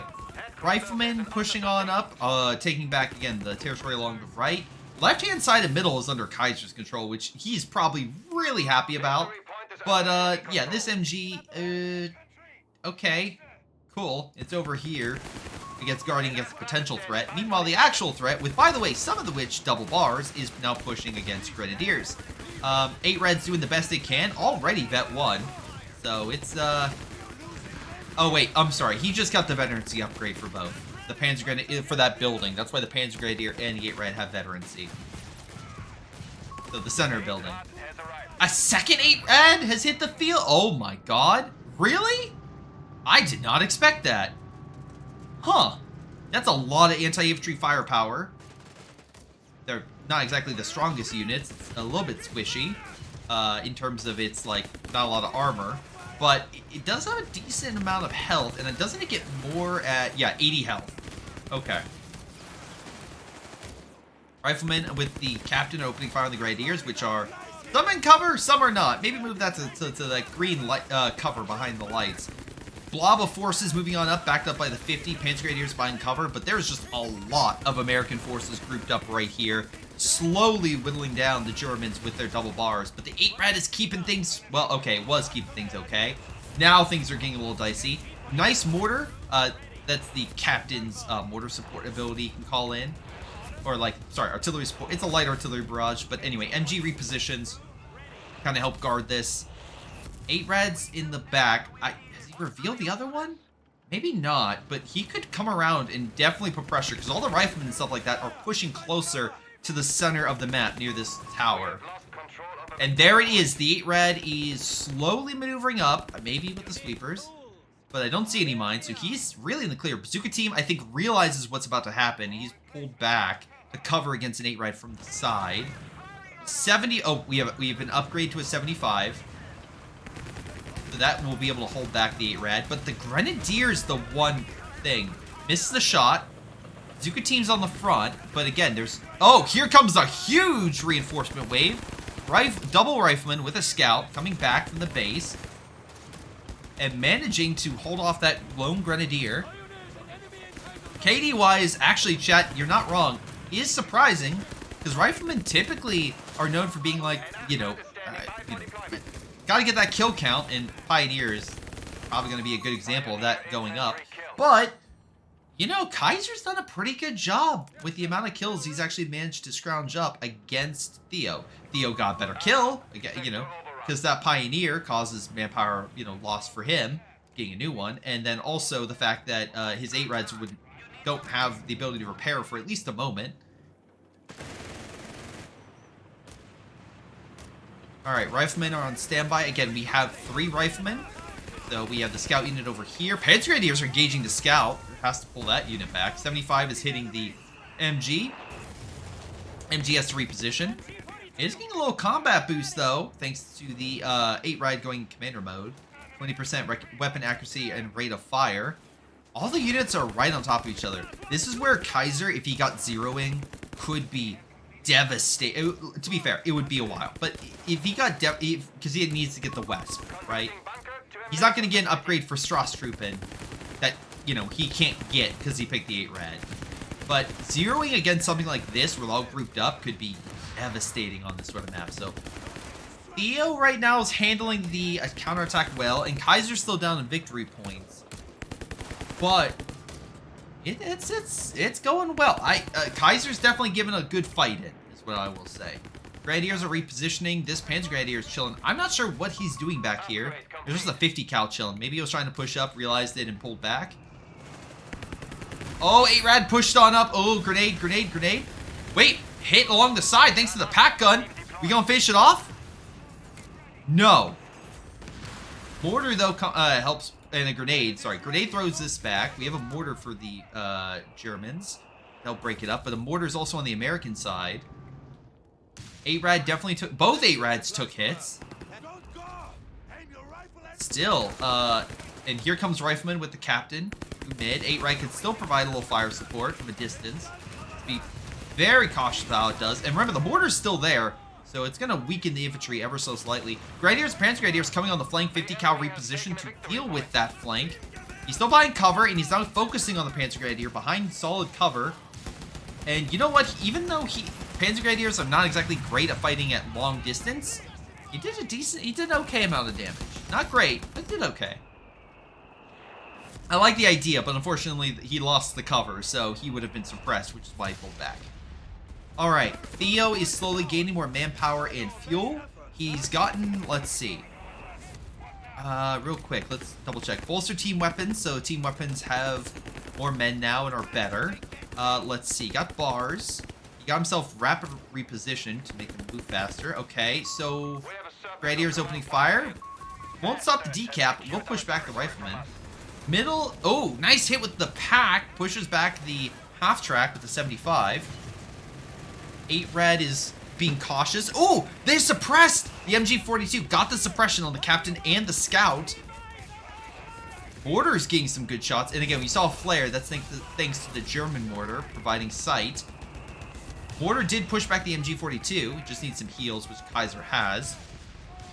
But seriously, solid job. Okay, now things are getting a little bit more spicy. Oh, we lost a Grenadier? We lost a Grenadier. Kill-wise has been pretty even, but Kaiser has lost more men. We've definitely seen the Pioneer fall, now Grenadier fall. Meanwhile, Theo, I don't believe, has lost anything of note, and now is getting a Sherman.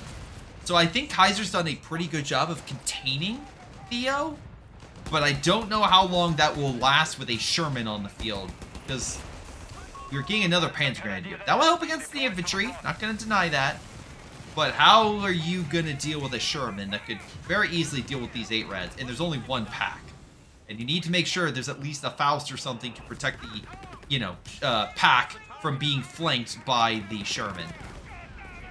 It doesn't have, you know, the main gun upgrade yet, so that's a positive. So, you know, take any victory you can get, but it's still a base level Sherman that can be a nuisance for Kaiser. Theo's continuing the pressure. Grenade is thrown. It's a bundle. Nice mortar almost wipes that. A little damage on the rifleman. He's going to pull away. Here comes the Sherman. Does not care. Goes straight into the enemy. Multiple fouls break its engine. Does not kill the 8 red though. He's actually caught out of position. MG is killed by the blob thanks to the 50 cal. The closest support of AT to kill the Sherman is not even close. Although 8 red could actually, well, okay, needs to deal with the bazooka. And the 75 is still there. And there goes the blob. It's going to pull back. Pack gun is camouflaged. If he moves on up, maybe he could do something. 8 red can definitely take another hit. Worst case scenario. Pack gun definitely needs to not be oh, rifleman right there. He needs infantry support, which he does not have. Hold on. Pack gun, if he moves up, setting up, take the shot. Weakens the 75 further. Can we get another salvo? Oh, riflemen though are weakening the unit. There we go. He's doing commander mode to try to pull it away. Wait, it's rate of fire and accuracy. How does that help with speed? Rate of fire and weapon accuracy. It does not. So that's just for the rule of cool that he did that. Alright. 8 red moving on back up to the front up getting some heals. Sherman is very close to getting healed. At least the 75 is out of commission for a moment. But again, the riflemen just keep getting better, and we're not seeing that necessarily. The Grenadiers don't get me wrong, have veterancy. But, oh wow, actually, that poor rifleman is about to be shredded by the Panzer Grenadier and that. Bundle grenade missed. Second Panzer Grenadier squad trying to hold back the riflemen, but there are a lot of men plus the 50. The mortar has done what it can, but it is off the front. Needs to move back up. Kaiser is in a real sticky situation because he does not have the resources at the moment to get himself armor. And without armor, he's going to have to rely on the pack, which we've seen so far the riflemen be really good at flanking, causing issue. And Theo's not just sitting on his laurels either. He's getting additional MGs. Alright, A-Rad's going to continue to try to put pressure. Bazooka team, though, is guarding the flank. Does Theo have bazooka bonuses or no? He does not. Okay. So that's, what, 120 per shot? So, yeah, it would still take more than, like, one salvo, I would say, right? No, is it 120 per shot, or is it 60 per shot that could increase 80 per shot? Dang it. Well, we'll figure it out right here, folks, as the bazooka team moves on up. Well, actually, the Sherman and everything. This pack is way out. Oh, there's another pack there. If the Sherman dives thinking he has it, he could be actually in a bad position. Like the camouflage right there. Nice coverage by the pack. Bazooka team advances. Let's see. Is that 264? Not answer my question. Alright, it's fine. 75 is launching artillery at the pack. Pack gun repositions. Panzer Grenadiers. Panzer Grenadier and Grenadier moved on up. Bazooka team absolutely being shredded, but here comes the 50 cal return fire on that infantry. Nice double shot with the pack. If we can get another lucky shot, we can knock it out. And we do not. Unfortunately, he does go down. Luckily, smoke is dropping on the 50. 8 Rad is pressing against the 30 cal. Panzer Grenadiers sensing an opportunity, pushes on up. Remember, he's bolstered squad, so he has a bit more men under that. But he sees the Panzer Grenadier shredding it, and he's already going to retreat it. Now, position C capped. He's managed to bring Theo down to within 80 points of himself. But the counterpoint is the blob. Panzer Grenadier is going to need to pull back. Nice hit! Scout unit's barely alive. Rifleman has to pull away. And this other Rifleman squad will hold on. But still, that's a lot of losses for Theo. Theo getting another bazooka team. Try to hold that flank. Man, with 2 8-Rads, he's done an incredible job at holding back the Sherman, bazooka teams, the 75, all that stuff. It's just a heck of a display by Kaiser. But Kaiser's not done yet.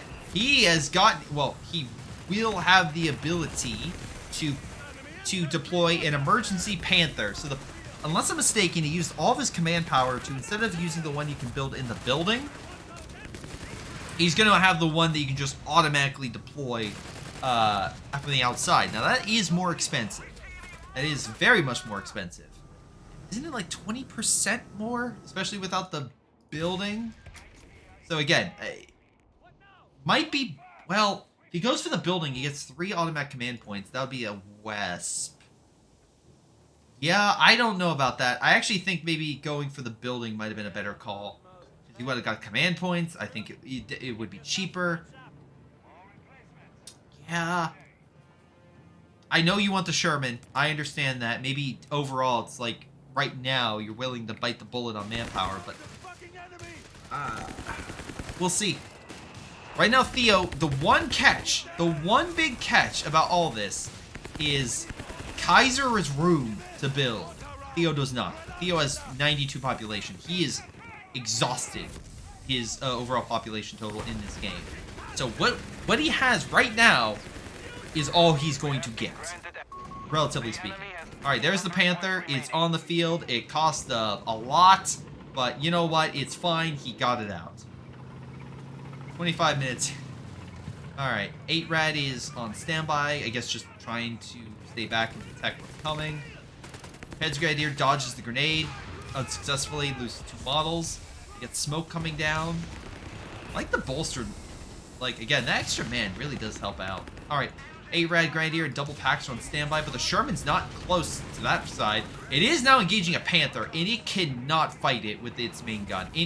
Theo needs to upgrade his main gun. Luckily, he has upgraded all the riflemen with bars, but yeah, 76 gun is the best shot because otherwise the Panther will have the front armor that could probably bounce a lot of these Sherman shots very easily. Not always. Sherman can maybe pen, but yeah, it would have a lot of issue. All right. So right now we are dealing with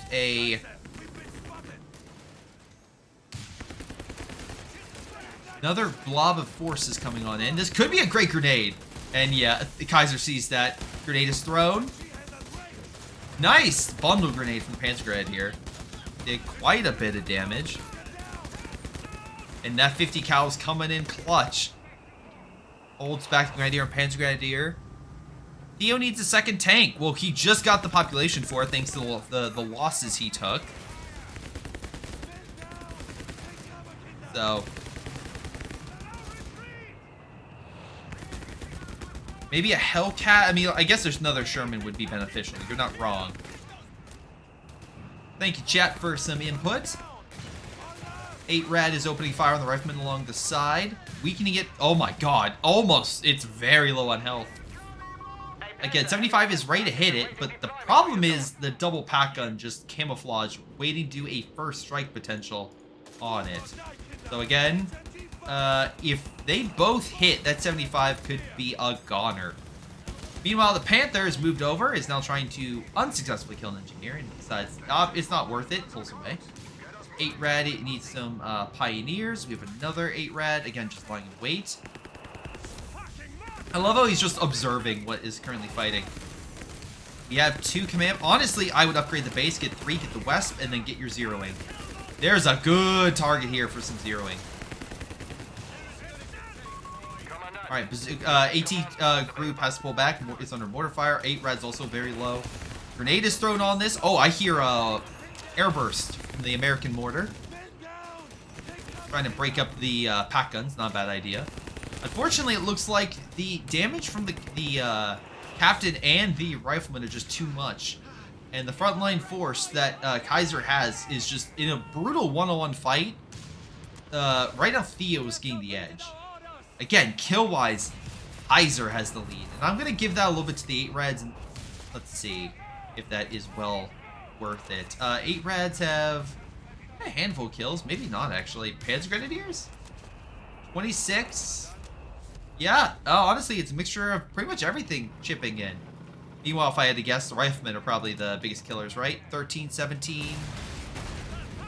Oh, hold on. Panther versus Sherman, and Theo is yet to upgrade his Sherman. Oh, wait. Is he going to sacrifice it in order to get a Pershing? No. Okay. He's not going to do that. Bazooka team's coming on in. Every shot, like, bounces or does so little damage, the Panther didn't even feel it. Panzer Grenadiers grab the victory point. We are 50 points away from Theo losing the lead. Kaiser's done such an awesome job holding out, battling for suppression, and you know what? He succeeded, honestly. I truly think Kaiser's done such a good job at keeping this game done because Theo... Oh, there we go. He's upgrading to 76. Theo, in my opinion, had a good advantage. But, yeah, Kaiser's done a solid job. And now, Theo doesn't really have any additional stuff to pull out. He's not like, and now I have this new thing. It's like, the best thing he can do is upgrade his Sherman. Save up, and if he loses the Sherman, have a emergency Pershing available. Meanwhile, Kaiser still has zeroing the, or no, West he could deploy if he keeps unlocking his battle group. Double pack puts down the 75 with the double shot. Now comes the American infantry pushing on in. Grenadier throws a grenade, misses completely, but another Grenadier comes on side. 8 Rads are slowly wearing down the infantry, and this is where the 8 Rads really come in clutch and just absolutely dominating. You can see here they're pulling back. Just too much damage from too many angles, and Theo, I pretty resoundingly lost that confrontation, and Kaiser held on for dear life in mid. 10 points remain, but I believe Kaiser will gain the lead. Now he has more population. Yeah, now he needs to save his population. Again, Theo went with infantry support, but he didn't get the upgrade. And that's something that right now he's paying for as he reinforces all of his riflemen. Hold on a minute! Pack gun fires shot after shot, hit after hit, hurting the Sherman. Panther smells blood and is going to go for the Sherman. Can he get the kill? He's moving up. We have bazooka teams. That could be an issue. But the Sherman is pulling away. Panther needs one kinetic shot to... Oh, it's a mine! It's a mine, ladies and gentlemen. And now side armor is being hit by bazooka fire. Panther Grenadiers trying to cover. There's smoke. He's firing through the smoke. And now the Panther has been Uno reversed. That's why mines are so important. The Sherman might have died, but it almost became a Panther death in the family. But don't worry, the Panther injured called for help, and a second Panther has now shown up. So, yeah, this is even worse for Theo. He needs something to out-damage and outdo the double Panther.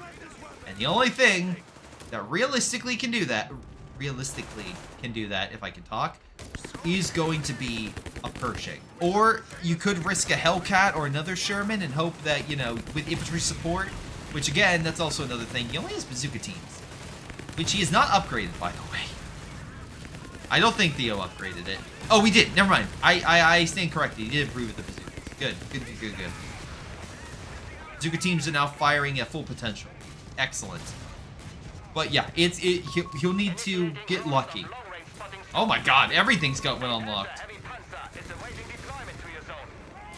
Wait. Hold on.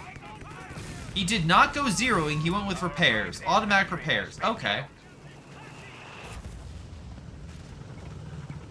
And we lost the Grenadier. Okay. American counterattack in middle is pretty successful. Thank you, Armand. Yes, Grenadier died, which is a pretty vetted Grenadier loss for Kaiser. So I was looking over here because I was looking at the Panthers. I'm like, wait, something about to happen over there?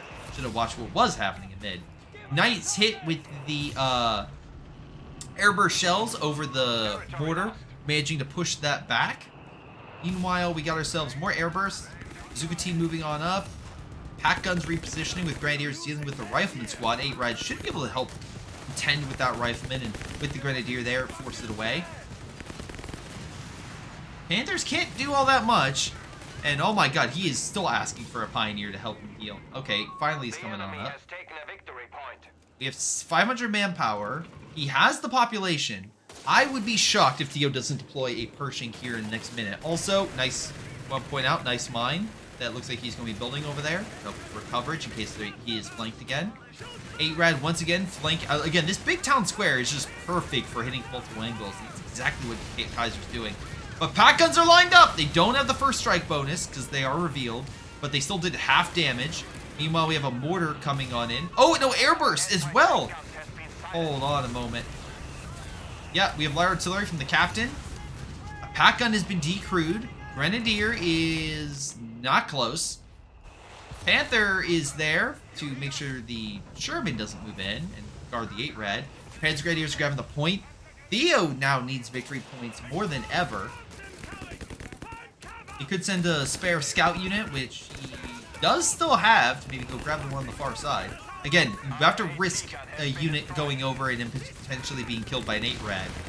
That's why he's going to continue with the battle for mid, I guess. Nice shot with the bazooka, knocking out the pack gun, so Kaiser can't get that back. Sorry, Kaiser also got a bunch of upgrades. I was not expecting the Strasstruppen one, because he doesn't have Strasstruppen, right? So, why go with the assault package? Little interesting. Anyway, 8-rad, so close! Pulls away. Bazooka team opening fire on the Panther. Panzer Grenadier should force it away, though. Wait, there's 2 squads, and again, Bazooka's from the front of a a Panther. Not going to do all that much. Pershing is, he needs manpower, but it is potential. Oh my god. Come on. Pershing is within reach. Nice kill on the MG42, which, oh wait, was that, oh, that was stolen. Theo okay, that's nice. Pack gun, sorry, I keep saying pack gun. Pack manages to push back. I know that because pack in German, I believe, means gun. So it's fine. It's AT gun. Anyway, Pack pushes back the Sherman. Looks like a lot of the frontline support on the front for Theo is not looking great. And there it is, the Pershing, finally on the field, finally good to go. Theo, did you ever get the reinforced? I don't think you did. Okay, I know you have bolster team weapons, but having cheaper reinforcements, especially if you went with this, might not be a bad idea. You have the fuel for it. That's the one thing you do. It's only 150 manpower, right? So, Pershing reveals itself, forces the Pioneer away. The enemy could still overwhelm him. Let me be very clear. There's still double Panther right there, which could absolutely overwhelm the Pershing. But Pershing is good, mono-y-mono, and with bazooka teams on standby guarding it, maybe Theo can bring the Panthers to heel. We shall see. Grenade is thrown on the Panzer Grenadier. Can we get a wipe? No, but we do force it off. A nice airburst as well forces it away.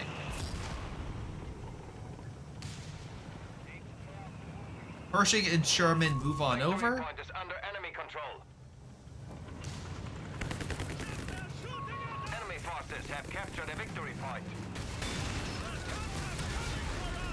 Panthers are now ambushing. Oh, this is bad. The pack gun's right there. They're trying to target it. He didn't clear it with the infantry first. Oh, no. Now the Panthers are targeting. And there goes the Pershing. Oh, no. We do have a satchel. Hold on. Maybe this can be a Pyrrhic victory. Maybe. Bazooka team's firing from behind. They kill a Panther with the Sherman. All right. Now we need one more.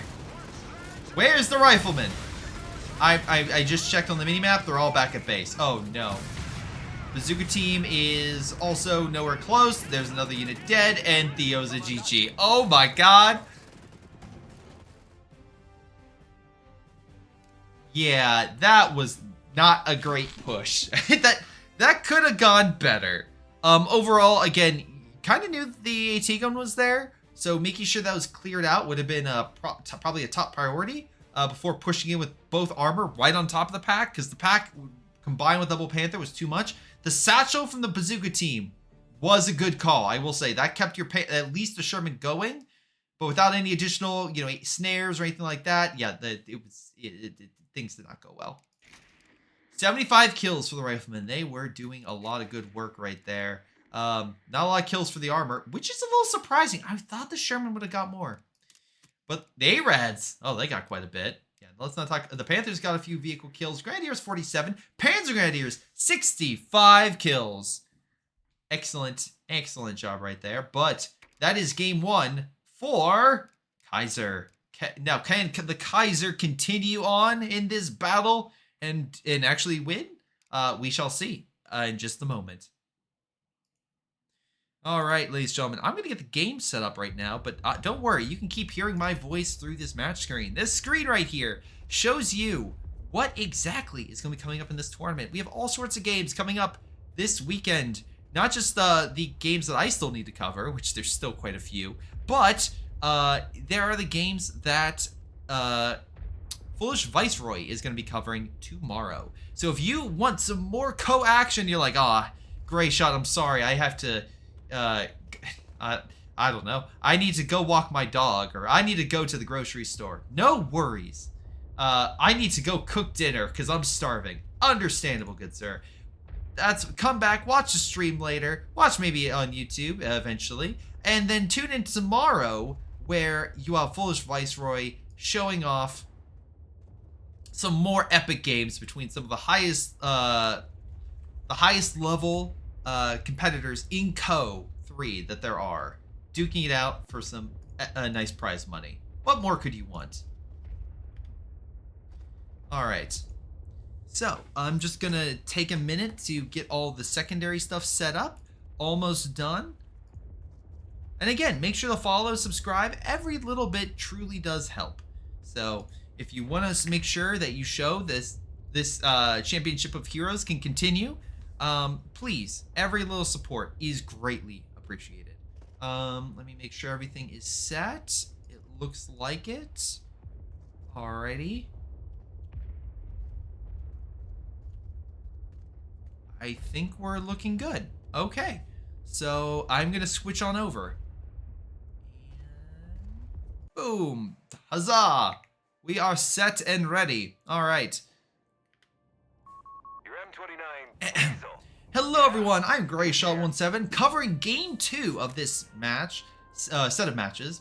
We got ourselves Kaiser as the Americans, victorious after defeating the mighty Pershing in open combat, versing Theodosius, who is bringing out literally a last stand. Wow, that is literally perfect.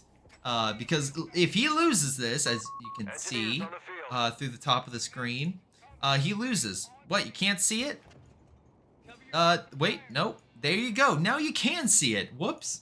But on the other side, Kaiser's gone special operations, and he is sorry, let's see what he's bringing out. Oh, Weasel! We got Weasel on the field. Okay, no howitzer, so don't expect, a howitzer column with this, but he can at least move around, capture territory, do a little bit of help before upgrading most likely his main gun with the 50 cal, and then dropping weapons off to help his American allies. Scout units and engineers are also grabbing territory across the front. Theo, on the other hand, he heard that these things called Sturm Pioneers are pretty successful at killing infantry, and he's like, you know what, give me some of those in my unit on the field. And he not just got one, he didn't get two, but he's about to get three, and there is a fourth one, because eventually he'll be able to change over this Pioneer to the Sturm Pioneer. Oh look, and he's even getting out more Sturm Pioneers. Sturm Pioneers are very good medium to long range. They can be upgraded with your STG-44s to make them even better at close range. So yes, they are pretty strong units, all things considered, and as well they are engineers, pioneers. So they can also assist in building stuff on the front, healing armor, and when, of course, there's a potentially dead carcass through one of the battle group abilities, you can bring the carcass back to life, which is, again, very nice to have. So, honestly, I think if we get to that part, Theo will do that, because in a 1v1, I just don't see defensive fortifications really being really spammed out when the enemy can just very easily move their entire army. Speaking of moving, Weasel moves on in with the engineer squad. Engineers are just sitting, by the way. They're unlike other clown cars that you see on the German side, like the light carrier. There's not enough room, so they kind of just sit there and kind of just watch. They're not firing bazookas or anything, so don't expect that. Sturm Pioneers, though, are going to be overwhelmed by the Riflemen and Weasel, it looks like. But wait, hold on. Theo's bringing in reinforcements from multiple directions. We have ourselves this Sturm Pioneer retreating, but this Sturm Pioneer is buying cover. Engineers are moving in to engage it with the Riflemen. Weasel still forcing it back. Engineer squad doing the best they can from a different angle. But alas, the American firepower is too great, and he will pull away. So, with all that said, looks like middle will be under Kaiser's control. Meanwhile, on the far side, Kaiser is successfully grabbing the Muni point with his scout units. Down toward the victory point, we have American forces grabbing this victory point. And we got ourselves more Sturms lying in wait to attack. Now, they don't have AT capabilities directly, but indirectly, they can be given a rolling Panzerfaust, which could theoretically, because there's so many of them, just start shredding armor. So something to keep in mind.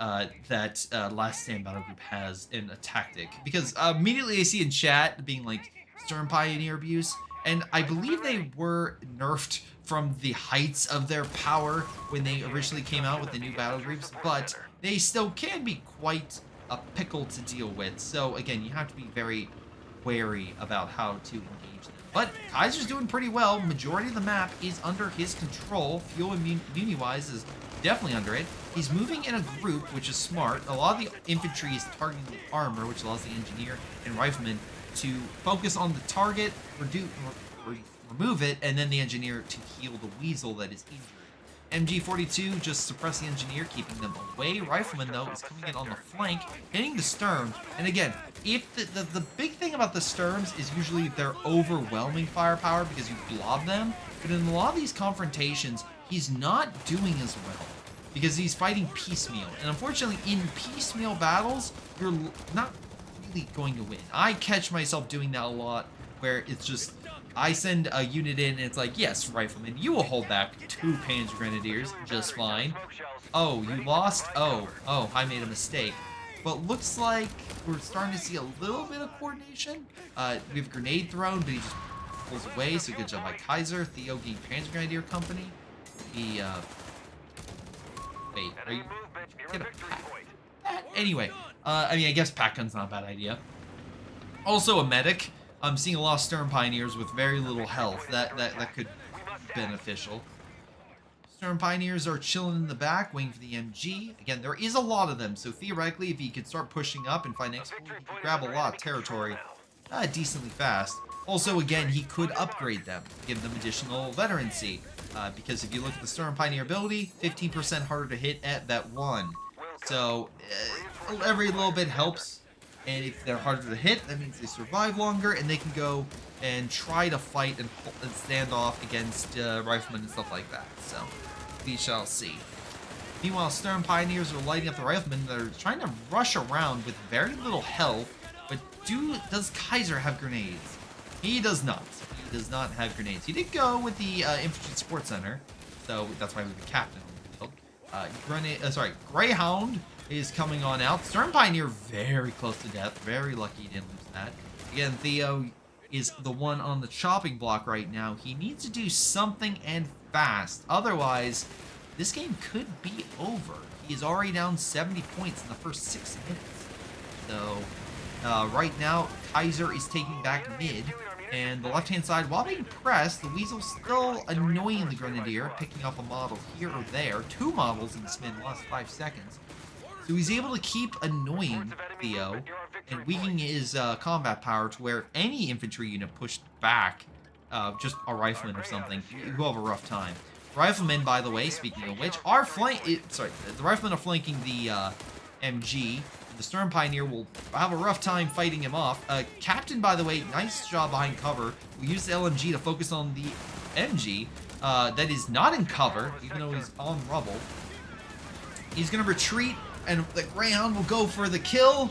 And is this... Yeah, it's a wipe. We do have a successful wipe, and Pack Gun is on the field. But remember, none of them are doing exceptionally well. None of them have a snare immediately. MG did nothing. Yeah, pretty much. That's not incorrect, Theo. At least you recognize that. But yeah, when you don't have it in cover, the MG will die pretty quick. I'm actually a little shocked we've not seen a Stern Pioneer perish, because, again, with the amount of ways that Kaiser has been pressing against Theo, I wouldn't suspect that. But luckily, he is building a concrete bunker. Everyone can chip in, and he can try to heal his men. Roger that. Riflemen are not too worried. I mean, they have an upgrade to bars, so I guess they see their combat power is not being tested. Oh, no. Speaking of which, there's the bars. And the majority of the map is, again, under Kaiser's control. Maybe the middle victory point will switch over to Theo, but victory point-wise, it is still going against Kaiser. I guess he relied on Gren to hit Vet 1 on time, but he failed. Yeah. Honestly, maybe the Vet 1 ability will help them stay and fight better. But again, do you really want to use the limited fuel you have to upgrade your stuff? We have smoke screens ready to deploy. Let's see. Great, scout units taking over that. Riflemen and engineers moving on over. Engaging the Stern Pioneer. We have a decent force by Theo altogether. The pack missed, unfortunately, though. Second shot. Misses again. Okay. Can we get a third? Oh, but I forgot. Also, the Stern Pioneers do get an ability to just start lobbing grenades if you activate immunity ability. But of last, again, Theo doesn't exactly have a ton of immunity. Although, like we have a light artillery barrage. Oh, this is gonna be so painful. All this. Yep. And Kaiser is broken through. The pack is gone. Riflemen are pushing up. Are we throwing a we are throwing a satchel, and Theo surrenders. That was indeed a game. A game that showed that Theo, trying a last stand approach, did not fare very well and fell apart. So, nice attempt there, Theo. Kaiser, congratulations on moving on in the tournament. And we shall see how things progress. But for right now, we got another set of games for you to go. So let's get to that. Oh, Reekley, hello! Thank you very much for the raid, right as this game finishes on up. To those tuning on in, hello and welcome. We are doing a Company of Heroes tournament. This is Championship of Heroes. I am being a guest caster today. I'm GrayShot117, and I do appreciate the raid. Really kind of you. All right, but there is all the matches that could be played. I have one more set in match 1 to cover for today. Another caster, Foolish Viceroy, will be covering many of the games tomorrow that I do not cover today. And also potentially Ovadi. So if you like Ovadi's cast and stuff like that, check it out. But right now, I would recommend not going anywhere because I'm pulling up the last set of games that we have today. We've had plenty of games today. We've had a lot of games today. I have been talking nonstop for 4.5 hours. You know, I'm sure it's been fine, and I'll probably not be able to talk for more hours. It's great, but that's because you all want to see some great games, and I will be happy to provide them. Well, not for my skill, of course, but of the competitors, of course, that you see below me, with that are both amazing in this game and awesome enough to join this tournament. So really kind to them to do so. All right, still got 1 or 2 things to set up, but while you're waiting, if you want to follow, subscribe, do what you guys do. It is greatly appreciated, and I can't tell you enough how every organization really honestly just cannot appreciate enough all the support the communities give to them. So this one included. So please support the Championship of Heroes and this upcoming tournament. Thank you. All right, let's see. I think I have everything ready to go. It's actually the quickest I've actually got one of these games set up. Huzzah, I'm getting better at this, I think. Watch as something messes up. But for right, oh, yeah, there we go. There we go. All right, so I think we're set, and okay. So grab a water, grab a snack, go whatever you need to in just the next 10 seconds, because I'm about to launch this. And when I launch it, we're not stopping. Let's see. Hold on. Come on. Why is this not? Okay, maybe I'm not launching it. Okay. Now we're launching it. Huzzah! We are live and ready to go. So let's get to it. Hello everyone, I'm GrayShot117, and joining me in this set of games today is Nub as the Africa Corps and Nos Markov. There we go. Bringing up my Russian. Nos Markov. But anyway, we have hopefully a good set of games for you today. And we've had great games all day today. Hold on, I forgot to reveal every player. There we go. Now you guys can see everybody. Alright, so we are on Longres, and I'm hoping for another great set of games. Again, last set of games for today. Let's make it a high note. Let's go. Royal Engineers being deployed. No special battle group for Nos Markov yet, but he has brought out some infantry section. Meanwhile, Nub going back to the Africa Corps. It's good to see the Africa Corps set on up. set back, because we've seen a lot of Verma recently, so good to see him.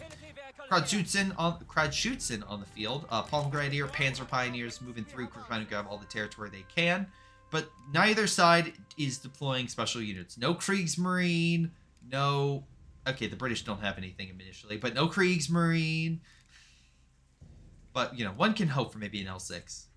But what we are getting, like, at least armor-wise, is a light carrier. So, curious to see how that goes. Infantry section grabbing the Muni. Slowly but surely, they're grabbing more and more territory with another infantry section coming on out. Whew. Usually in games like this, it's like, okay, who has the better infantry and how are they upgraded? Palm Grenadiers could be upgraded with Veteran Squad Leader and bolstered men to 6 men and be even better. Honestly, really proficient at fighting other infantry, but then you limit the capability of your armor. So it's a push and pull. We'll see how Nub fights it out. Nub pulls back after being engaged by the Royal Engineers. We have the light carrier moving on over to the far side, away from them. Infantry section is moving up to the manpower point, but the light carrier is moving closer to the Palm Grenadier and the Panzer Pioneer. Panzer Pioneer has not enough for a flamethrower, but we are finally starting to see what the game plan is. And it is a Panzerjäger command. So in this, with the Panzer Pioneer, you could give a grenade launcher, and then with an ability here, give him a second grenade launcher, and just start popping shots at the British long range. Meanwhile, Nosmarkov, as the Australian Defense Battle Group, can deploy the Australians, but they can be deployed earlier on, so I'm assuming he's not doing that because he wants he doesn't just want pure anti-infantry, he wants that, like, flexibility, which is what the Australians don't have against armor.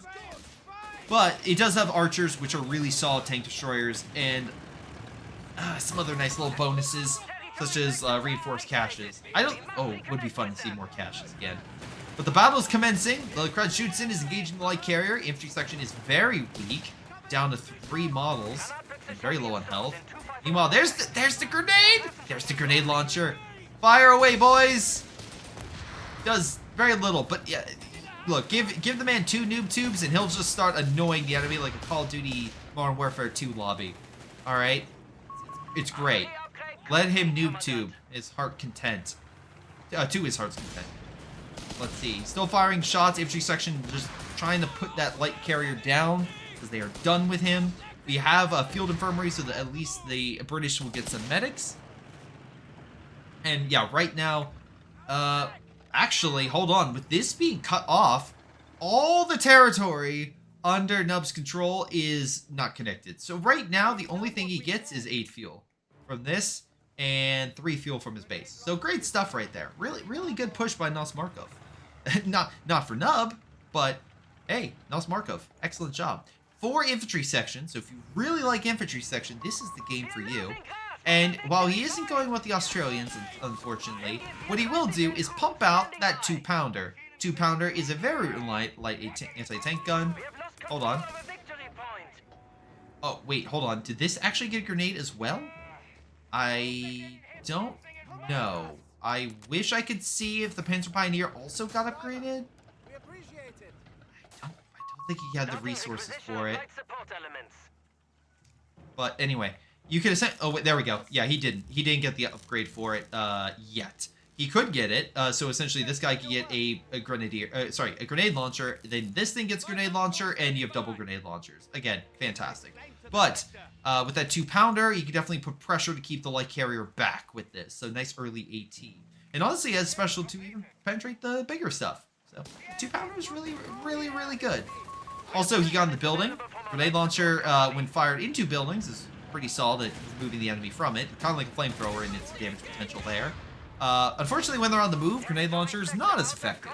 So, right now the infantry section is probably luring him into the AT gun, which is exactly what's happening. Great shot from the 2-pounder, weakens it. Can we get a second shot? Oh, we do. Light carrier is very low, hides behind the building. Good micro by Nub, escaping the light arms fire by the infantry section. Meanwhile, the 2-pounder has to reposition because, yeah, the Africa Corps, very mobile, and right now you do not want them to sneak up and take out your only 2-pounder. Wait, hold on. Nub, what is going on? Where is... Am I missing something here? You're getting a Panzer squad? I didn't miss something dying, right? Because right now, he only has a single... Okay, he got another light carrier. He deployed that with the Assault Grenadier. Okay, cool, whatever. But you only have one Palm Grenadier? Interesting. Okay. Because, yeah, he probably needs more infantry firepower. And only having one frontline unit for so long, that's a little head-scratching. Assault Grenadier coming on in makes sense. And maybe with the Panzer Pioneer, you know, firing new tubes abound, maybe something can be done. Never mind, light carrier immediately goes down. Now it's up to the Assault Grenadiers.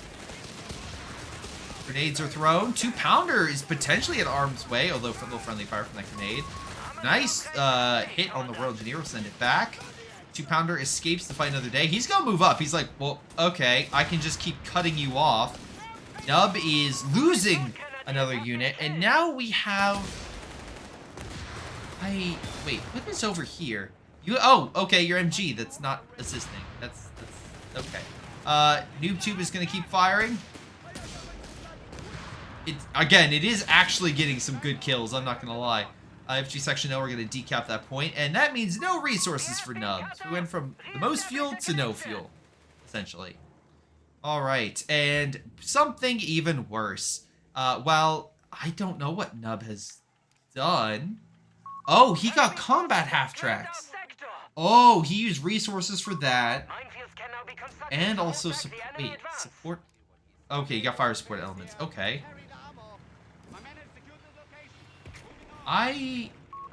Okay. I don't know. I feel like he's missing manpower or something, because I'm like, where's your men? I know deploying the assault carrier and losing that is not helpful. Again, the assault grenadier, not extremely helpful. But yeah, that Hubber moves in. There is realistically no AT to stop it. And yeah, that Hubber now reveals itself. It's probably going to kill the Kratschützen.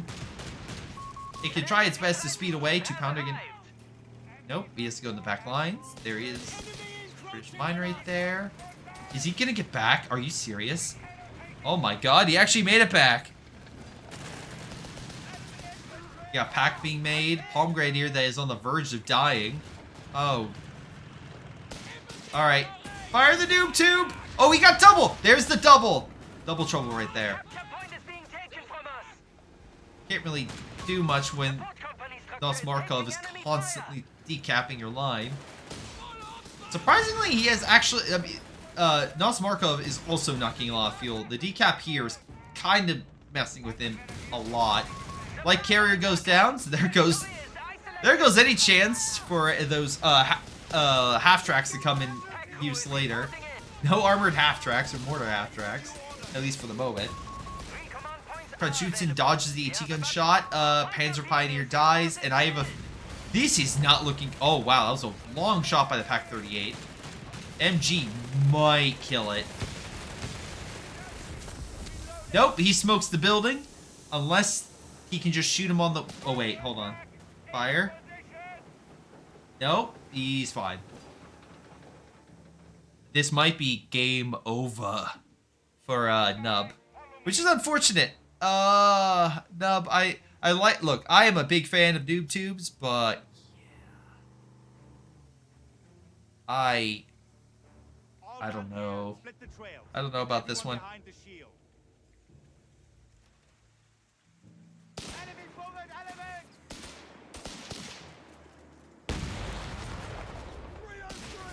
AT guns under fire. Palm Grenadiers moving under. Or moving up. Okay. Flak filling is being developed. I mean, that could definitely hold its own against the Hubber. Now the infantry just got boosted even more. Oh no. Hubber takes a shot from that pack and luckily dodges it. Okay, MG is being targeted, by the way, by the Royal Engineers from afar and the Hubber from up close, just wedging itself right up against the building. Flak filling moving up. Hubber, it might have an issue here. It's being just overwhelmed. There is an AT grenade he may have to worry about. Hubber escapes the fight. Wait. Never mind, does not escape. AT grenade damages the flak filling, and I think small arms fire is going to kill it. Dang. This is... Nub, can you deploy a unit and it not immediately die? Oh, wait. Friendly fire? Hold on a minute. Come on. One artillery shot right here against the infantry section. Okay, I'll take it against the AT gun. Nub needed the British forces to kill themselves in order for there to be any chance of victory. It is not looking great. We have 3 units remaining. We are pumping out another flak-filling. Guys, this game is not over, but it may be over. Alright. Again, with a stolen Pak-38, the British now have 2 AT guns. Now 4 frontline infantry and a Royal Engineer. Nosmarkov does not have the tank building yet, but you know, if he wanted Stewarts or something like that, he could probably afford it and still be fine. Or he could save up for you know, his fuel for a tank, and I think he would be fine. Victory point wise, it's 100 points difference roughly from between Nub and Nosmarkov. While that Palm Grenadier may get a single victory against that infantry section, the next wave is coming in. Oh. Blackfilling is on the front. MG grabbed the victory point. You know what? The MG is holding back the infantry section, but I'm assuming with the flare, artillery can't be that far behind. Alright. Oh, okay. Alright, like emergency assault grenadiers have been deployed to the battle. And, you know, if they ambush the infantry section, he doesn't use the grenade, maybe. Fire the grenade launcher. Did it fire? Did he fire? Hold on, can we get a kill on the retreat? Hold on. Come on. By the way, yes, I know the flak-filling died. We're not going to talk about that. We're going to talk about the potential chance for Nub to come back in this. Let's just ignore the AT guns waiting for him to pop the corner. But yeah, the flak-filling immediately went down. Designated units shall initiate crew shock tactics to forestall the enemy. Royal Engineers are pushing on in for the victory point. At least the territory on the far side is still connected. Assault group is pushing to the fuel. Again, the more you delay Nosmarkov getting fuel, legends say steal 3. Okay, hold on. So we have just 1 AT gun, but you know, we could see maybe more. Pump up those numbers. Infantry section now trying to deal with the assault grenadiers. They drop smoke. Okay, cool. They're holding on to the fuel. Now the infantry section just waits, and they can light that guy up. But at least he's de-stopping the fuel, which is actually affecting Nosmarkov. Because this map just doesn't have a lot of fuel. And right now, weirdly, Nub has been getting a lot of fuel, which is why he's been able to deploy 2 flak-filings. Mortar is seeing the MG that's hiding behind the little house. What is that? Is that like a... Is that chicken coop? I actually don't know. Okay.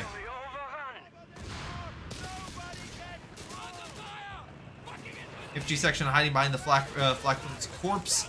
Holding them back. Oh, light carrier, please do not die next to the 2 flak-fillings. Oh, good. AT gun luckily didn't kill it. He just killed the carcass. Palm Grenadier been upgraded with MG34. Hinges to force them back. Mortar fire those coming on in. Building does not have a lot of health remaining. That's a wood store shack. Why would you... Oh, okay. Maybe I'm dumb, but every time I've seen someone store wood, they just kind of throw it outside and put it next to the house on the stack or something. They don't make a small house for the wood. It's 1940s era, boss. Oh, okay, fair. Let's see. Infantry section are lined up. And 3 squads with a... Ladies and gentlemen, the 3rd flak-filling has hit the field with a new assault... Oh my... The only... Oh, please hit the mine. Please hit the mine and kill the infantry. Nope. That did nothing to the infantry section. AT gun lined up a perfect shot. They tried to get some wipes on the infantry section. Alas, Nub was not able to. Oh, no. Assault Grenadiers, though, seeing all the support weapons, going for it. How is Nub not dead? I am being on. The only way Nub is not dead is because Nosmarkov is unable to get tanks. That is the saving grace, is Nosmarkov has been unable to get a good amount of fuel. And because of that, and that's like Nosmarkov, you should probably build that last base. Victory point wise, he's putting pressure on Nub, to be very clear. But yeah, this is this game is being won not because of Nub tactically, strategically. It was the lack of fuel from Nosmarkov for so long. MG is holding back the infantry section to the best of its ability, but they are closing in with Brens and Recce rifles.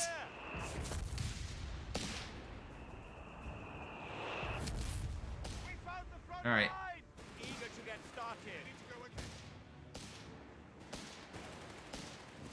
The MG raid open fire.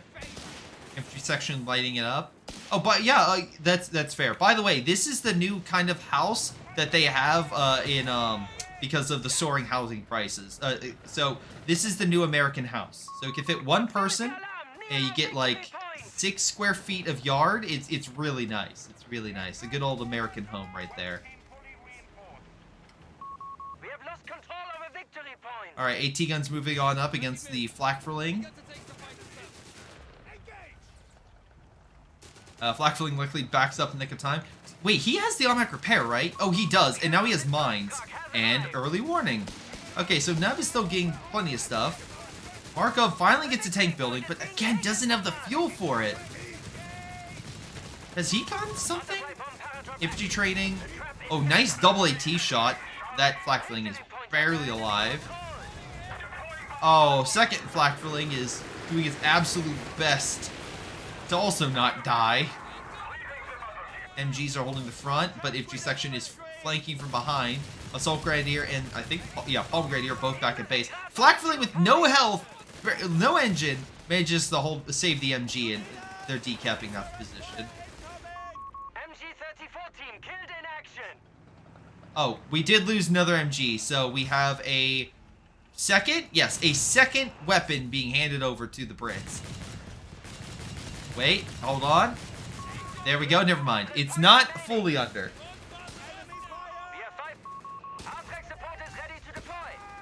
Ref grenade fires. Another MG is down, and Nub is at 4 units. What is this game?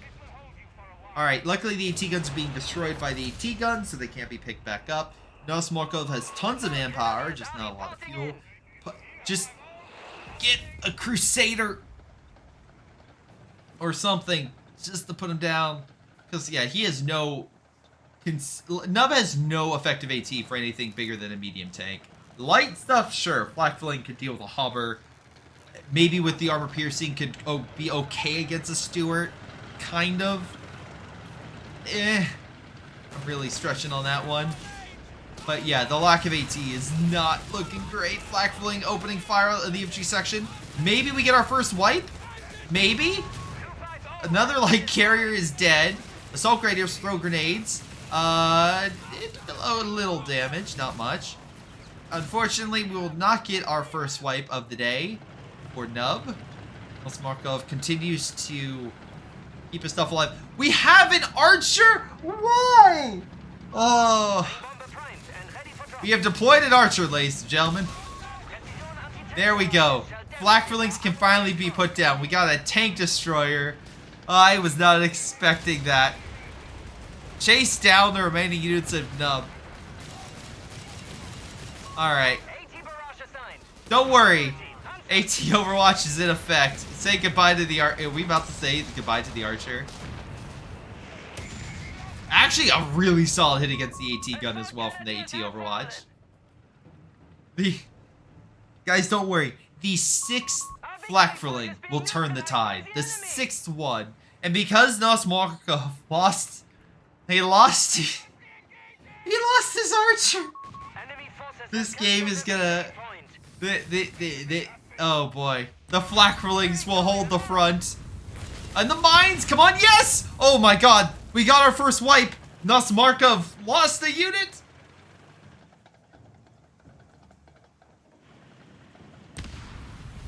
The mines are delaying the British infantry section across the map. Excellent to see. Oh, yeah, I'm sorry. The Archer was the first wipe. The Royal Engineers are the second. But, guys, why would he need Royal Engineers? He doesn't have armor. So, Nos Markov, of course, does not need Royal Engineers. Alright? Just needs to hold on to the victory points. So that way Nub can, you know, Nub can lose this gracefully.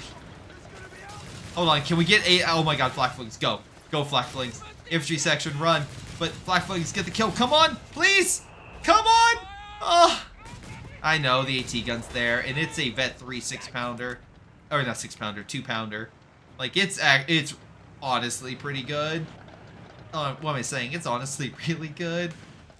But yeah, I'm sorry. This one's a little more... We had 3 Flak Flings. Oh my god. Okay, if you get 3 Flak Flings, I can have a little more fun with how I cast this. I'm putting it out there. We have 3 Flak Flings. I will now petition for Ray to... Everyone's talking like, oh, Ray's amazing, Ray's this, Ray's that. I want to see Ray with 3 Flak Flings. Let's see how that goes. Anyway, Pack 38's opening fire, 2-pounder doing the best. Attack of the Flak Flings is a go. MG is hit by grenade, but still alive. We may have our first wipe. Nope, another Flak Fling's dead. This Flak Fling is hitting the AT units. It dies. Third one's coming on in. Don't worry. Let's go. Let's go. Let's go. Another Flak Fling. Okay. You should stop asking questions after the 4 guard build. Listen, how many were deployed? How many? Great job with the infantry section. Nos Markov was just dealing with, like, constant nuisance, but I don't know the Archer. The Archer was not the play. The Archer was not the play. Flak Fling, 6 of them were deployed onto the battle. 6 Flak Flings. As we can tell, they may not have been the standard choice or the right choice, but it's the choice we needed. We, the viewers watching this, needed. So thank you, Nub, for doing that. I do appreciate that build. But let's see what Nub does in game 2. All right, give me 1 second to get that set up. But surely, but they surely have a choice. I mean, yeah, I mean, you could choose any sort of unit, but no, Flak Fling, just keep pumping them out. That will be the play. That will turn the tide. That will win the war.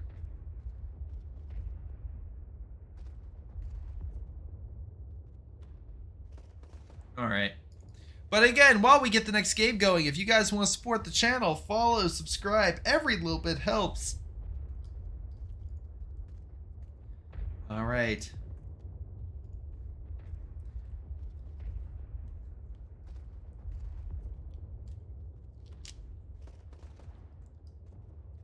Pineapple Fruit, thank you for the follow. I do appreciate that, man. Thank you very much for the support.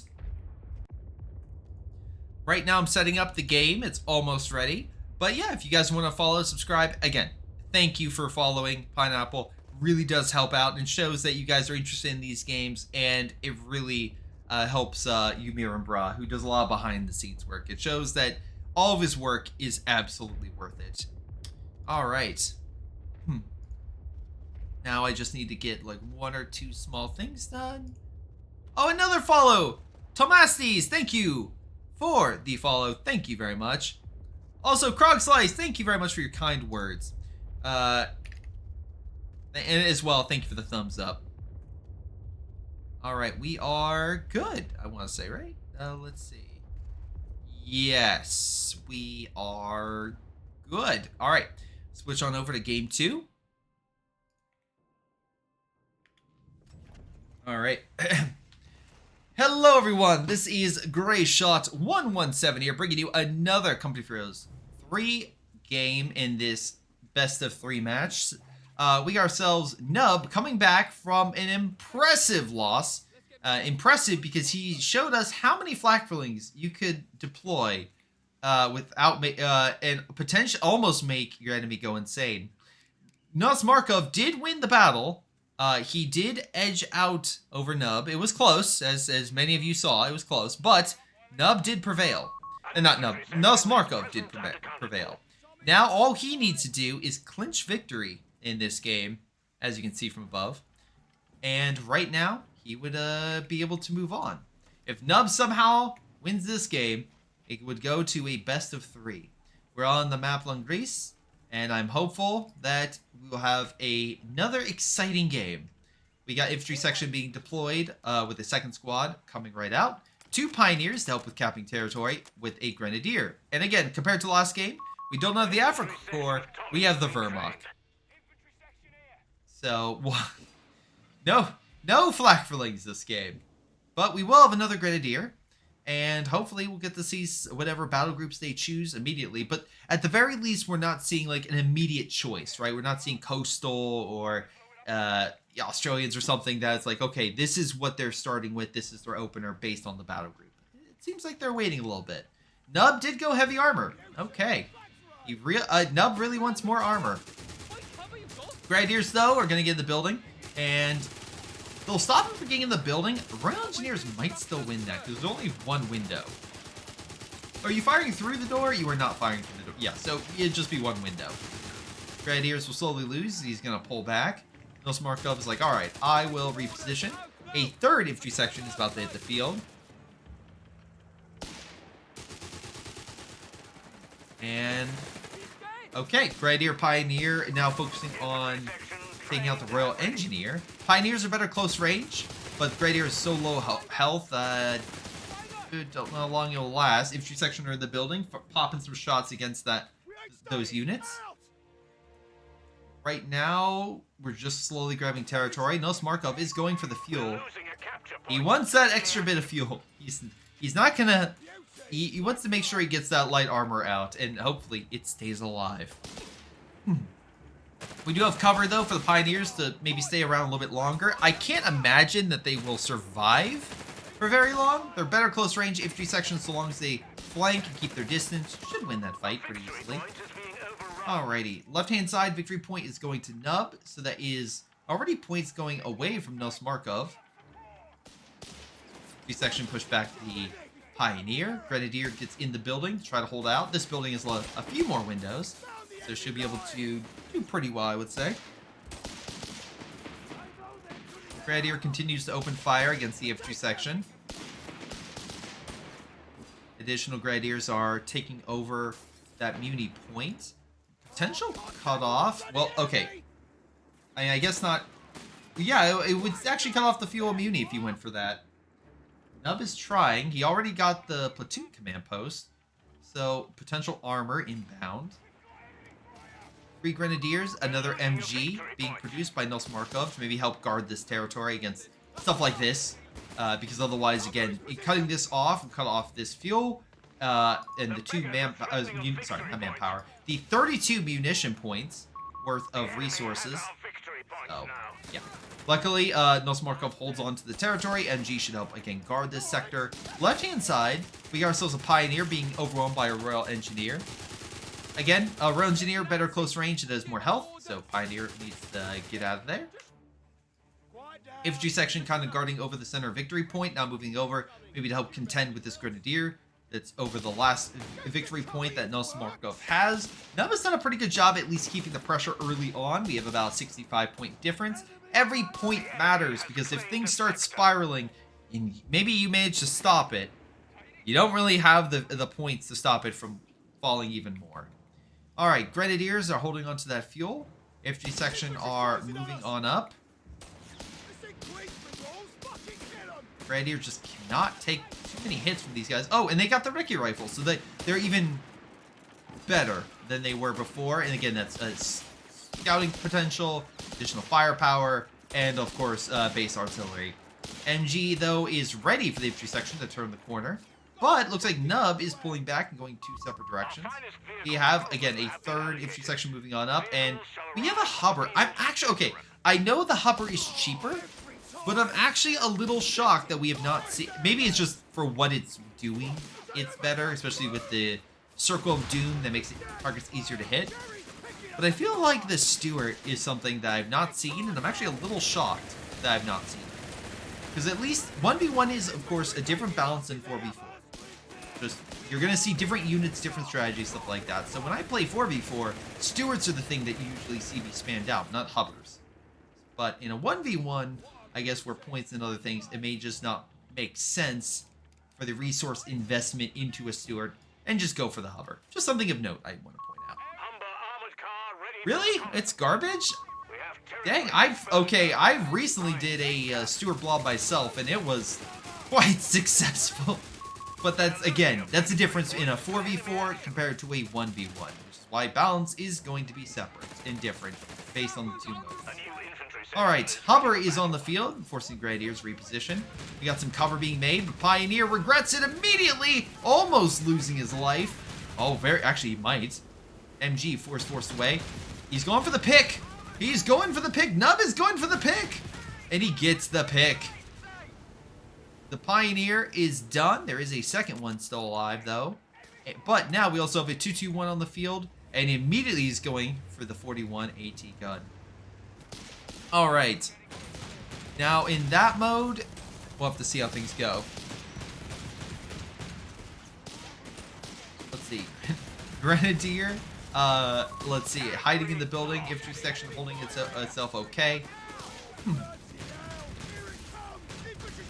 A hover of the infantry section will eventually force the Grenadier to leave the building.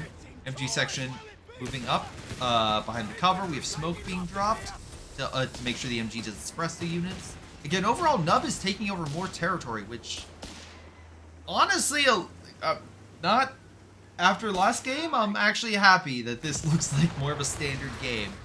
Alrighty. Again, we have about 140 point difference. Nus Markov needs to grab that territory. He has one. It looks like middle, he has double Grenadiers. Does he have a medical station? He does not. Okay, so that might be something you might want to look at in the future, is grabbing that medical. Alright. MG is chilling with the 2-2-1 providing cover in case the hover returns. We got a Flak 30 being deployed, very good against infantry and light armor, compared to a 6-pounder being deployed, which is very good against, of course, light armor. So both sides are bringing out special weapons that'll deal, but the edge, I would say, for right now, these engagements, is Nub. And I'm not saying that because any other reason except for we have 4 frontline units compared to 3 frontline units. Yes, Flak 30, the AT gun, they're going to be different in different ways, but overall, I would still give the edge to Nub. Let's see, right now, we have a second infantry section now with Brens making their firepower even more deadly. MG, though, should be able to suppress it. He doesn't have any green cover to hide behind, so there goes the immediate suppression. Maybe he's able to decap the territory, but I can't imagine long. He'll want to stay there, because again, using manpower. Oh, wait, smoke is dropped by the hover. That's also a nice thing, is the hover can deploy smoke to help guard your infantry and allow yourself to, you know, fight another day. Alright, let's see. Right now, we got ourselves a bit of a battle going on. AT-Gun gets a great shot on the 2-2-1. These sections still on the front, so they can potentially... Nope, it moves out of the area.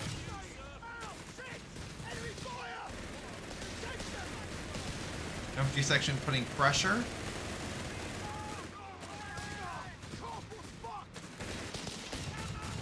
MG's forced back. Grenadiers get in the building. Nub got some good hits on Markov, but Nus Markov did hold this center area, and I think with his reserves should be able to grab this. Let's see. Another Pioneer coming in. Oh, we're not going with like Panzer Grenadier or something? I mean, I guess, you know, going Luftwaffe, it wouldn't be Panzer Grenadier, it would be the Jaeger squad.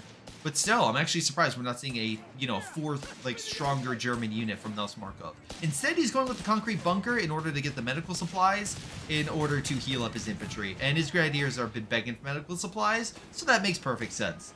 Far side, though, Nub is going real deep, going for the fuel right next to his base. That's a bit ballsy. And it immediately sparks a reaction from Nus Markov. He's moving over the Grenadier to try to stop it. But so far, looks like the Royal Engineer should be able to hold on to it. So, nice job on his part for holding that. Right now, Grenadiers are slowly whittling that unit down. We have a Pioneer going out to grab that territory.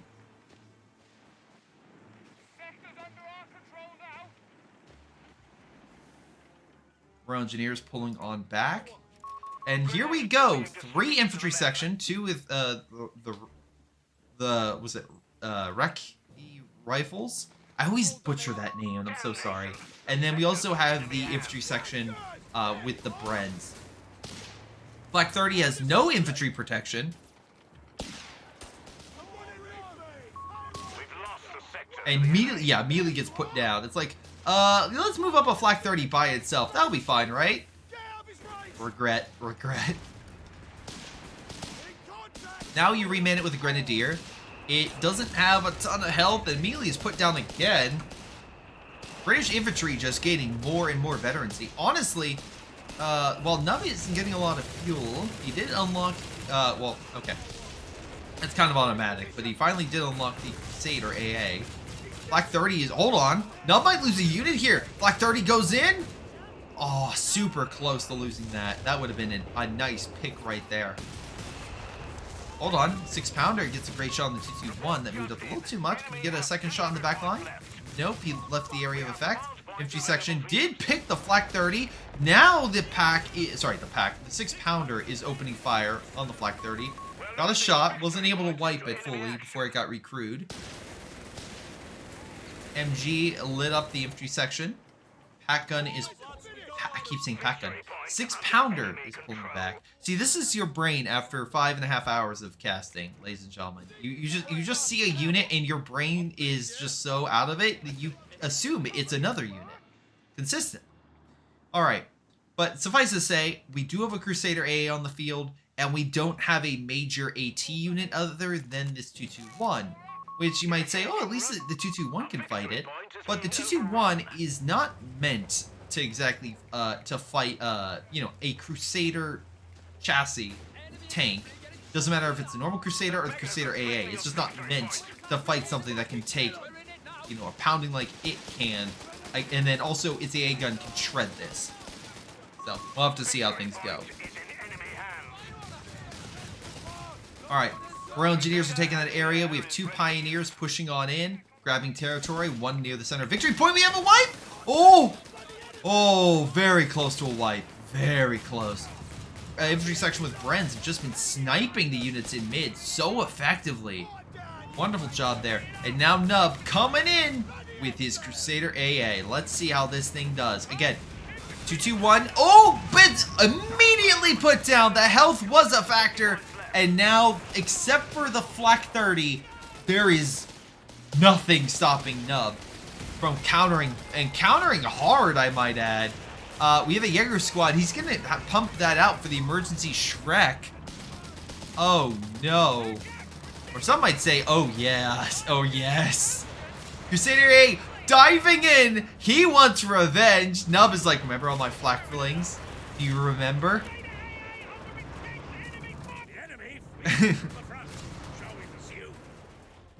And there we go. We have a GG! Nub came back! Alrighty, I was not expecting that, to be very honest, but hey, great job for Nub coming back, using an AA to his advantage, which is actually kind of funny, and getting a win.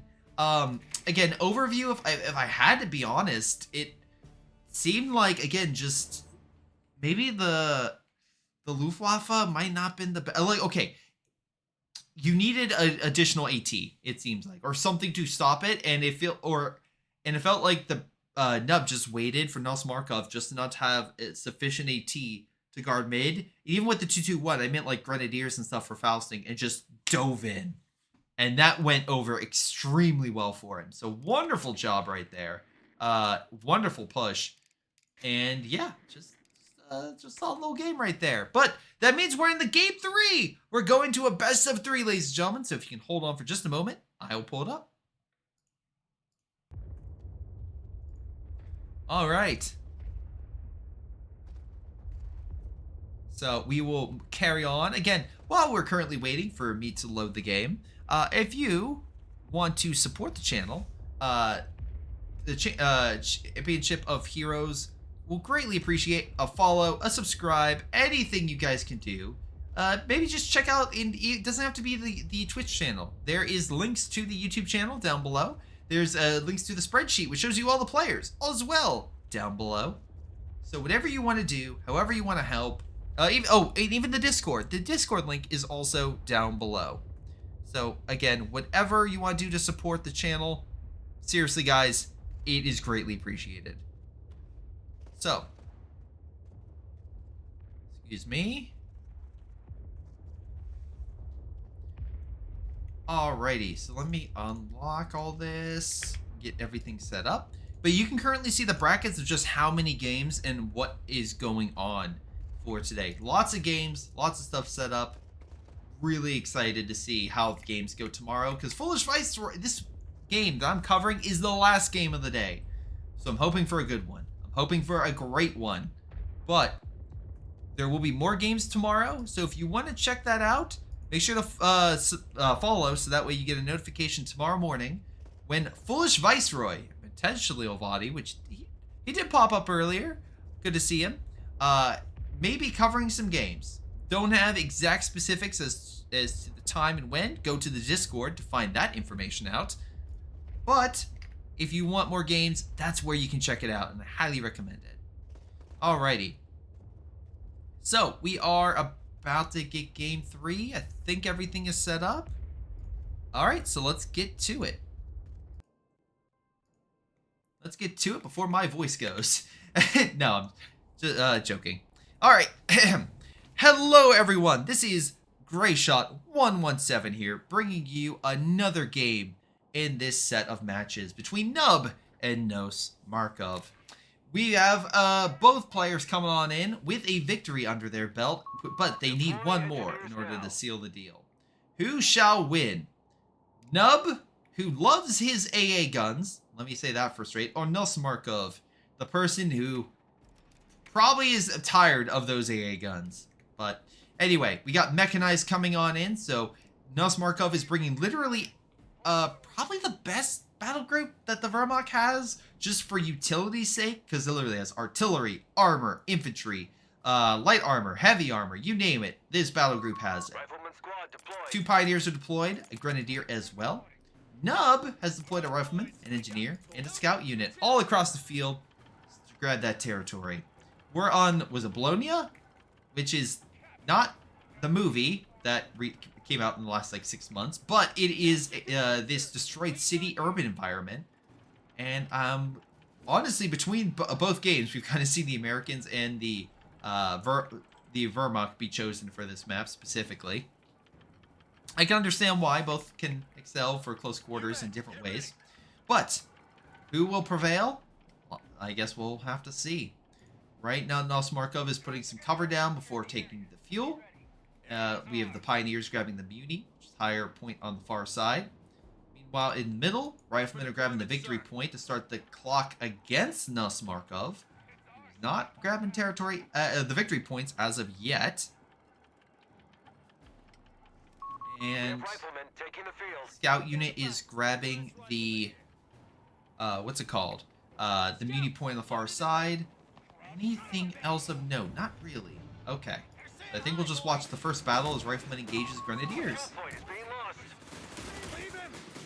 Alright, no grenades yet, so it's literally just down the small arms fire, mano a mano, the last man standing, and yeah, I have a feeling the man with the Thompson will probably prevail. So, the Rifleman should, you know, do well. In case you're wondering where the man with the Thompson is, he's this guy, facing into the rest of them. But yeah, Riflemen do have that little close range support, which gives them a small edge, among other things, so they'll win against the Grenadiers. Now he just needs some help. 3rd Grenadier being made while 2 are on the field. We have 2 Grenadiers, actually 3 Grenadiers on the field. Alright. Riflemen unfortunately win another fight against the Grenadier, though this one took a little more damage. And it looks like another 3rd Grenadier will come on in. This Rifleman is weaker. I don't suspect he will last in a long battle, but he doesn't have to. He just needs to decap the territory. And he will be sent running. Meanwhile, victory point on the far side is a Pioneer is trying to grab. He decaps it and runs back. He's not able to get it, But maybe Nos Markov can get a pick here. A early pick would be nice, especially against a engineer. I think I said pioneer, an engineer. Alright. Riflemen are behind some solid cover. And with their rifles, they will engage the Grenadiers from afar. On the top, we have Nub moving on in, decapping the Muni point. While this one's taken over. Again, both sides are just slowly building out their army. Both have 3 frontline units. It's really how both sides are going to upgrade. Are we going to see some veterancy bonuses for the Germans? We're going to see bars and grenades for the Americans. Nos Markov says, no veterancy. We do have a flamethrower for the Pioneers, and we have Luftwaffe company being made. Luftwaffe, again, brings out the Flak 30, the Jaeger squads, the Martyr, the Wirbelwind. Lots of, you know, really good options. AT might be something that last game was needed, but we'll see how Nos Markov does this time. Alright, so Grenadiers are going to hang out and take the fuel. Again, Nub is taking mid, going with the Infantry Support Center. Just saying, just pointing out there, this is pretty much every single game so far. If you're American, you go this in 1v1. You don't go air support, you don't go mechanized, you go Infantry Support Center so you can get your captain on the field. Which, okay. Hopefully we get some upgrades to save on men. We've yet to see what he's going. That's the one thing I will say. I'm very curious to see what Nub picks with his battle group. Because right now, his composition of his army is not telling me anything. Makes it more interesting. I will say, Nub has done a really good job at just going in and decapping a lot of positions near Nos Markov's base. So, Nos Markov is not getting a lot of resources, where Nub is. Nub has 51 muni per turn, at least for the moment. Probably will not last very long, but at least for the moment. Alright, Riflemen are being pressured upon by the 221. It's a machine gun. It's actually pretty potent against infantry, especially out of cover. Again, right now there's no pressure for him to upgrade it to its AT form. Right now he can just kind of chill and just hopefully push back all the riflemen and eventually the captain. Pioneers push back the rifleman with its flamethrower, taking back mid. Looks like Nos Markov is making some moves across the front as the Grenadiers grab the muni far back as well as other positions across. Right now, victory point wise is probably the biggest difference with Nos Markov down by about 100 points. Again, every little bit helps in terms of victory points. So, we'll have to see how things go with if we're going to continue to see a decline for Nos Markov, or maybe he can finally start putting pressure and bring Nub down. Alright, 2 Grenadiers are moving over. We have ourselves double Pioneer as well. No flames for this one yet, but I'm assuming he's saving up the muni for the medical bunker that he's setting up in the base. Nub has not built a bunker as of yet. Oh, no, he did. I'm sorry. He did build a bunker. Not bunker, a field infirmary for him to heal up his men to full health, as well as to save maybe a little bit of, was it reinforcement cost? Which is also the same for Nos Markov as well. You do get a little bonus in manpower every so often. Alright, but both sides of 41, both are good at manpower. We now have what is going to happen. We're going to have potentially easy 8s versing, well, not Pershing, what am I saying? Easy 8s versing a Panther, a potential combo here. At the very least, Nub has the potential for setting up his armor to be very cheap and numerous, which, you know, maybe not something you want, being the Germans, but we'll see how Nos Markov contends. Right now, that Pioneer squad is being absolutely shredded by the American infantry.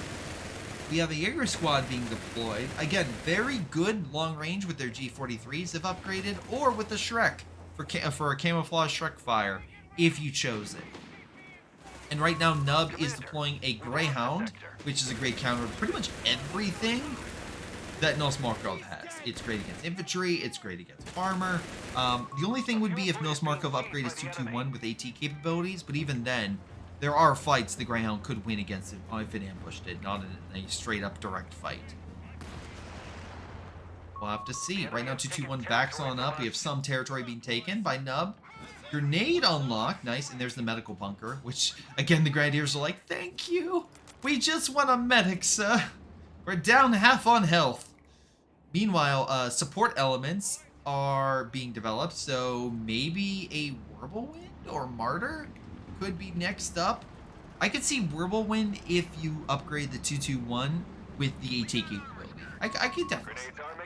Meanwhile, the Greyhound's just patrolling in mid while the Rifleman grabs some fuel, checking out to make sure the middle area is secure. There's where the Jaeger squads will kind of reveal themselves as they attack. Alright, let's see.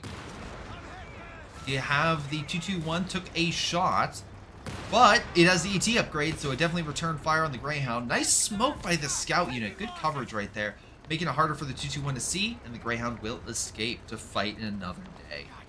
Awesome job. Because again, at the very least, may have not gone well this time. Doesn't mean it can't go better next time.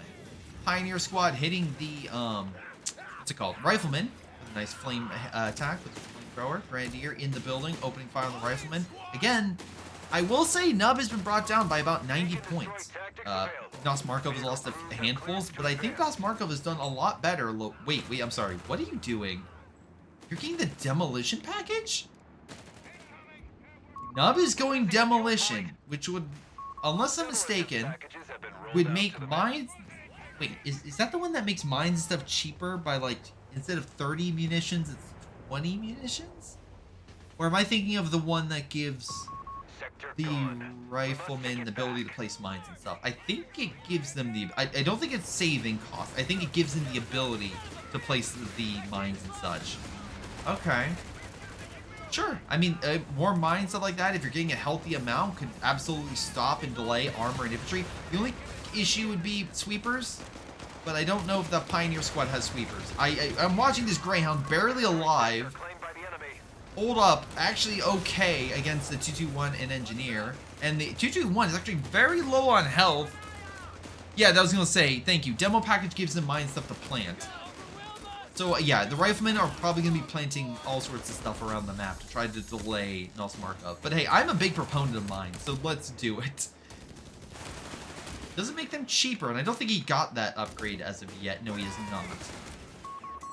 So, we'll have to see. Riflemen are pushing up. He did the extra bit of damage, fire support, to just unload on the Grenadier, sending him back. But we have ourselves a Whirlwind on the field, coming on out. So the counterattack by Nub, I would say, was pretty successful, but his units are a little weaker.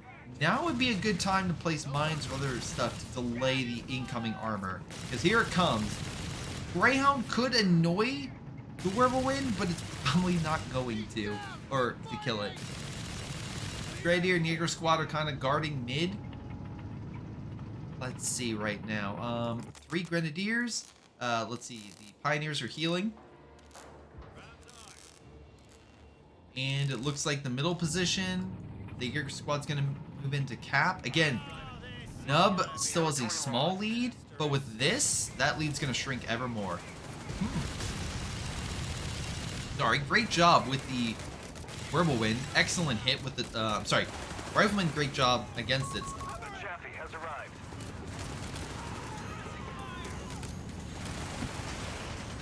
Hold on, Greyhound thinking he can take down the Whirlwind because it's the damage engine next to the double AT grenade in sync, is going after it.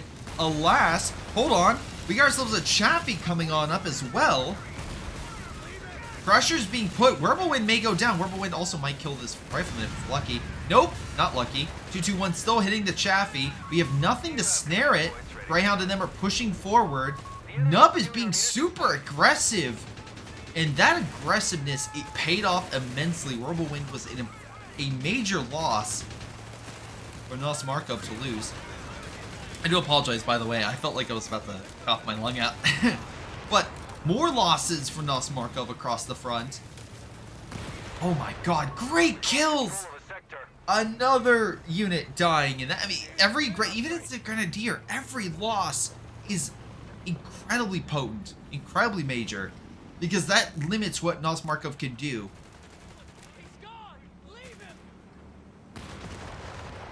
Oh, wait, we don't have a GG, I don't think. I think he was just kind of shocked at what happened. Nos Markov still has more fuel, at least for the brief moment, before all the armor and everything starts allowing the infantry to cap more close to the base. Are we gonna see a Pioneer loss as well? Oh no, please no. Engineers trying to help with the kill. Not able to go for the additional model. Also, a lot of riflemen right here, not a lot capturing mid. They've captured a victory point. 2-1 is still on the front. We have another Whirlwind coming on out. Wow, 2-2-1 super aggressive, goes for the hit. Riflemen are coming in for the flank, but the riflemen are being suppressed. You have a smoke? Is that smoke? Yeah, I think it's a smoke preventing it from shooting. The riflemen are now no longer going to be suppressed. They have the grenades. Yep, MG's overwhelmed. Chaffee really wants that 2-2-1 dead. Gets a great shot. One more could do it. Fire. He is successful. Now the Whirlwind needs to potentially dive the Chaff. Oh no, yeah, I don't even want to say that. That's a dumb idea. But he did do a little damage. But yeah, Chaffee wins. Chaffee wins. And grenade is thrown, but alas, unable to get any solid wipes. Nub continues to. Nub continues to take more territory. Greyhound is covering, pushing back the Grenadier, stopping any potential, retaking of this fuel. Oh. Guys, I don't know about you, but if we're gonna win this game, obviously we need to deploy more Greyhounds. Which, all four. They pushed us off a sector. Whirlwind is moving on over. That could actually be seriously bad because, yeah, Nub could unlock, stuff to make it less impactful for the overall army. It's already here. He got fast deployment. He can make the population of new armor units go down. All sorts of stuff to make just more numerous units. And Nos Markov probably doesn't want that right now. He does have a Shrek team, so that could help hold back the, the armor. But he probably needs more AT. So maybe another Shrek by this Jaeger squad in the future. Because right now the Greyhounds are just going to be able to help, maneuver around and pick off this stuff.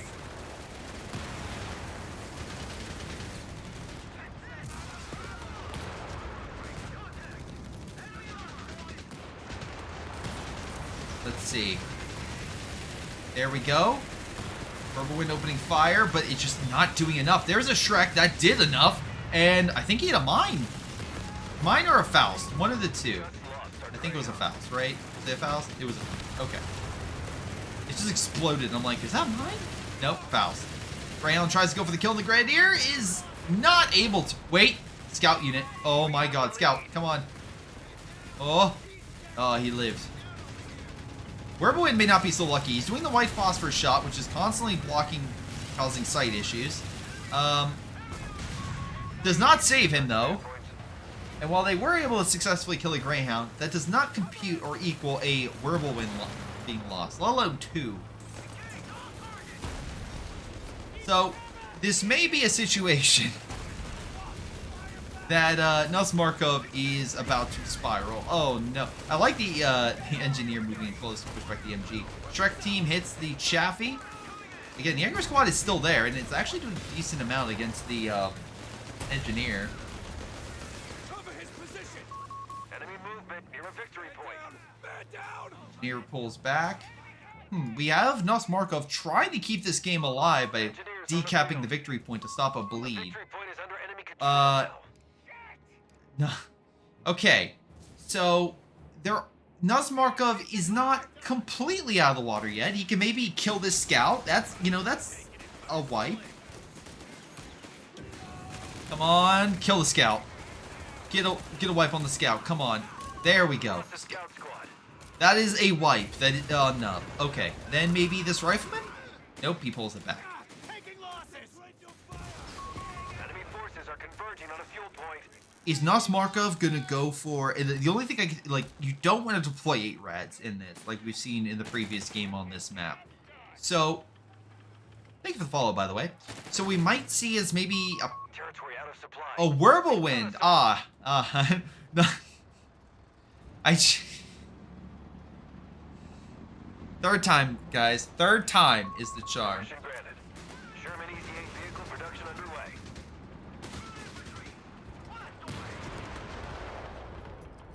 We have Markov talking back to Nub. Okay.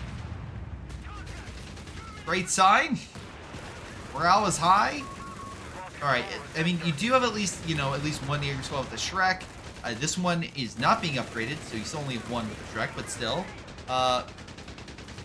MG is sent back.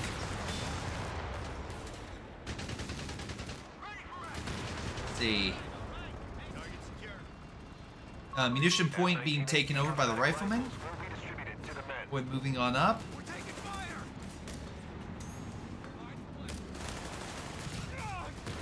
Let's see. Orboin does send the rifleman packing, and there is a large chunk of Nars Markov's units. Problem is, riflemen are about to be boosted with bars here in a minute. Okay, so long as the Whirlwind has protection, and he has plenty of munitions for fouls, he might be okay. Even with the Chaffee and the Greyhound. Oh, can we get a wipe on the engineer? Hold on, another wipe. Okay, Nars Markov still has this. He can still win this. Alright, he slowed the bleed, so he's only down 100 points. He has a good amount of men. The rifleman will have bars, but he has good coverage with Shreks against stuff like the Chaffee. Whirlwind can shred infantry with ease. Maybe he gets another wipe here on the captain. As long as he keeps getting these low wipes, I think Nars Markov might have something. Because right now I'm looking at Nub. Does Nub have the final building?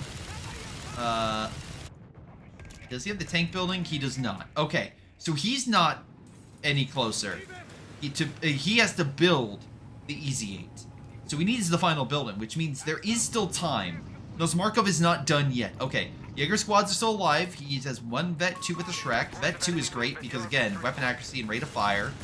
Needs the rate of fire to be higher and higher in order to hold back any of the armor that's been causing him all sorts of issues. Rifleman holding on. When trying to force him out, but he's just firing more damage. Also, I love how he picked up the flamethrower from the Pioneer from earlier. I think it was the Pioneer, or that or the engine. Whoever had the flamethrower, he grabbed it.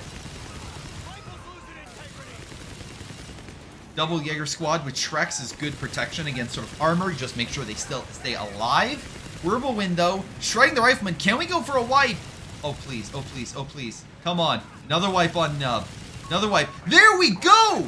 Okay, hold on a minute. Double Shrek fire.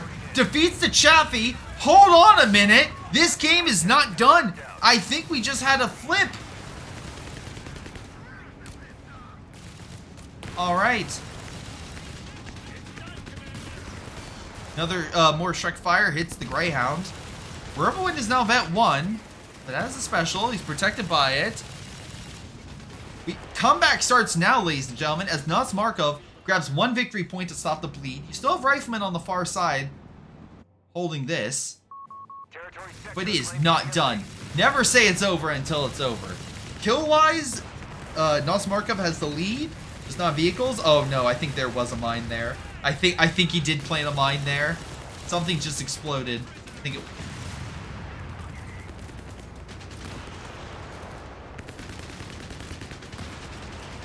Okay. As I was saying, it's not over till it's over. A fourth Whirlwind. That will do the trick, guys. The fourth Whirlwind. Greyhound, by the way, has 21 kills. Nub is finally like, okay, maybe I need something bigger, and is going with the tank depot. Remember, he has the ability to deploy an EZ-8. Oh boy. We have territory under attack. Guys, the fourth Whirlwind will work, alright? It will be astounding, I promise. Whirlwind is holding back the rifleman. They throw a grenade, and honestly, he's very low. He could lose that. I promise you I'm not just saying that. Hold on, rifleman is very low. Can we go for the wipe? Go for the wipe. Yes! Hold on! 2 wipes! 2 wipes! I believe. Let's not talk about the Whirlwind. Let's not talk about the Whirlwind. Oh, no! He didn't get the wipe! The victory point is under attack. Come on. We must act. Oh, he should have moved with the Jaeger squad too. Greyhound escapes. Alright, guys. Alright, ladies and gentlemen. I may have gotten a little excited there. In the meantime, Nub might have secretly grabbed every single point on the map. Almost. So, Nus Markov does not have any resources coming in, nor does he have a lot of fuel. That said, I believe a 5th Whirlwind will do the trick. Alright? The 5th Whirlwind will do it. So, I am fully waiting for the 5th Whirlwind to come on in and turn the tide.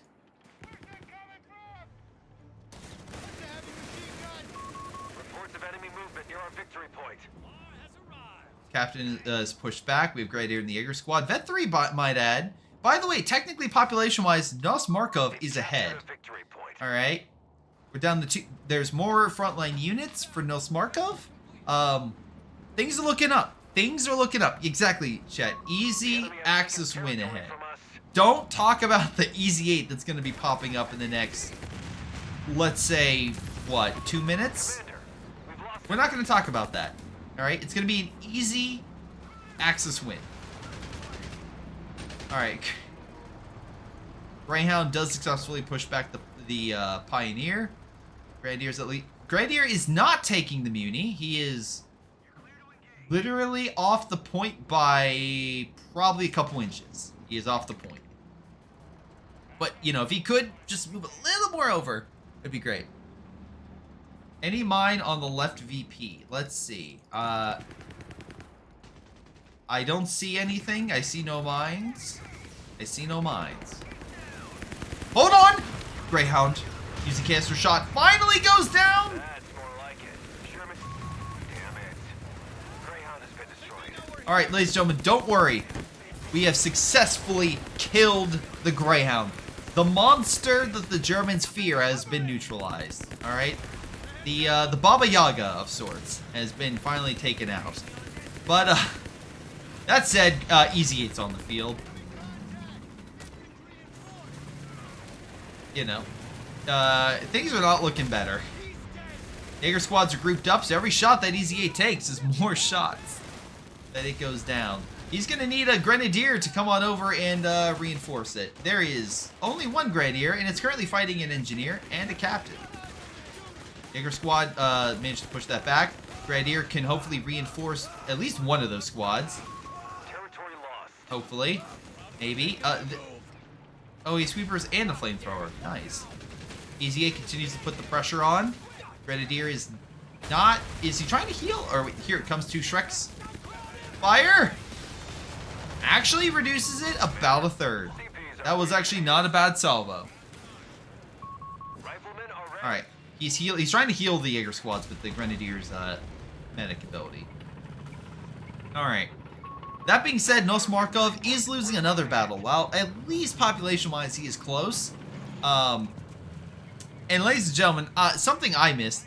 5th Whirlwind. Alright? 5th Whirlwind. That, I hope you guys know, the 5th Whirlwind is the one that will bring about the victory in this game. Alright? As foretold in the prophecies. The 5th Whirlwind.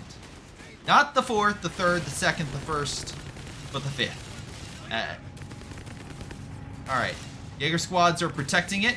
They are going to fire a Shrek salvo. They will fire a Shrek salvo. They did not fire a Shrek salvo. But AT gun's also protecting the Easy 8, so he does that. MG is setting on up to deal with the Rifleman. Luckily, looks like the Pioneer squad did grab some territory. He's going to keep himself back. Grenadiers need to reinforce those Jaeger squads, keep them on the front. Riflemen did pull back. They at least have one victory point. Oh, okay, 2. The Riflemen are taking 1. So it's about 250 point difference, give or take. 260.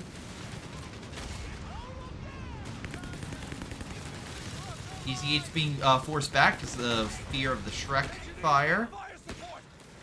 Smoke is being dropped. Most likely, I think the Germans could take mid. Okay, maybe reinforce and heal. And then pull it back? Nos Markov, though, is saving up. And for what? I'm not sure. But he is... Okay, hold on. Let's see. What is he going to get? Okay, Easy 8 once again hits the Jaeger squad. That one has a bar on it. I didn't even realize they picked up a bar. Nice pick. Shrek is about to fire. Gets an okay hit on the Easy 8. Not a lot of damage, but at least it's something. Chat, I know you're asking why not go tier 4. The answer is simple. He wants a deployable Panther. That honestly, that's what Nos Markov probably wants. He doesn't have the fuel for it. Can't salvage it. And he'll need another probably 2 minutes worth of fuel. If I'm... Oh my god. He is going with a second Whirlwind. Why? Oh, I'm sorry. Ladies and gentlemen, my apologies. It wasn't the 5th Whirlwind that will hold victory. It was the 6th. This one is probably about to die, if I had to guess. There is no coverage at all for this thing. But the 6th Whirlwind, as foretold. I love how the first game, we had 6 Flakverlings. In the last game, we're gonna have 6 Whirlwinds. History does not rhyme. History does not repeat, but boy does it rhyme. Alright. I'm gonna lose my mind. Okay, so we got another Easy 8 on the field. We have 2 Jaeger squads with Shreks, at the very least. Maybe 3. I hope 3, if we have that. Victory point wise, it's looking bleak. Easy 8 misses the Whirlwind and pulls away before the Shreks can fire. They're hoping for a kill. He's like, alright, if I keep wiping Riflemen, that's how I win this. AT gun hits the Whirlwind. Whirlwind continues to try to shred the Rifleman. At least did a little bit more damage. Shrek bounces off the front. Whirlwind is holding off the Rifleman from a different angle. One victory point's being taken by Nos Markov. They're hoping to kill the AT gun. If they do, the Shreks would be open against the Easy 8. Let me rephrase that. That's not true. Without the AT gun, the Whirlwinds could kill the infantry, and then the Shreks could hit the Easy 8. There we go. That sounds more like it. But a second Easy 8 is popped up, and there's only 2 Shrek teams. So he has to be very careful how he engages this. Captain is super low. It will probably be wiped. It is. Shrek's fire. Double hit. Easy 8 is down. Engineer might be next, honestly. Come on. Engineer is... Actually, will die. That's another successful wipe. Now we may want a staggered retreat, because otherwise you lose the Jaeger squad. And you can't afford to lose any more Jaeger squads. You really can't. Now you deploy... Now you deploy a martyr! Now you deploy the martyr. Alright. Well, Nub is still in the lead, and there goes another Grenadier. Nos Markov, unfortunately, he may not be able to turn this around when the Jaeger squad's moving over. Maybe he gives this man a Shrek as well. Whirlwinds need an engineer, but he's back at base. No Panther, by the way, as of yet. Reports of enemy movement near our victory point. Jaeger squad needs to hold off 3 Riflemen. Up, chat was wondering where the mines were. There's the Rifleman mines from earlier. Easy 8 putting pressure. Jaeger squad cannot take that much fire for that long. Martyr, though, will help hold. Easy 8 has to back off, but Jaeger squad realistically can't fight any longer. Need to go back. Pioneers will need to heal. Second Pioneer's coming out as well with the Jaeger squad. Riflemen are beefed up with double bars and now coming on in, but again, it will take a moment. He went infantry support, so he has no mechanized center. It'll take a moment for these E8s to be, in fighting shape. There is a pack gun that is, or an M1, sorry, that's just lying on the field. Whirlwind is going by itself. Okay, I understand the risk because he needs to stop them from taking this position. But there is an Easy 8 that could very easily move over and one-shot. Alright. But unfortunately, he can't separate his men. He doesn't have the resources. He could give this guy a Shrek team.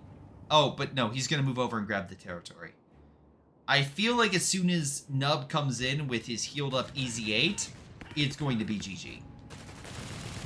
Why this? Wait, hold on. Why'd the rifleman push the center area? The area with the... Okay. Nels Markov is losing points, and I think that's GG. He'll need to move up with his troops and capture the territory, or capture one. He has 3 points remaining. This is going to try to grab it the fastest, but I think he also will lose it faster than anything else. And yep, there it goes. He was not able to capture the territory. Guys, the 6 Whirlwinds were not enough to turn the tide. Rifleman Easy 8's got plenty of kills. Whirlwinds, how many kills did you get? 34 out of 6. Okay. 48 for the Grenadier, 32 for the Jaeger Squad. That is game, and that is a win for Nub. Congratulations, Nub. You succeeded. You managed to, I don't know if goat the enemy is the right word into going AA focus, but you did something. And in the end, you won. So congratulations, Nub. Yeah, you're right, chat. He just, Nels Markov needed 8 Whirlwinds. That's what he needed. But what I need, but again, congrats to both players. They were fun games, and I'm glad to see Nub continue on, because that means more chaos, hopefully. So, before Foolish Viceroy takes over tomorrow. All right. But now, we've now finished all casting all 4 groups. You can now find the results of the other matches in the bracket, which has been updated. So again, check out the link that is in the chat or down below. For the next events, we'll organize things a bit differently, so we can now cast more group stage matches. But in conclusion, Ray, Tuscan, Reekley are tied at 9 points. There will be a final group to determine which finishes first, second, and third, who takes the cash prize. This group will cast tomorrow for, again, day 2. Which is now Foolish Viceroy, and that starts at 1300 UTC. So that's 1300 UTC. So essentially my time is 7 a.m. Central Time in the US, so for reference. Thank you all for watching, and see you all tomorrow. And again, thank you so very much. All right, that's it. Take care, and we'll see y'all tomorrow.